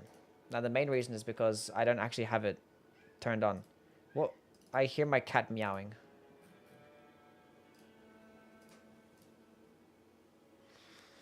solo experience, Yes, as I might Saba. save my actual review for when the game is released, because there will be spoilers in that one. Unlike in this video, I'm not going to include anything story related, no Revenants gameplay, no skins, Dark Souls bosses, nor any Night Lord bosses, except for the 2 that most people have already seen. Now, if you want to get this game just for the solo experience, I honestly would recommend it, but that is assuming you are willing to put in many hours in multiplayer first. unless you are a person that has many hours in Elden Ring and you're begging for that boss rush mode or PvE. My opinion's mind changed now. I feel like at this point, wait, no, it's still right. The funny thing is, you look at other people's reviews of this game when they first came out. Everyone was like, "This is not meant for solo play. It's unbalanced. It's terrible. It's awful." And like my review was like, "Yeah, solo play is fine. It's okay. Just put in some hours first, and you'll get there." Arena to test out all your knowledge and skills. And even then, if you are that person, I would recommend still playing the multiplayer first to familiarize yourself with the gameplay loop, the pacing, boss movesets, and just acquiring lots of relics, which relics are buffs that you get after each run to equip onto your characters, and these can be very powerful. Now, the reason I'm saying They can be powerful, not very powerful. Or they can be. Depending. all this is because the game is 100% balanced around the multiplayer experience. Very little went into making the solo mode accessible, although there actually were some things that made it potentially be easier than the multiplayer, which I will get into. Now, the challenges when it comes to playing solo is that any single time that you die, you cannot get revived by others. And when you die and respawn in this game, you end up losing a level. And when you die to a Night Lord boss or an end of day boss, it pretty much just ends the run on the spot, unless you do have a particular item, which I'll talk about later. But you pretty much have to deal with all the exact same challenges. The Night Lord bosses behave the exact same way, the movesets are identical, the enemy density is not changed, and the fact that you're by yourself means that there's no opportunities to kill multiple enemies or bosses at the same time to stack up on runes or buffs. Like in my dozens of hours playing solo, I only reached level 15, which is max, one time. It was like this insane perfect RNG run I had with the Iron Eye, which is like easily the best character in the game. That's still true. My opinions haven't changed with that. Nowadays, it's a lot easier to go reach level 15 because, one, you don't have to buy Wedding Graces because the game automatically gives it to you, and now you have boosted runes. So, nowadays, you can get, like, level 15 pretty much every single time. But, yeah, I played the game for, like, a week up until that point, and I only really did it twice. And, you know, I didn't really, like, know much else about the game outside of what I already know, because obviously nobody else was playing it except for, like, me and some other YouTubers, right? Don't worry, I will be making character guides and ranking videos pretty soon. But I think the most challenging thing is that most of the buffs and character abilities rely on multiplayer, and you're just not benefiting off those things at all. There is way less creativity. And further proof of all these challenges that it does present, out of the few hundred people that got... It wasn't as many as there's like some character abilities and some relics that are designed around the multiplayer, but most of them are actually fine by yourself. To play the game early, I'm only one of a handful of people that... I get 15 every time solo, but you do challenge stuff, that's probably why. No, you can get 15 every single time now. But like back then, I was still like a newer player to the game. And that was before the runes got buffed. Before the... Like the first week of the game, and obviously before it came out, you had the same rune acquisition for a multiplayer as you did by yourself. So it was a lot harder. And you're kind of forced to buy Wending Graces as well. So... managed to complete a solo run, let alone for every boss and every character. And you guys know me, I'm a loser with like 4,000 hours. I'm a loser. Elden No, Ring you're not. and You're thousands good. of hours across all the other Souls Fine. games. So the game does very heavily incentivize Elden Ring's knowledge of movesets. But there That is still true. are so many different mechanics, buffs, gameplay elements that it makes it not feel anything like an Elden Ring run, nor like an Elden Ring boss rush mode. Now, despite the little amounts of people that have done it, I firmly believe that most people are competent enough to do it solo because there are many methods and tips that I've learned to make it really easy. Like, as soon as you learn about which parts of the map are meant for day 1 and day 2, the game is just made twice as easy. When most people... That's true. That's true. I literally had it figured out right there, and all these other... That's fine. People start off the game, they end up running into a field boss, get stuck for 10 minutes, and then it sets you back for the whole run. So understanding which points of interest you're meant to attack first is kind of half the difficulty right there. When I first started doing solo mode, which was like 10 hours in, it took roughly 7 attempts just to beat the one Night Lord boss, which is kind of funny people complain. My very first attempt... My very first attempt at doing solo was against Gaping Jaw, and I was using the Guardian, and I wasn't even fucking blocking. I was like, I want to use the guy with the most amount of health so I can tank shit, you know? I was like, let's go use the Guardian. I want to be able to survive when a tank hits. I was like, I don't give a fuck about his shield anyway. It's fucking stupid. It's like, I didn't even know how to go into his stance properly. I was like, how the fuck do you even go into his stance? So I was like, my first attempt at solo was using the Guardian against Gaping Jaw without a shield. Yeah, and it took me like 7 attempts. Like, I finally did it. About the older Souls games and their boss runbacks. Good old Nightreign here has 40-minute boss runbacks. 40-minute boss runbacks. Nowadays, when I do solo mode, I have like a 90% success rate for any Night Lord boss, and it's to the point that for me, it's easier to play solo than it is to play with randoms, which is That's somewhat true. similar to And the that's other still true. Like the take, I had the exact same take back then. Like after like, 40 hours in the game, I was like, this game is just easier by yourself. Souls games, if you really know a boss's moveset and mechanics, the game is made harder for you if you summon, because the enemies have way more health and poise, and it makes the bosses behave a lot more weird and unpredictable. And this is also true for Nightreign. You'll sometimes struggle to stance break a single trash mob. Now, including that points, we might as well get into the differences between the two modes. One, enemies are also just more passive in solo play. When you're getting ganked by mobs or by a boss, they typically only attack one at a time. I remember fighting the Draconic Tree Sentinel and his lackeys, and I just focused on the main boss the entire time because the other guys were just running around like idiots. But you still have to be wary of them. Now, there are some circumstances in the game where bosses would like shout or roar and apply a debuff to the character to make the enemies just hard focus onto you. This is also a concept that is for the multiplayer as well, but it is still worthy to note. So the Gladius triple dogfight isn't that bad when they separate, especially if you do have holy damage, which is like another tidbit. If you don't know, all the Knights Lord bosses have a particular weakness, and throughout certain parts of the fight or throughout certain attacks, if they get hit by this weakness, they will get staggered and potentially debuffed to take more damage and deal less damage. Another thing that solo mode does differently is give you guaranteed self-reviving items. This item, the Wending Grace, lets you revive. Yeah, we get it. And it gives you all your health back outside of those. I'll check my other review, not this one. This one is telling you how the solo mode works. Now, you do have a way to get 2 of these, your second one, for another 10,000 runes. Now, you can get more than 2, but they're going to be very rare drops, likely one way or the other. And yes, you can get these in multiplayer too. So although you can physically use the item, when you're toggling through that you get by completing the last Shifting Earth event, which you'll access after beating most of the Night Lord bosses, and it's only accessible assuming you have it active and have beaten it. But yeah, you can technically get a guaranteed 3rd self-revive. I didn't actually know about the special merchant as well, but you can get a 4th guaranteed one if you get the special merchant to spawn. Which I didn't actually know that at this point, that there was like a special merchant that can give you another Wending Grace. Now, one other thing that I noticed was different in solo mode was the drops. Like, items just drop differently between the two. In solo mode, depending on your character, would be dependent on... I'm not sure if this is still true, but it felt that way at the time.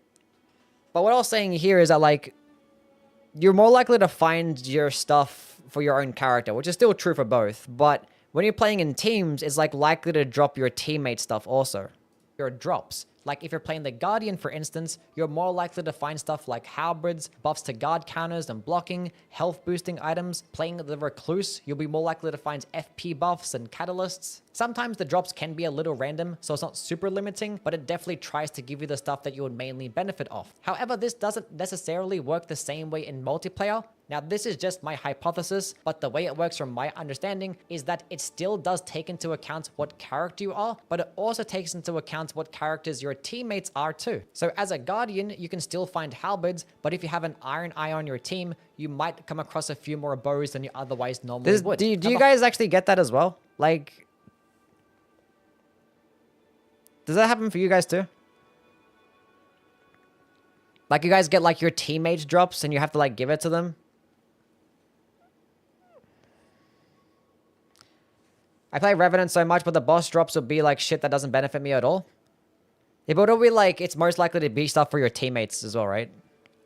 Whole purpose of this is to incentivize communication and teamwork, which 100% makes the multiplayer so much easier, and it also makes me wonder why they did so little for the multiplayer communication features, but you know, that's a convo for another video. So all in all, I don't really think it's that accessible to be like a primary solo player unless you have like a decent amount of experience in either Nightreign or in Elden Ring. And I definitely recommend for your first few games, just hop into the multiplayer, just random queue, just get a good feel of how the game actually works. But if I were to rank the difficulty of the game modes from easiest to hardest, number 1 is playing with a competent group with a voice chat. Like, it does not get much easier than this. Like, if your team is good, you'll first try Night Lord bosses that you haven't even seen before. The second easiest way to play the game is playing it solo if you are an experienced player, like no one is getting in your way and enemies just aren't getting buffed. This is still true. I mean, I could probably even put like, even ahead of this one is like playing with the good players, not even having voice chat.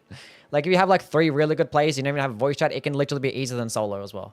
Number 3 is playing with an inexperienced group in voice chat. Number 4 is playing with randoms. And number 5, the hardest way to play the game is playing it solo as an inexperienced player. Actually, the real hardest way to play the game is if you're playing with 3 people and one person just keeps disconnecting the entire time. That's the real hardest way to play the game. That can be kind of anyway, annoying. that's pretty much everything I wanted to way to play the game is playing I it solo and think- just keeps I think my- experienced player. Actually, That still stands. I think this exact same thing and still number stands. 5, the hardest way to play the game is playing it solo. I think this stands still. I made this a day before the game came out, and it still stands today. Even after the changes. I think having a good, competent team, and if you have voice chat or not, it's just going to be the best way. It's going to be the easiest playthrough. We're like, it's good for any character. And then solo is going to be next easiest, if you are really good. It's still kind of dependent on which characters as well, you know? Then having some amount of communication. Then, you know, randoms. This one depends, because like sometimes you can have like a randoms game be like fucking easiest thing of all time. And yeah, if you're going into the game solo for your first playthrough, then we'll see when Duos comes out, yeah. I had an Everdark run when one person kept DCing, was level 6 at the end, the other player was 3 bar halfway through the fight.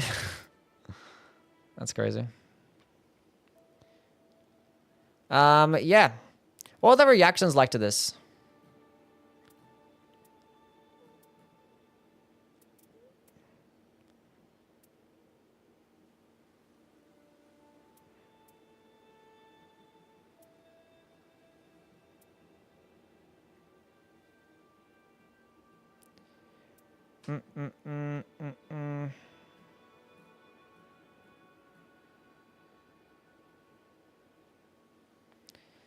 This being the only Souls game with no summon NPC is crazy.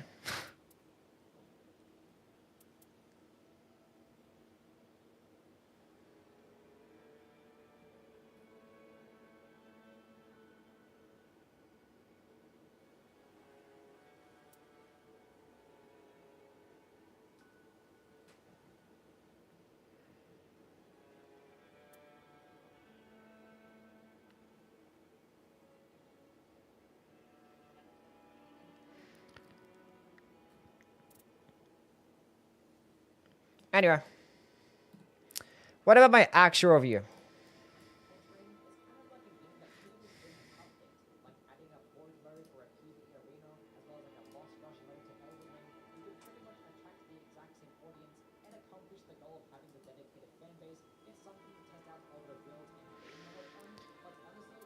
No audio again? How's there no audio again? Is it because I closed the tab?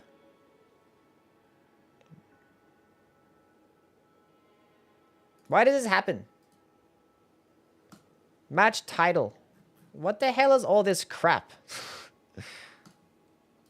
This was a 70-hour review. What the fuck? I played 70 hours of this game in the first week. Glad that they took... I was playing a Rusty here. Say hey to Rusty. He's in the video. Yeah. I think I had like, I think I played the game like 6 days before the game got released. This route instead and made a standalone game. Now the benefits of it being a I played 70 hours in 6 days. I'm a loser. Standalone game is obvious. You have a lot more dedicated support, better balancing, more creativity, and is seeing a lot more original stuff story and gameplay wise than you otherwise normally would. But Elden Ring Nightreign kind of takes it a step beyond, as it is genuinely a polished and refined roguelike game. This game definitely went through a whole bunch of changes. I think the foundation itself is polished and refined. I think that's about it though.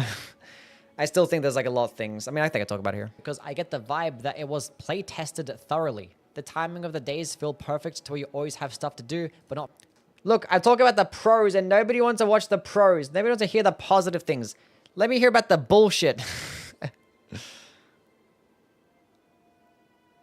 Feel too overwhelmed. The placement of points of interest are well thought out because it gives you enough time to decide where you want to go while having enough space to see what's in the distance. And the fact that That's these true. points of interest are randomized by structure and location just makes it even more impressive. Also, the weapons, buffs, and rune distribution were amazing too. You can literally take your time and play it safe for day 1 and day 2, but still have enough levels to make a fair attempt at the final Night Lord boss. That's if still we true. did have a boss rush mode in Elden Ring, it would be pretty cool to test out and make some builds, which is my favorite part about these games, just making builds. And in Nightreign, every single run is just you making builds, but you're not restricted to farming, upgrading weapons, limited respecs. You just pick up and go. And the build creation might seem streamlined, but it's definitely not watered down at all. There is lots of nuance there. And honestly, I just appreciate the simplicity of it sometimes. And I do also appreciate that they show us the numbers of some of these buffs and that the rarity system actually makes sense. Like the higher rarity stuff are the best weapons in the game. So we don't really have a case where like the most generic and basic fist weapon is like the best weapon in the game. Like yeah, the star fists can still be good, but as soon as you find like any purple or gold weapon, that is going to do twice as much damage. And they're typically going to be the cooler ones to use. Not twice as much damage, but we get the idea. Use too. Another thing I really appreciated is all the small, minute quality of life details to incentivize being fast-paced and aggressive, the seamless leveling process, picking up items. This is a good review. The wall climbing, literally any single time you wanted to get on top of a cliff or climb over something, the game somehow always manages to put a spirit spring or a collection of easy rocks to climb right there in front of you. Except for that one part of the map. We have to use a skip. Sometimes climbing without these specific rocks can be a pain in the ass. Thank God they fixed this. This was like so fucking bad. But it's mostly good. Now, this is a Look how game where pathetic there this is is. going to be a lot going on.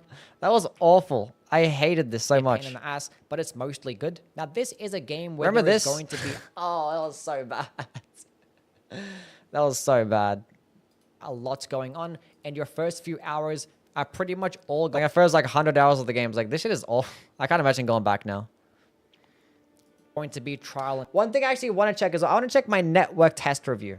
error, but once you adapt and recognize what areas of the map Yeah, with the squid and that one scarab. Yeah, that part of the map is fucking awful. you should approach on the first day or second day, understanding where the teardrop scarabs can spawn so you can actually get a bunch of talismans, knowing which combinations of perk and modifiers synergize well with your characters or your teammates' characters. There's so much to learn in this game, and every run, whether you succeed or fail, is going to result in a learning experience and also guaranteed loot in these relics. Which this relic system isn't anything too groundbreaking or complicated, but it definitely adds a lot to the build creation and sense of progression. In my dozens of hours, there are still perk combinations out there that I'm looking for, and this can be tedious by having this big randomization aspect to it. So hopefully we do get an update to where we can at least guarantee being able to buy a higher rarity of relics. Now, We did. Kinda. I actually got a couple. There actually were some things where they guaranteed more higher rarity relics, but yeah. There was kind of something like that. a big part of the build creation. Do I talk about it more? I kind of just glossed over the relics. I didn't really talk about it much, but the thing is, this is like very early on, like 70 hours into the game. Like in a game like this, you're expecting it. What's a FromSoft game? So people always expect to be able to put like hundreds of hours into the game and just like never get bored and always have content to look forward to. Like FromSoft games are just like one of the only games where people actually do that for. Other like random story games or shit like that, you put like 50 hours into the game, that's enough. That was worth your money. But for the FromSoft games, like this shit better be 1,000-hour game, otherwise it's fucking trash. So that's pretty funny. Like I have got so much like value out of this game. And it's so much fun. And it's like been addictive for like the longest time. Like it's just definitely been worth the fucking money. Like 100%. But it could be a lot better still. In this game is going to rely on which Nightfarer or character you play with, and every single character is very enjoyable and powerful in their own right. Some characters like Wilder or RNI are just good at any facet of the game, whereas others like the Recluse or Revenant are kind of more reliant on multiplayer as they offer better support, and a character like the Executor does best in solo play. Now, one criticism I Kinda. But mainly for the deflect. I think I was talking mainly for the deflecting skill. Did you make a video about Nightreign before Nightreign? Like a video where you talked about what you want from the game?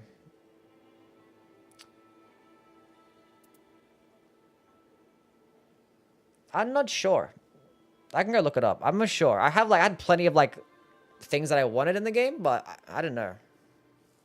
There were certain things that I was talking about. I remember like at one point when I was talking about Nightreign, I was like, imagine if they just added like fucking skins from the previous games. Like, imagine if there was like a Gwyn or like a Solaire skin, and they actually added the fucking Solaire skin. I was saying that. Had for the Night Fairies during the network test is that they all felt very similar to each other, or just compared to your average Elden Ring build. And I was saying that like when they first announced it and stuff like that, or the network test. We can watch the network test review after this. Now, they haven't really done much since then to make it feel drastically different, but there are many character-specific relics that can help enhance your builds, and now knowing what the stats are for these characters, it can definitely help. That was the biggest thing. Because when I was playing the network test, a lot of the characters didn't feel much different because I was like, what am I really building around? Like, every single character was like, I just pick up the best weapon and go, right? But like now, the network test never showed us the actual stats of the characters. But now that we know the stats of the characters, like, okay, I now know what to look out for. And I now know what the scalings are for the weapons and stuff. So now it actually feels a lot different between every single character. Like, they're very fine-tuned for their very specific builds. Now, for the most part, some of these characters don't feel like much different than they would to be with like compared to the base game, right? Which is why I don't really care for this to be like a live service game, because it's just more Elden Ring. If they have like a different foundation or something more original, learning the things they learned in this game, that would be pretty cool to have for a live service game, if they were to ever do that, which I don't think they ever would. But understand which types of weapons and buffs they all benefit from the most. Obviously, the more knowledgeable you are, the more nuanced your builds can be. Look at this shit. I was running the fucking Knight of the Lord relic before the game even came out. Now, I'm not going to cover these characters in too much detail, because they will eventually make some in-depth character guides coming up soon, so definitely do subscribe for that. Because next, make sure you subscribe for the character guides. I want to talk about the Night Lords. The only completely original bosses that you see in this game. You'll fight these bosses if you manage to make it to day 3 of your expedition, and they will definitely be the biggest challenge of your run. Now, I'm not going to show all of them off for spoiler reasons, but every single one is a cinematic masterpiece. True. From how they look, the music, skyboxes, sound design, and how flashy the attacks are too, they're just so cool. Now, a few of them are kind of annoying and sometimes even boring, but they are mostly good bosses. And From Software managed to accomplish them being very cinematic while not making them be like bullshit difficulty either. Yet, Also true. some bosses might seem like they have a lot of visual clutter and roll-catching attacks, but from my experience in fighting these bosses dozens of times over in both solo and in a group, they are not more challenging than the main Shadow of Erdtree bosses. I think those ones are harder than the Nightreign bosses. Also true. It might take a bit to get used to their movesets, because if you die and fail, you have to go through a whole 40-minute expedition just to be able to get back to the point you were at. But the more you fight them, the more you'll understand. And as bad as I really want to show off the final boss fight and talk about it in great detail, I'm not gonna, but the best way I can describe it is that it's like watching like a new-gen Final Fantasy cutscene. It is like It literally is. It's like fucking Sephiroth coming down with like the Moonlight Greatsword. Like, that's what it's like. Unbelievably cinematic, but somehow, some way, they also managed to make it mechanically really good too. Like, It's still kind of like basic, but like the fight is so fucking good. I fucking love Hjolster. What a great fight. Easily top 5 fight all time. I don't even know how they pulled it off. I don't want to be a prisoner of the moment and like say it's the best probably, like, boss top fight 10 they've all ever time. made, but in my opinion, it's literally up there with the likes of Gale, Ishin, Mesmer. Like, it's literally that good. Honestly, it's probably just worth buying the game just for this one boss. True. Anyway, True. okay, let's talk about the downsides. Gonna flip the script, talk about the things that I do not like about Elden Ring Nightreign. Going to stay on the topic of the bosses, because yeah, as good as the Night Lord bosses are, the rest of the bosses are a big pile of trash. True. Far, and I mean by far, the worst part of the game. I do not know why they decided to show Dark Souls bosses being a part of this game, only to add 6 of them, 2 for each game. And there's also only 2 Elden Ring Remembrance bosses that actually make it to the end of day boss list as well. Now, those 2 bosses are good. The Dark Souls 3 and Dark Souls 2 boss choices were great. The Dark Souls 1 boss selection was kind of mid, but it was still way better than the average end of day boss anyway. True. Like, I didn't want to spend my entire days fighting bosses like 3 Zamor Knights, a Sanguine Noble, Ulcerated Tree Spirit, Albinorix, And worst of all yet, you can fight these exact same bosses 3 times in a run. I had a few runs where I fought like a golem boss 3 times, or I fought a crystallian boss 3 times. And the reason why this happens is because they don't vary the points of interest across every single expedition. There'll be times you have like 3 different poison camps in one run, instead of guaranteeing that you get one of every status effect or element, which would just end up working so much better, because it will not only mean that you end up fighting different bosses, but it would also diversify the loot, and it will give you a better chance of finding a particular element that the Night Lord boss is actually going to be weaker to. But That's a downside, yeah. Was a Sanguine Noble boss fight bad? I mean, it's just like... I think the point I was trying to make is like, I'm not trying to spend the entire day fighting these like shitty ass bosses and then my end of day reward is another shitty boss. Like I don't mind the field bosses and like, you know, the ruined bosses and the camp bosses and stuff being like mid or whatever. Like it's fine. I would rather them be good, obviously. And like be actual good memorable bosses, like going into a camp and seeing like a fucking Taurus demon. Something that's interesting and unique and different. Unlike, you know, fighting a Leonin Misbegotten that we can fight dozens of times. it doesn't every work run. that way, and instead we just fight the same shitty bosses. And then my reward for making it to the end of the day is a Tibia Mariner boss with a bunch of skeletons, or a giant worm face, or a revenant, a deathrite bird, a tree sentinel. Like, we literally fight these bosses as field bosses. Why are they also showing up at the end of the day? I don't care if they get one extra cool attack. I don't want to see them. We've already fought them thousands of times over already. Every single end of day boss should have either been an Elden Ring Remembrance fight or a Dark Souls boss fight. I don't know how they didn't come to this conclusion and decided to settle on trash bosses instead, except for the Godskin Doer. That boss was actually pretty cool, which is a sentence I'd never thought I'd hear myself. Actually, it's pretty cool. Actually, the Godskin Doer fight works so much better in solo because obviously one's always passive, and although like the cinematics of the fight can like make the fight drag out a lot longer, but it was pretty cool though. But to only have those 8 main bosses out of a potential pool of like 25 bosses. This fight is so fucking ass. Oh my god.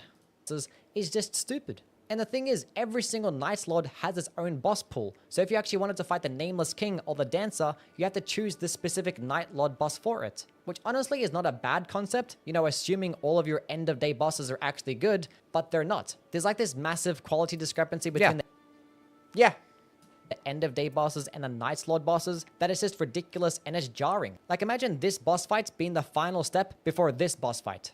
Now the next— Well, it can't be that way, but yeah. He's true. It's so true. He was right back then. Criticism I have is about the in-game events that can occur, whether it be the small ones or the shifting earth modifier. Now, it's not the events themselves that I have a problem with, it's the amount of times that they can actually occur. There's like over a dozen different events, and I feel like I get them like once every 10 runs. Like, the most consistent one that I get is this tornado that spawns in these NPC invaders. Like, out of all the events, the NPCs really, like the most annoying enemies to fight in every single game. Some other events can be kind of mid too, but there actually are some really cool and interesting events. I had the sickest clip of a meteor. The absolute best. Like, this meteor literally spawned right in front of my screen. I saw it right there and it landed perfectly right there and the fucking gameplay fucked up. Oh, I was so sad. I was like, oh. So I only had like this, it went as like a slideshow, but it was like the perfect meteor clip. Oh, you okay? You hit your head. I was so sad. Out there getting invaded by Morgott or a Night Lord boss. The Morgott invasion is the best event that can occur in my opinion, and I don't know why we didn't get more of these. Like, we could have had one like invader boss for each game. Like, True! where is the Pursuer invasion from software? But when it does come to the unique Night Lord invasions that occur, they're also like inconsistent. Most of the time that they occur, always when the storm is closing in, and They fixed this, thankfully. never have a chance to complete it. It happened twice with a Sentient Pest invasion, and it happened twice with a Libra invasion too. And with a Libra invasion, The amount of times that I had the fucking things spawn outside of the circle. it actually drains your health. And I had a time where I opened up the map to see where I have to go, and it was going to be outside of where the circle actually is. So in my mind, I was like, okay, I'll just do it in day 2 where I actually have more time to fight the boss, probably get some more money to just buy off the debuff itself. So that's basically what I did. I went to day 2 only to realize the merchant goes away after day 1, so I had to spend the remainder of my run with a quarter of my health gone. Now, I still ended up winning, but the point still stands. And when it does come to the You're so good, Yui. shifting earth events, they're all really cool, help the game feel fresh, the level design is sound, it's visually pleasing. I mean, it's cool when they spawn in randomly, but when you choose them, it's like, I don't know. My opinions have changed on the shifting Earth events nowadays. But like they're fine still. I don't really have that much of a problem with them. It is super risky but very rewarding. But the only problems I have with it is once again the main bosses there are just mid, and also they're just not random for some reason. Like you can turn them off at any point, but you can't turn them back on. Like I don't really know why they just didn't make them all random and like every single run has like a good chance of a shifting Earth event occur, because it feels like way less special right now and like way more inconsistent, and it can also negatively impact the matchmaking too, which is going to be my next major talking point, the multiplayer. No, I am not going to talk about the solo play. I have already made a video on that. I think it's cool. It's my preferred way to play the game, but I just don't think it's that accessible for everybody. And it still is my preferred way to play the game. It's more accessible now. They changed it, but yeah, body. But when it does come to the multiplayer features, or more so the lack of multiplayer features, it's pretty bad. Especially because that team composition and communication are heavily incentivized. For starters, there's like multiple night slot options and modifiers to choose from that is going to slow down the matchmaking by a... Captain Feather, thank you for the follow. Ton. So in my opinion, there needed to be like an LFG, a looking for group system in place to where you can put up a post saying what boss that you want to fight, what character you want to play with, what modifiers you want to run, and then someone that actually wants to do the same thing can just join up in you. It would have made perfect sense. And you know what else makes perfect sense? Crossplay. Why don't we have crossplay? Why is there no voice chat? Why is there no text chat? Why don't we at least have a good pinging system so we can clearly understand what our teammates want? Like our characters have voices too. Why don't they talk in the game and actually communicate to each other? Like one of these things, just one of them is fine. Pick one. Definitely tell that this is their first multiplayer game they've made, so it is natural that they did like slack on a few of these features. It just makes a bit of sense. I also wanted to talk about things like having a potential point system put in place, like a scoring system. Don't even bother. Or like potential leaderboards, but honestly, I'm not even gonna bother. Yep. Now in terms of... There was no point. The performance, the game ran perfectly fine for me. Now it is a From Software game, so I don't really expect anything too crazy. I did experience some like frame drops and stutters towards the beginning, and specifically when I first load into a multiplayer game, there's always that little bit of lag that might be dependent on replay value and camera performance. It's gonna depend. I honestly didn't expect I'd enjoy the game this much, and I think the biggest reason... I feel like everyone's takeaway is exactly that. Didn't feel like I'd enjoy the game this much. If they have voice chat, they better add the means to disable it. I mean, obviously they will. It's like you'd be like, you're forced to like hear people screech into your fucking ear, and when they say slurs, you can't do anything about it, you know? They're not going to add anything like that anyway. It doesn't make sense as well, because like it's not like they had bad experiences with the voice chat in other games, you know? Like I did some voice chat and co-op in fucking Dark Souls 3. Never had any problems. Playability part for me, now that I've actually done all the bosses solo and actually done all the characters solo, is that I maybe could just do some challenge runs. I definitely want to try and memorize some of these Night Lord bosses, potentially min-max the game with all these cool relics that you can get, and probably just end up buying all the skins. But like, yeah, outside of that, there's not going to really be much, but it is a $40 game, so I'm not expecting it to have as much staying power as some of their other titles. But I think the game is always... That's a fair assessment for the replay value. Like, the relic system is cool. I've pretty much predicted exactly how I'd feel about the game. It's like, yeah, I'll do some challenge runs. I will make some cool builds after I like, get some good relics. And that's about it. After I memorize the boss combos and stuff, I don't feel like there's going to be much else unless they add some new things. And yeah, that's pretty much just where it's at. Like, I'm just doing challenge runs. The only way to like replay the game. Going to have some replay value because every run is going to be a little bit different. Like in my 70 hours, I didn't really get the same run 2 times in a row. That's just like naturally what a roguelike game is going to end up. It does happen sometimes though, when they get the same seed twice in a row. After a while, you notice that the same seeds pop up every now and then, especially when you're doing the same expeditions. Like, wait a minute. If they end up making those changes to have the randomized events just occur more often and just add some more fun bosses from Dark Souls, that would dramatically help the replay value. But as it is right now, it's possible. But yeah, that's pretty much it. It's possible.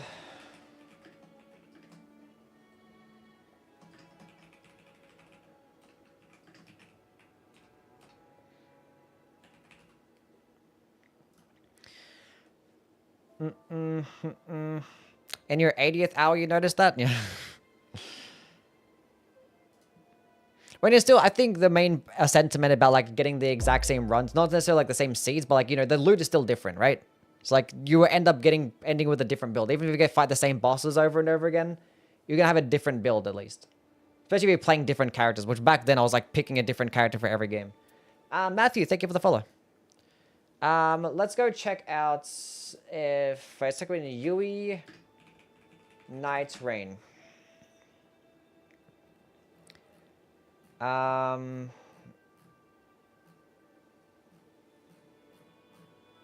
Wait, not type in Yui Nightreign. Hold on. What if I go down here? Hold up, wait. Do I have like a very old Nightreign video? Where was the network test video? Is it good? New movesets. Wait, I remember this. No yowie. That's me. Really good. Now to start off with how to use the new movesets. How to use them. Nightreign is on the old patch. That is true. It is on the old patch. Not anymore. It was. Yeah. The legendary weapons. They actually were different back then. Of Night and Flame, and this actually does buff the weapon with either It's magic only plus 12 damage back then. It's plus 40 damage now. damage or fire damage depending on which skill that you actually use, and it does buff it with Them actually adding specific icons for the unique skills was actually so cool. plus 12 damage for 30 seconds. Which is kind of mid. 5 months ago. I didn't actually test these things out because obviously couldn't get them. The sword and the Eclipse shuttle both get a very similar skill. Both Oh, that's right. The Mariah's Executioner Sword actually had sudden enemy deaths. They had the exact same skill as the Eclipse Shuttle. It didn't actually have what I have now. of these actually do give you a Good thing they changed that. chance to kill an enemy outright. Doesn't matter how much health that they have. We don't really have access to these weapons to like try them out in the actual game, and we're Yeah, they actually never dropped in the network test, did they? I said they never dropped in the network test. Maybe they did. only really have these. Is just straight up RNG behind it, and sometimes you can hit a trash mob and they'll just straight up die. The Blasphemous Blade and the Devour Receptor both get a very similar passive effect it does in the regular heavy attacks. To this law of regression type of AoE that does like this. Why didn't they not change this at all? Spell and heal or status effects and remove. Wait. Isn't it... Hold up. Isn't it now? Isn't it like not an AoE? Doesn't it only go in front of you? Am I wrong on that?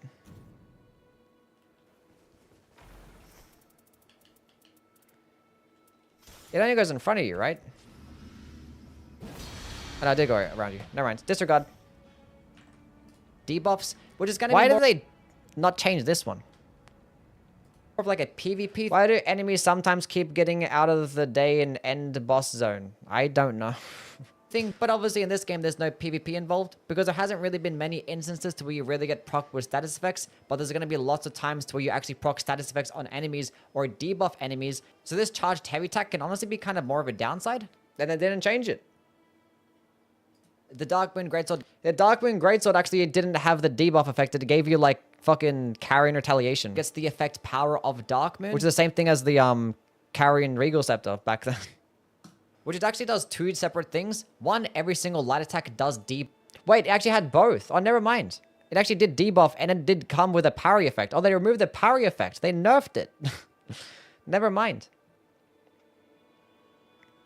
Buff the enemies to make them take more magic damage, which is very comparable to the Rani's Darkmoon spell. And every single attack, Damn. light attack or heavy, does actually do the Carrion Retaliation effect, which it basically performs as a spell parry, and it turns it into... You giants see this effect with another greatsword. Huh? your own attack. What the fuck are you trying to say here, bro? And no, it cannot parry regular sword, which your charged heavy attacks do. That's why the Sacred Relic sword They made the Sacred Relics to have the Radagon's Ring of Light effect instead of the projectile what it has now. gets power of the Red Mane Lord, which your charged heavy attacks do. You summon this cool Ring of Light holy effect. Not sure how much extra stance damage it does do, but it ends up doing a decent chunk Grant? Oh, true. This you guys understood what I meant. of damage in a nice AoE. Grafted Blade Greatsword gets Power of Vengeance, which enhances all attributes upon defeating Little did we know. an enemy, which is very similar to its skill. And every single time that you kill an enemy, it will like continuously stack on. Now, in terms of how high it can go, I am not too sure. It can go it can go as high as you want to. And it's kind of hard to tell exactly how much it boosted by as well, because there is like hidden stats in this game. Things like Vigor, Dexterity, Strength, all these stats are just hidden to us. True. And the network tester was, yeah. Which hopefully that gets changed. It did. The Rowan's Greatsword gets Power of Destruction, which just causes an AoE attack when you do a charged heavy, which is just like it is in the base game. The Starscourge Greatsword gets Power of the Stars. The final R1 was the one that got the AoE, and they changed it to the first light attack. Scourge, which the final light attack in the combo does do this gravitational AoE, which damage is not going to be anything amazing, but it's just mainly just meant to just suck trash mobs into the same time. Then they buffed the damage, made it more stance damage, and they made it for the first light attack. They made the shit fucking broken. Target, so you can just continuously stun lock them over and over. Now, as for the Malachus Blackblade, it gets Power of Death. This one's still the exact same. And death, which means that every single attack that your weapon gets can just do this destined. Now, whether or not the Dragon Lord, which makes your jumping heavy attacks have you turn into a cloud and do this like lightning. The Dragon Cloud didn't actually have damage. AoE slamming attack, which is basically identical. I did have damage. Okay, cool. To the skill itself, just in the heavy attack format. No, you're not going to get any iframes. And no, I'm not really sure how much more stance damage it does. It does a lot more stance damage. Of Godric does get Power of the Golden Lineage, which turns your follow-up heavy attack into an... They made this one a lot better. They actually changed the heavy attack animation too. AoE, I wish it was every single heavy attack or every single charged heavy that did result in this AoE shockwave. But yeah, unfortunately, it's just the follow-up heavy. They did change it to where it works that way. They listened to me. Heavy attack, which actually does do some decent damage, like roughly a couple light attacks worth of damage. But with pre-patch axe moveset and heavy attack, it is extremely slow. They actually changed the animation too. So they made it a lot better. So hopefully when the game gets fully released and it does have the updated moveset, which actually does do an AoE shockwave. That's this one was awful. They changed this one. They made it awful. They gave it like the litany of proper death animation instead of like a unique animation. It was probably just like a placeholder, right? Heavy attack. Now, unfortunately, it's just one-handed. Look at that shit. It just misses. Maybe it's just a bug and not like Radagon uses it one-handed, so we have to use it one-handed. Oh, sorry. No, it only worked one-handed too. Yeah. This shit was so bad. But honestly, this AoE is basically identical to Litany of Proper Death. It has like the same animation, same shitty hit detection, and honestly, same shitty damage. Like it gets way less damage than like a regular light attack. And thank God they changed that. I don't really know why. Hopefully that gets fixed to where it can actually do respectable damage and work both one-handed and two-handed. The Bastard Stars comes with the effect Power of the Light. This one still is the same. Void, which actually is and does do this little... Morgoth's Curse Sword gets Power of the Omen King, which your critical attacks produce this Blood Flame AoE attack. That does so much fucking damage. I'm not sure how much damage it did back then, but... Which doesn't really... They changed it, but yeah. But in this game, when you actually critical attack an enemy, they're still vulnerable to take more damage. So this can just literally just be more damage on top of your critical attack as it is. And it ends up being like the hardest hitting critical attack in the game. The Hand of Millennia gets power. This one is actually different because there actually wasn't the partial HP restoration in this game. And this the network test. They added it afterwards. And then this one just gives you health regen, right?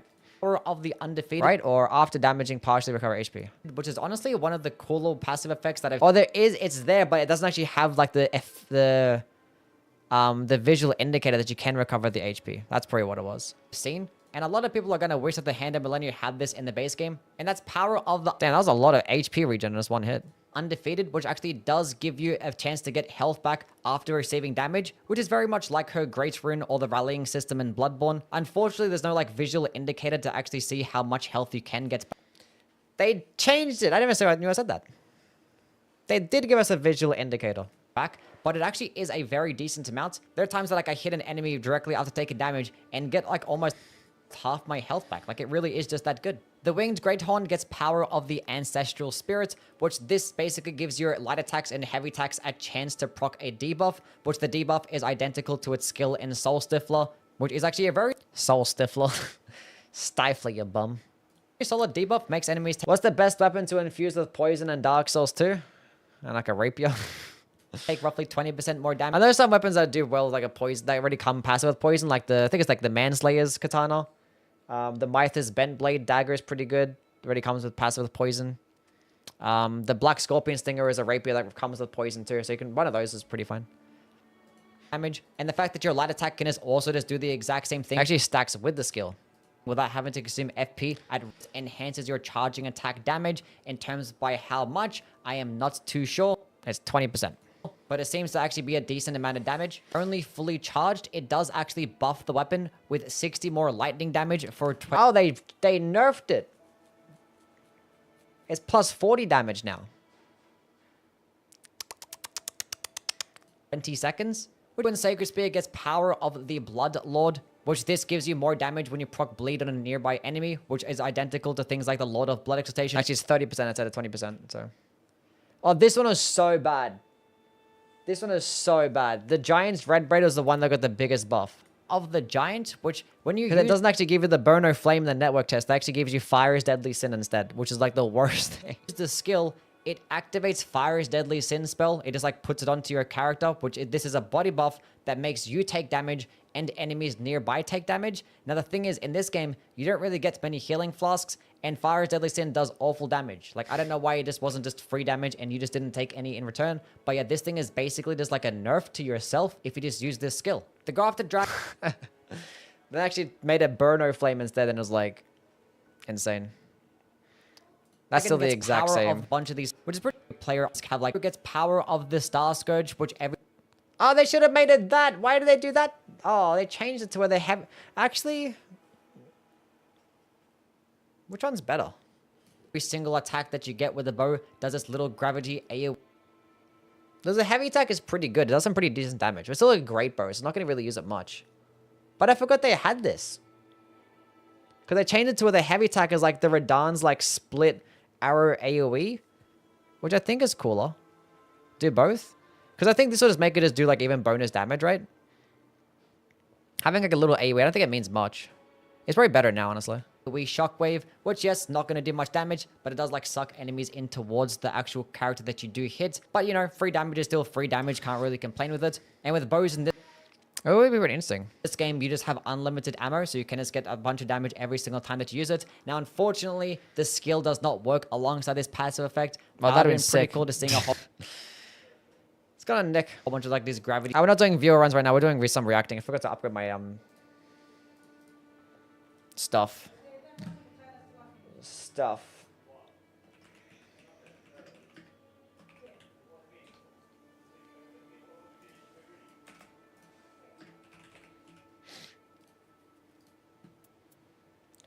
My bad.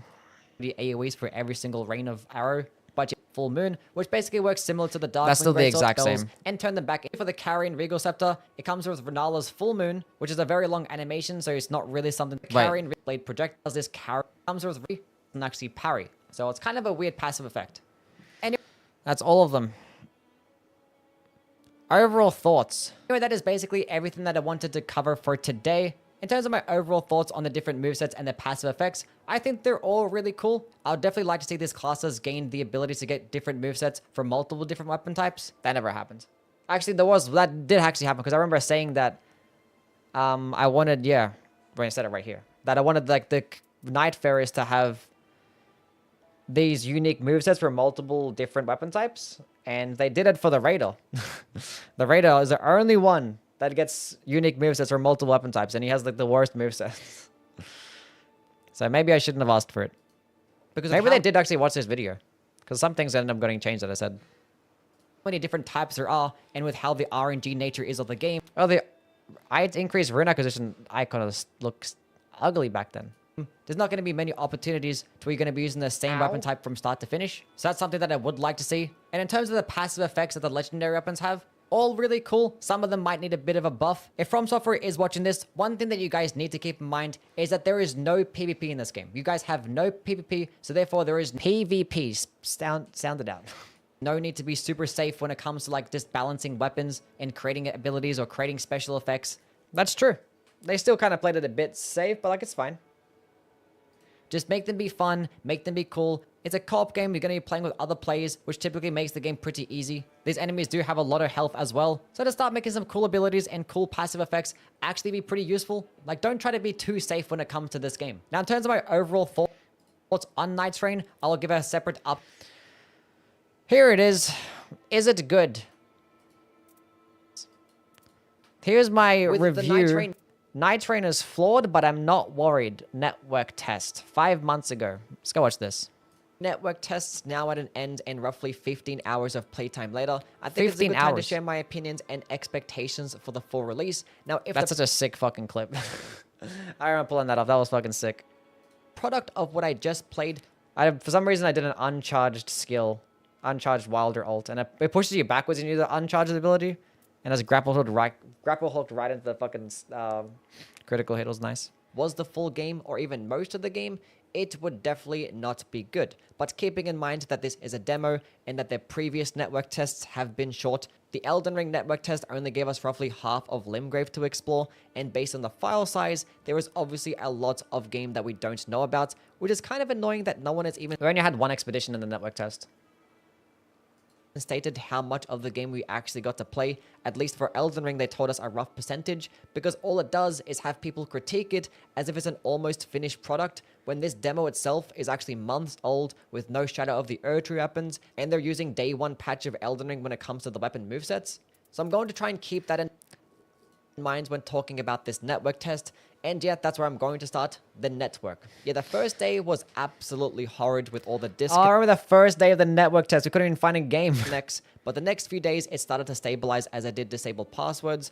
Now the fact that it still happened is concerning, especially when the other network tests didn't suffer from this, and there was arguably just as much online activity.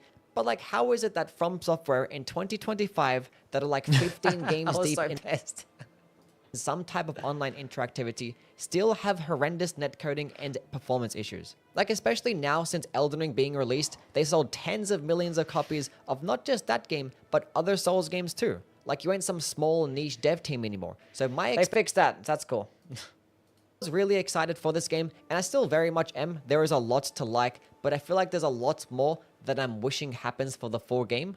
The biggest reason I was excited about this game to begin with is that they're making a game with pure Souls combat, not having to focus on making many new levels, bosses, armor, even that much lore. Also, there's going to be no PvP, so this is their best opportunity to go hard with the combat. Just, Does the game look darker? Or is this like my gameplay? I don't know. Best weapon class for the Raider. Great hammers. Power stance is fantastic. Or Colossal weapons power stance does well. make the best possible combat that the Souls formula can offer to give this generation a proper send-off so we can move in a different direction. And from what I've seen, there is more to be desired, but it's completely fixable. The funny thing is, the worst part about the network test is that the boss selection was dog shit. And Souls combat in its purest form is reacting to enemy movesets, so if your enemies suck, then your combat takes a hit too. So I would like to see some more bosses that people actually like be in heavy rotation. But as for the positives, the fast... Never happened. Never happened. Pace of the combat is fantastic. The climbing, the surge sprint, the unique movesets that each class gets feel somewhat on par with some of the Shadow of the Erdtree weapon movesets, the unique passive effects that you get throughout the game that could Ew, look at those symbols. They're awful. Those placeholder icons look ugly. also enhance things like your dodge or have unique AoEs. I swear I never get this one anymore. Did they bring this one back? I swear I've never gotten this one. Did they remove this from the game? This never happens anymore. Dodging gives you lightning. It does. Never mind. It does happen. I just never pick it up. Oh, no, because it only happens to the end of day bosses, right? It's yellow lightning now. That's probably why. For certain attacks are great. This run, I could summon a holy AoE and skeletons with a guard counter. Also, the character abilities feel fantastic. That's cool. They have quick cooldowns. The ultimate's getting infinite. Oh, okay, those. I thought I was playing the Guardian for a second. I was like, I'm guard countering with a fucking Great Shield and a Halberd. Why am I not playing the Guardian? It's like, why didn't I do a poking attack? I'm like, oh. Iframes is good. They also have great skill expression, especially with the Wilder. This class is done perfectly, and I hope the other 4 classes that we have yet to see are on par or better. Now, when it comes Wilder's really cool. to the things that I wish were better, the major one being is honing in on the classes feeling more distinct. And the best way to do that, in my opinion, is giving more unique movesets to the classes. Like how the Duchess gets a cool dagger combo. More relic buffs that add unique attacks like this. The specific relic buffs also had a lot. There wasn't like really much going on with the... I think I had higher expectations before Nightreign came out. I was like, oh shit, this is going to be a game where like it's just a separate application. You're going to go as hard as you want to with the balance, with the character abilities and stuff. You're going to have ultimates and skills and shit. Like, you can go super hard. It could be like completely different to Elden Ring, and you have to worry about PvP balancing. And they didn't really go like super hard, right? They didn't really go as hard as I thought they would have, but there were some good things there. Wilder gets a cool greatsword combo. They need to be given more weapon types that have these obvious enhanced movesets. Like when they pick up a certain weapon, they just get the direct upgrade. That would make the game feel more fast-paced, give these classes something more obvious to build around, because as it stands right now, I'm just going to pick the best weapon available no matter. The one thing that didn't actually get added to the network test, that was definitely a big help, more than I thought it was going to be, was actually knowing the stats of the characters, because every single character has their own like set stats, but we just didn't know what they were like in the network test, so we didn't really know exactly what to look for and build around. So I was just picking up the highest damaging weapon. I was like, oh, this one just gets the good damage. This is a good weapon I know to use. I'm just going to pick this one up. So that's why the characters didn't feel that much different, because I was still using the same weapons for every character instead of actually looking for the things that corresponded with my stats, but I didn't actually know what the stats were. And not really think about what might synergize well with not only the abilities of my character, but also the aesthetic of the character. So things that I would like to see is the Duchess get a faster moveset or unique movesets to lighter types weapons like claws or straight. I mean, the scalings are kind of already do that. I mean, that would have been cool if you actually had, swords. The Wilder getting a boost to curved great swords, or maybe even twin. That was still would have been pretty cool, but yeah, never happened. Blades too. And the funny thing is the unique movesets don't even guarantee them being better as well. Getting a priest. Also, with the Recluse or just spell casting in general, I'm glad that we don't have to do any more toggling between 10 different spells, but it would be nice if the UI for the spells helped me understand which button is for which spell on the actual screen itself. I mean, the thing is, there was always one dedicated spell. For one way, it still is stupid though. And I feel like the casting-based classes should have the abilities to hold many spells and use like a wheel or a shortcut to cast them instead, because we still have to... That's still a fucking peak way to use spells. Actually, the way that Wu Chang did it was actually not that bad as well. But you're gonna hold like 4 or some shit, but it was still fine. To hold many staves and still switch between them, which can be annoying. Using spells on the Recluse should not feel the same as it does with the other classes, nor how it does in the base game. I guess I am just like projecting this defined roles of classes a bit too hard. You kind of are. I had a higher expectations for how they would work, but... That's just the fun of having dedicated classes in my opinion. Having them all feel very different to play, which actually helps with the replay value. And that's what I'm going to touch on next. Now, this one is going to be the hardest to talk about because in a network test, they want to test the network and they're not going to really give us much actual content. In a roguelike game, the biggest thing is the procedural generated areas that make it be that no 2 runs are the exact same. But in this demo, they didn't really include that. There was some RNG involved, like when it came to the items, the spawn point, the end of day bosses, but that's basically it. All the enemies and their locations were basically the same. There were like no unique environmental interactions. Ugh, ants. Or events going on outside of... Yeah, the network test basically had like everything be the exact same. So like every single fort always spawned in the exact same spot. The field bosses were in the exact same spots. Like you always had the Leon and Misbegotten be that exact area. So they did make it be more different, obviously, than what it was in the network test. A lot different, actually. But yeah, they needed to actually have... They need to get rid of the seed system. It's fucking stupid. Let's have like a game mode. Need a game mode where like this is all randomized.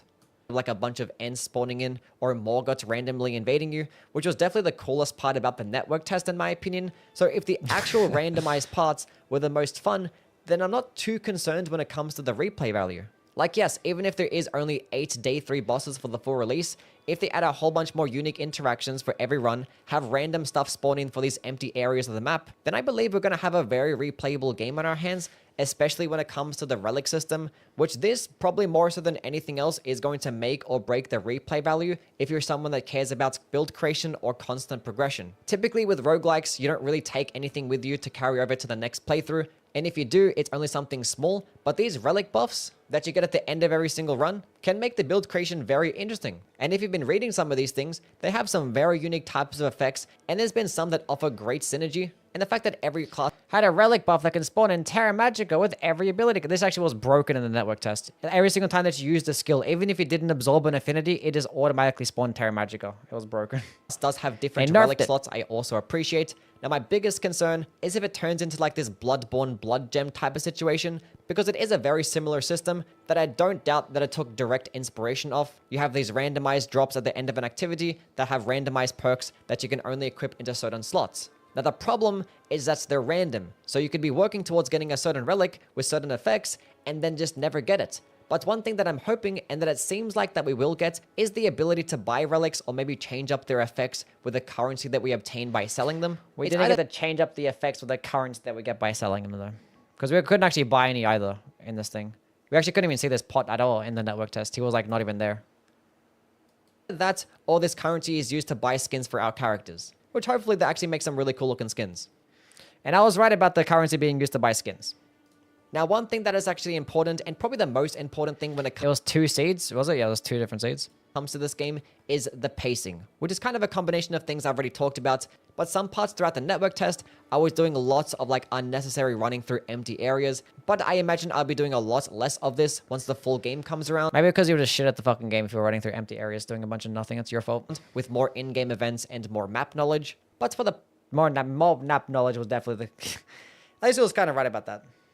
Positives of the pacing, I like the timing of the days. You have enough time to make a solid loadout and beat bosses with relative ease. The ability to quickly level up and pick up items is seamless. The amount of item drops with cool abilities that are littered throughout the entire game make it that you have a nice sense of It says sorcery and incantation spell casting speed. It say spell casting speed. progression and gets They more did fix that. powerful outside of just leveling up. Being able to open up the map in combat, having these hawks take you from one Being able to open up the map in combat is so fucking cool.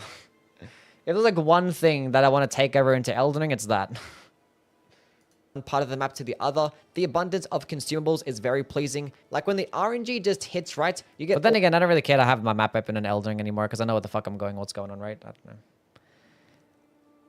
I had this run where I gathered cool buffs to basically always have Recluse ults. I think this shit was broken. I think I was doing damage and I was just getting my fucking ult back straight away. I think there was like something going with Recluse's ult. all these abilities that synergize To where I just got my perfectly, ult back. Look how quickly I got my ult back. I just always had it up. and then you just feel untouchable. It's like literally peak game. I just used fucking Stars of Ruin and then just got it back straight away and just kept spamming it over and over again.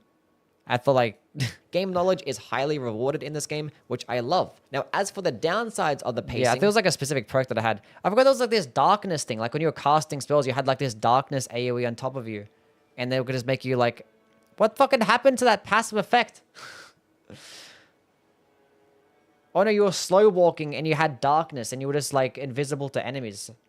What the fuck happened to that? game forcing Maybe you because it was too broken, maybe? I don't know. to run to the edges of the map to visit these churches so we can get some more healing flasks. Like, this is arguably the most important item in the game, so it kind of feels like we have to pick them up, which having set And not really anymore. locations for an important item, They were like set locations. They always spawned like basically when in the network test it was like the same seed. So it was like these are all on the edge of the map. So it got like annoying. It's like I'm always running here, here, and here. But obviously it was different. It's hard is to not tell. something a roguelike should be doing. So I would much rather have these be unlocked by killing like an X amount of bosses instead. Or I also honestly the still feel that bosses way because I don't like having to run to pick up churches. they choose sometimes can just be tedious for the time constraints. Like, we'd rather fight cool bosses from any game in the Soul series instead of 4 Lendel Knights, these stupid head thingies, a fucking flower, a stupid dragon that takes forever to kill because everything in this game has stupid amounts of poise, which is another thing. The weapons in Elden Ring are balanced around the stance breaking system, and it feels virtually impossible to get one in this game. It literally just makes large I weapons think they actually changed the poise damage value since the network test. just feel more useless. Because I didn't get a stance break against these dragons at all. A single time when in the network test. Especially with how shit the damage can be sometimes. We can actually Who knows? upgrade them at any point in the game. We have to be at certain locations. And having them just be upgraded with runes, even if they... Oh yeah, that's right. The upgrade system was stupid. Because you had to go buy the smithing stones, and you had to go upgrade it with the smithing stone and additional runes, I think it was. It was like, I think it was expensive too. 10,000 for one smithing one.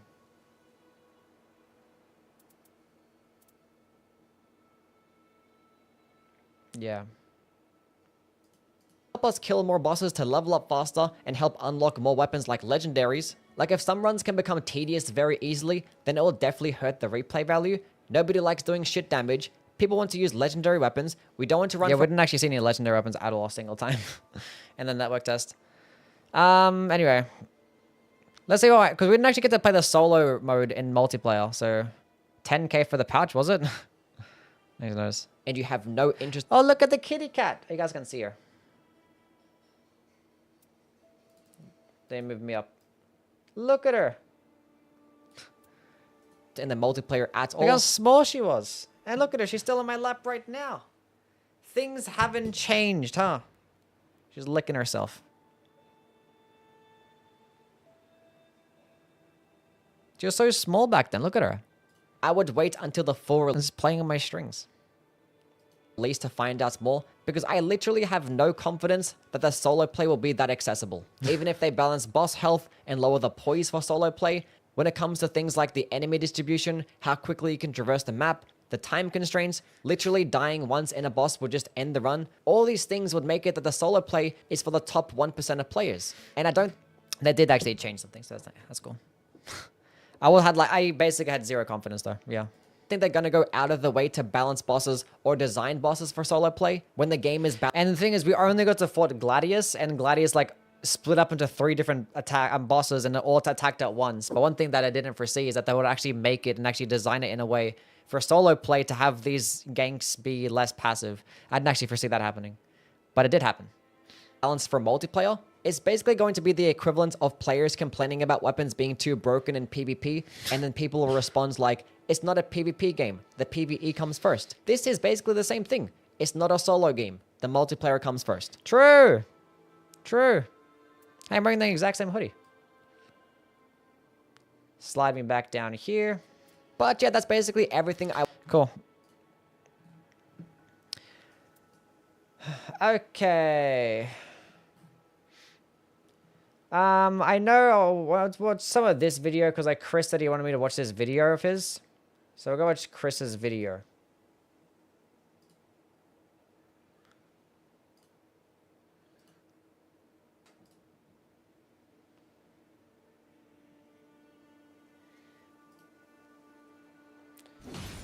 This is useful tips for bosses and stuff.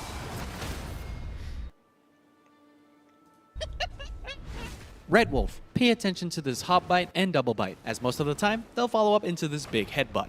Why is this Watch important? some of this video, see what's up. Saying 2 Yuis? Yeah. Well, by knowing this, you'll know to position yourself in advance, allowing you to land a way heavier attack. For the hop bite, it's as simple as rolling backwards once and walking back just a bit more.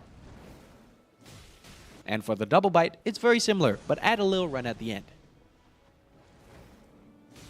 This is a very simple strafe, but an incredibly useful one, considering how often this boss likes to spam this move. Like, all the footage I'm showing right now is part of the same attempt. Have I mentioned it also skyrockets the amount of stance damage you deal against this guy? Also, regarding... Because they're getting a headshot, right? This guy has way too much poise for some reason. He has like more poison like Godfrey. It's like, it's stupid. I think he has just as much as Godfrey. This stupid dog. Even like a hippo has like half the amount of this. the glint blades, back off, and ready yourself to dodge. This puts distance between you and the projectile, forcing it to take longer to reach you, and reduces the risk of getting clipped by 2 attacks at once. Royal Revenant. He shouldn't be like that. He shouldn't be like moving around that much and have that much poise. It's so bad. 95% of this boss's moveset is extremely forward-centric, meaning that 95% of the time, you should be rolling to the side. One of the only non-forward moves is the backward slap, which you can easily roll R1, since it's one of the only things he can do without facing you first. With that said, this boss likes to attack in threes, with this push into fall-over attack being the main indicator that it's safe to punish.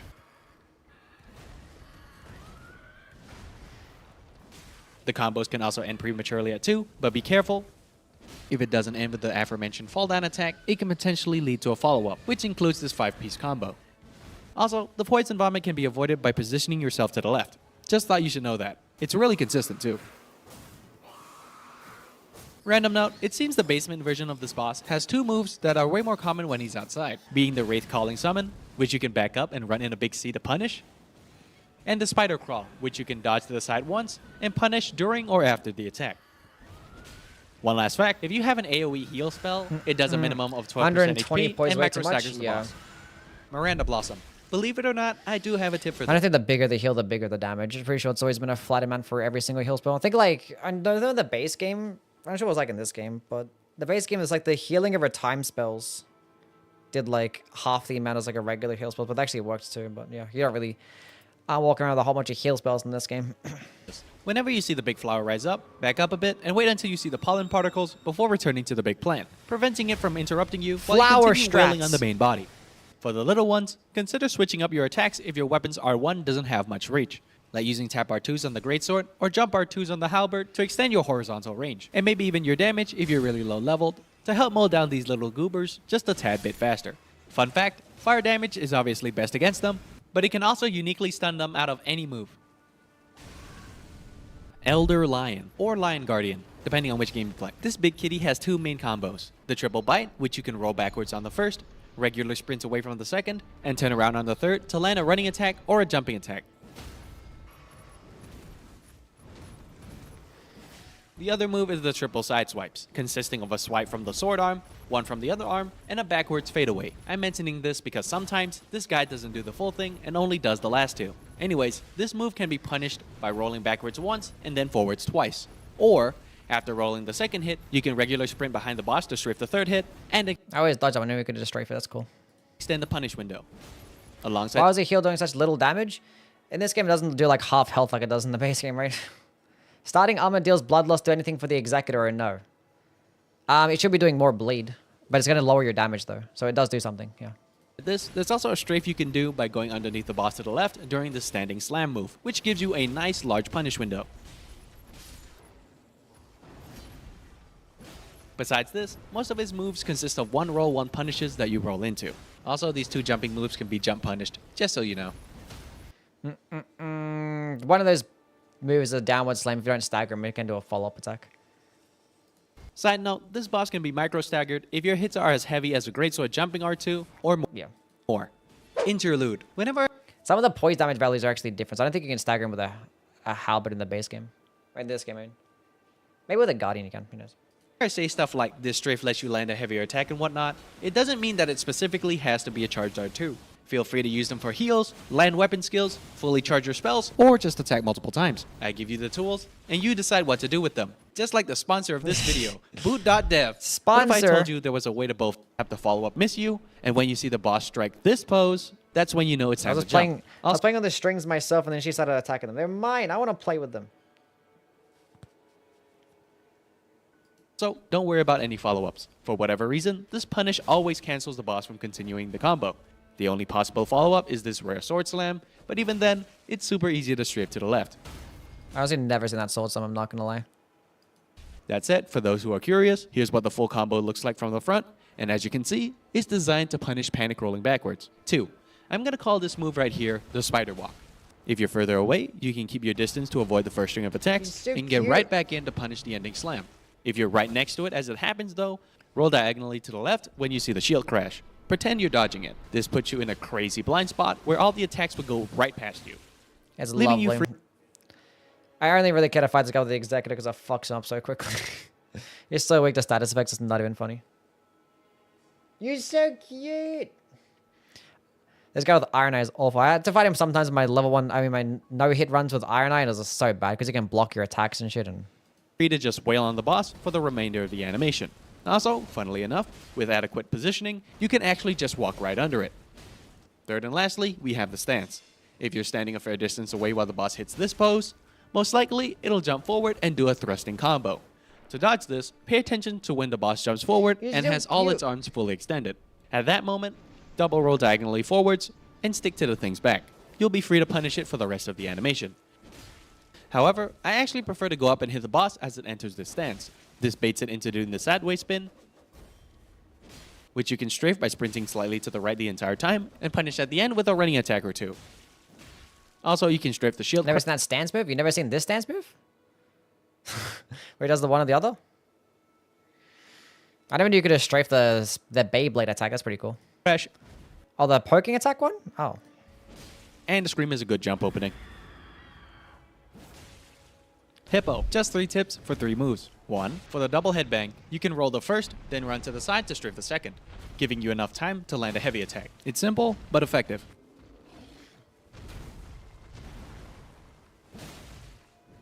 2. The belly flop AoE can be jumped to close distance.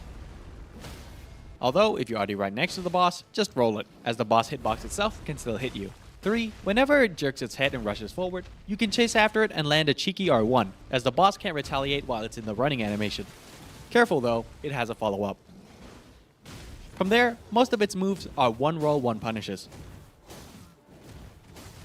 Also, if you stance break him and you're nowhere near its head, it might be better to just wail on him while he's down, instead of wasting time trying to get the riposte, though this is more of a solo tip.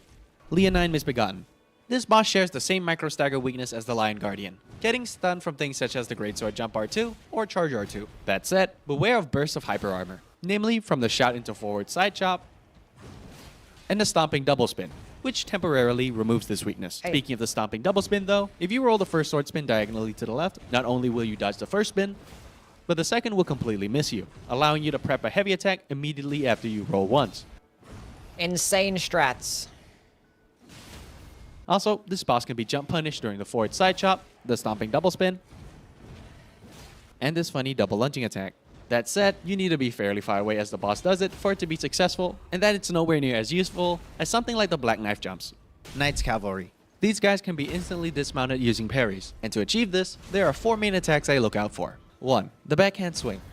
Telegraphed when the boss positions its weapon behind it. I like to time It's this supposed to one get deleted more or from the less game, when I it's see the fucking weapon awful. aligned with the helmet. 2. The scoop. Notice how the boss leans down a bit before rising back up. Another one, the teleport riposte. Yeah, well, you can like go next to his like other side of his head and it can just suck you in towards its critical attack. You're still holding onto my string. Well, Look at it, she's time it the grabbing onto moment it. you see the boss start getting up. 3. She's like the licking overhead herself slam. and still hold onto it. Here, the boss bends forward before slamming the weapon down. I like to time it as I see the tip of the weapon show up behind the boss. 4. The horizontal sweep. For this, the boss and its horse lean forward before the weapon is swung. I want you to time it when you notice the boss slow down and the weapon accelerate. I know these timings can be really tricky at first, but trust me, it is so worth it. Also, fully charging the Wilder ultimate in solos will also dismount them. That said, if you don't have a parry tool, running attacks are your best I'm friend. pretty sure most things. So only time I could ever do it in my no-hit runs with the Iron Eye. I can knock off both in the end of day boss. I can just knock both of them off with the horse with one ult. That was very helpful. Otherwise, it was like the worst fight of all time. Use them to land little pot shots on the boss every time it shifts around a bit, and be ready to dodge immediately after any attack. The sooner you dismount them, the better. However, if the boss is just straight up running away, conserve your stamina. They'll come back. Lastly, once dismounted, you can backstab them over and over again to continuously delay them from remounting.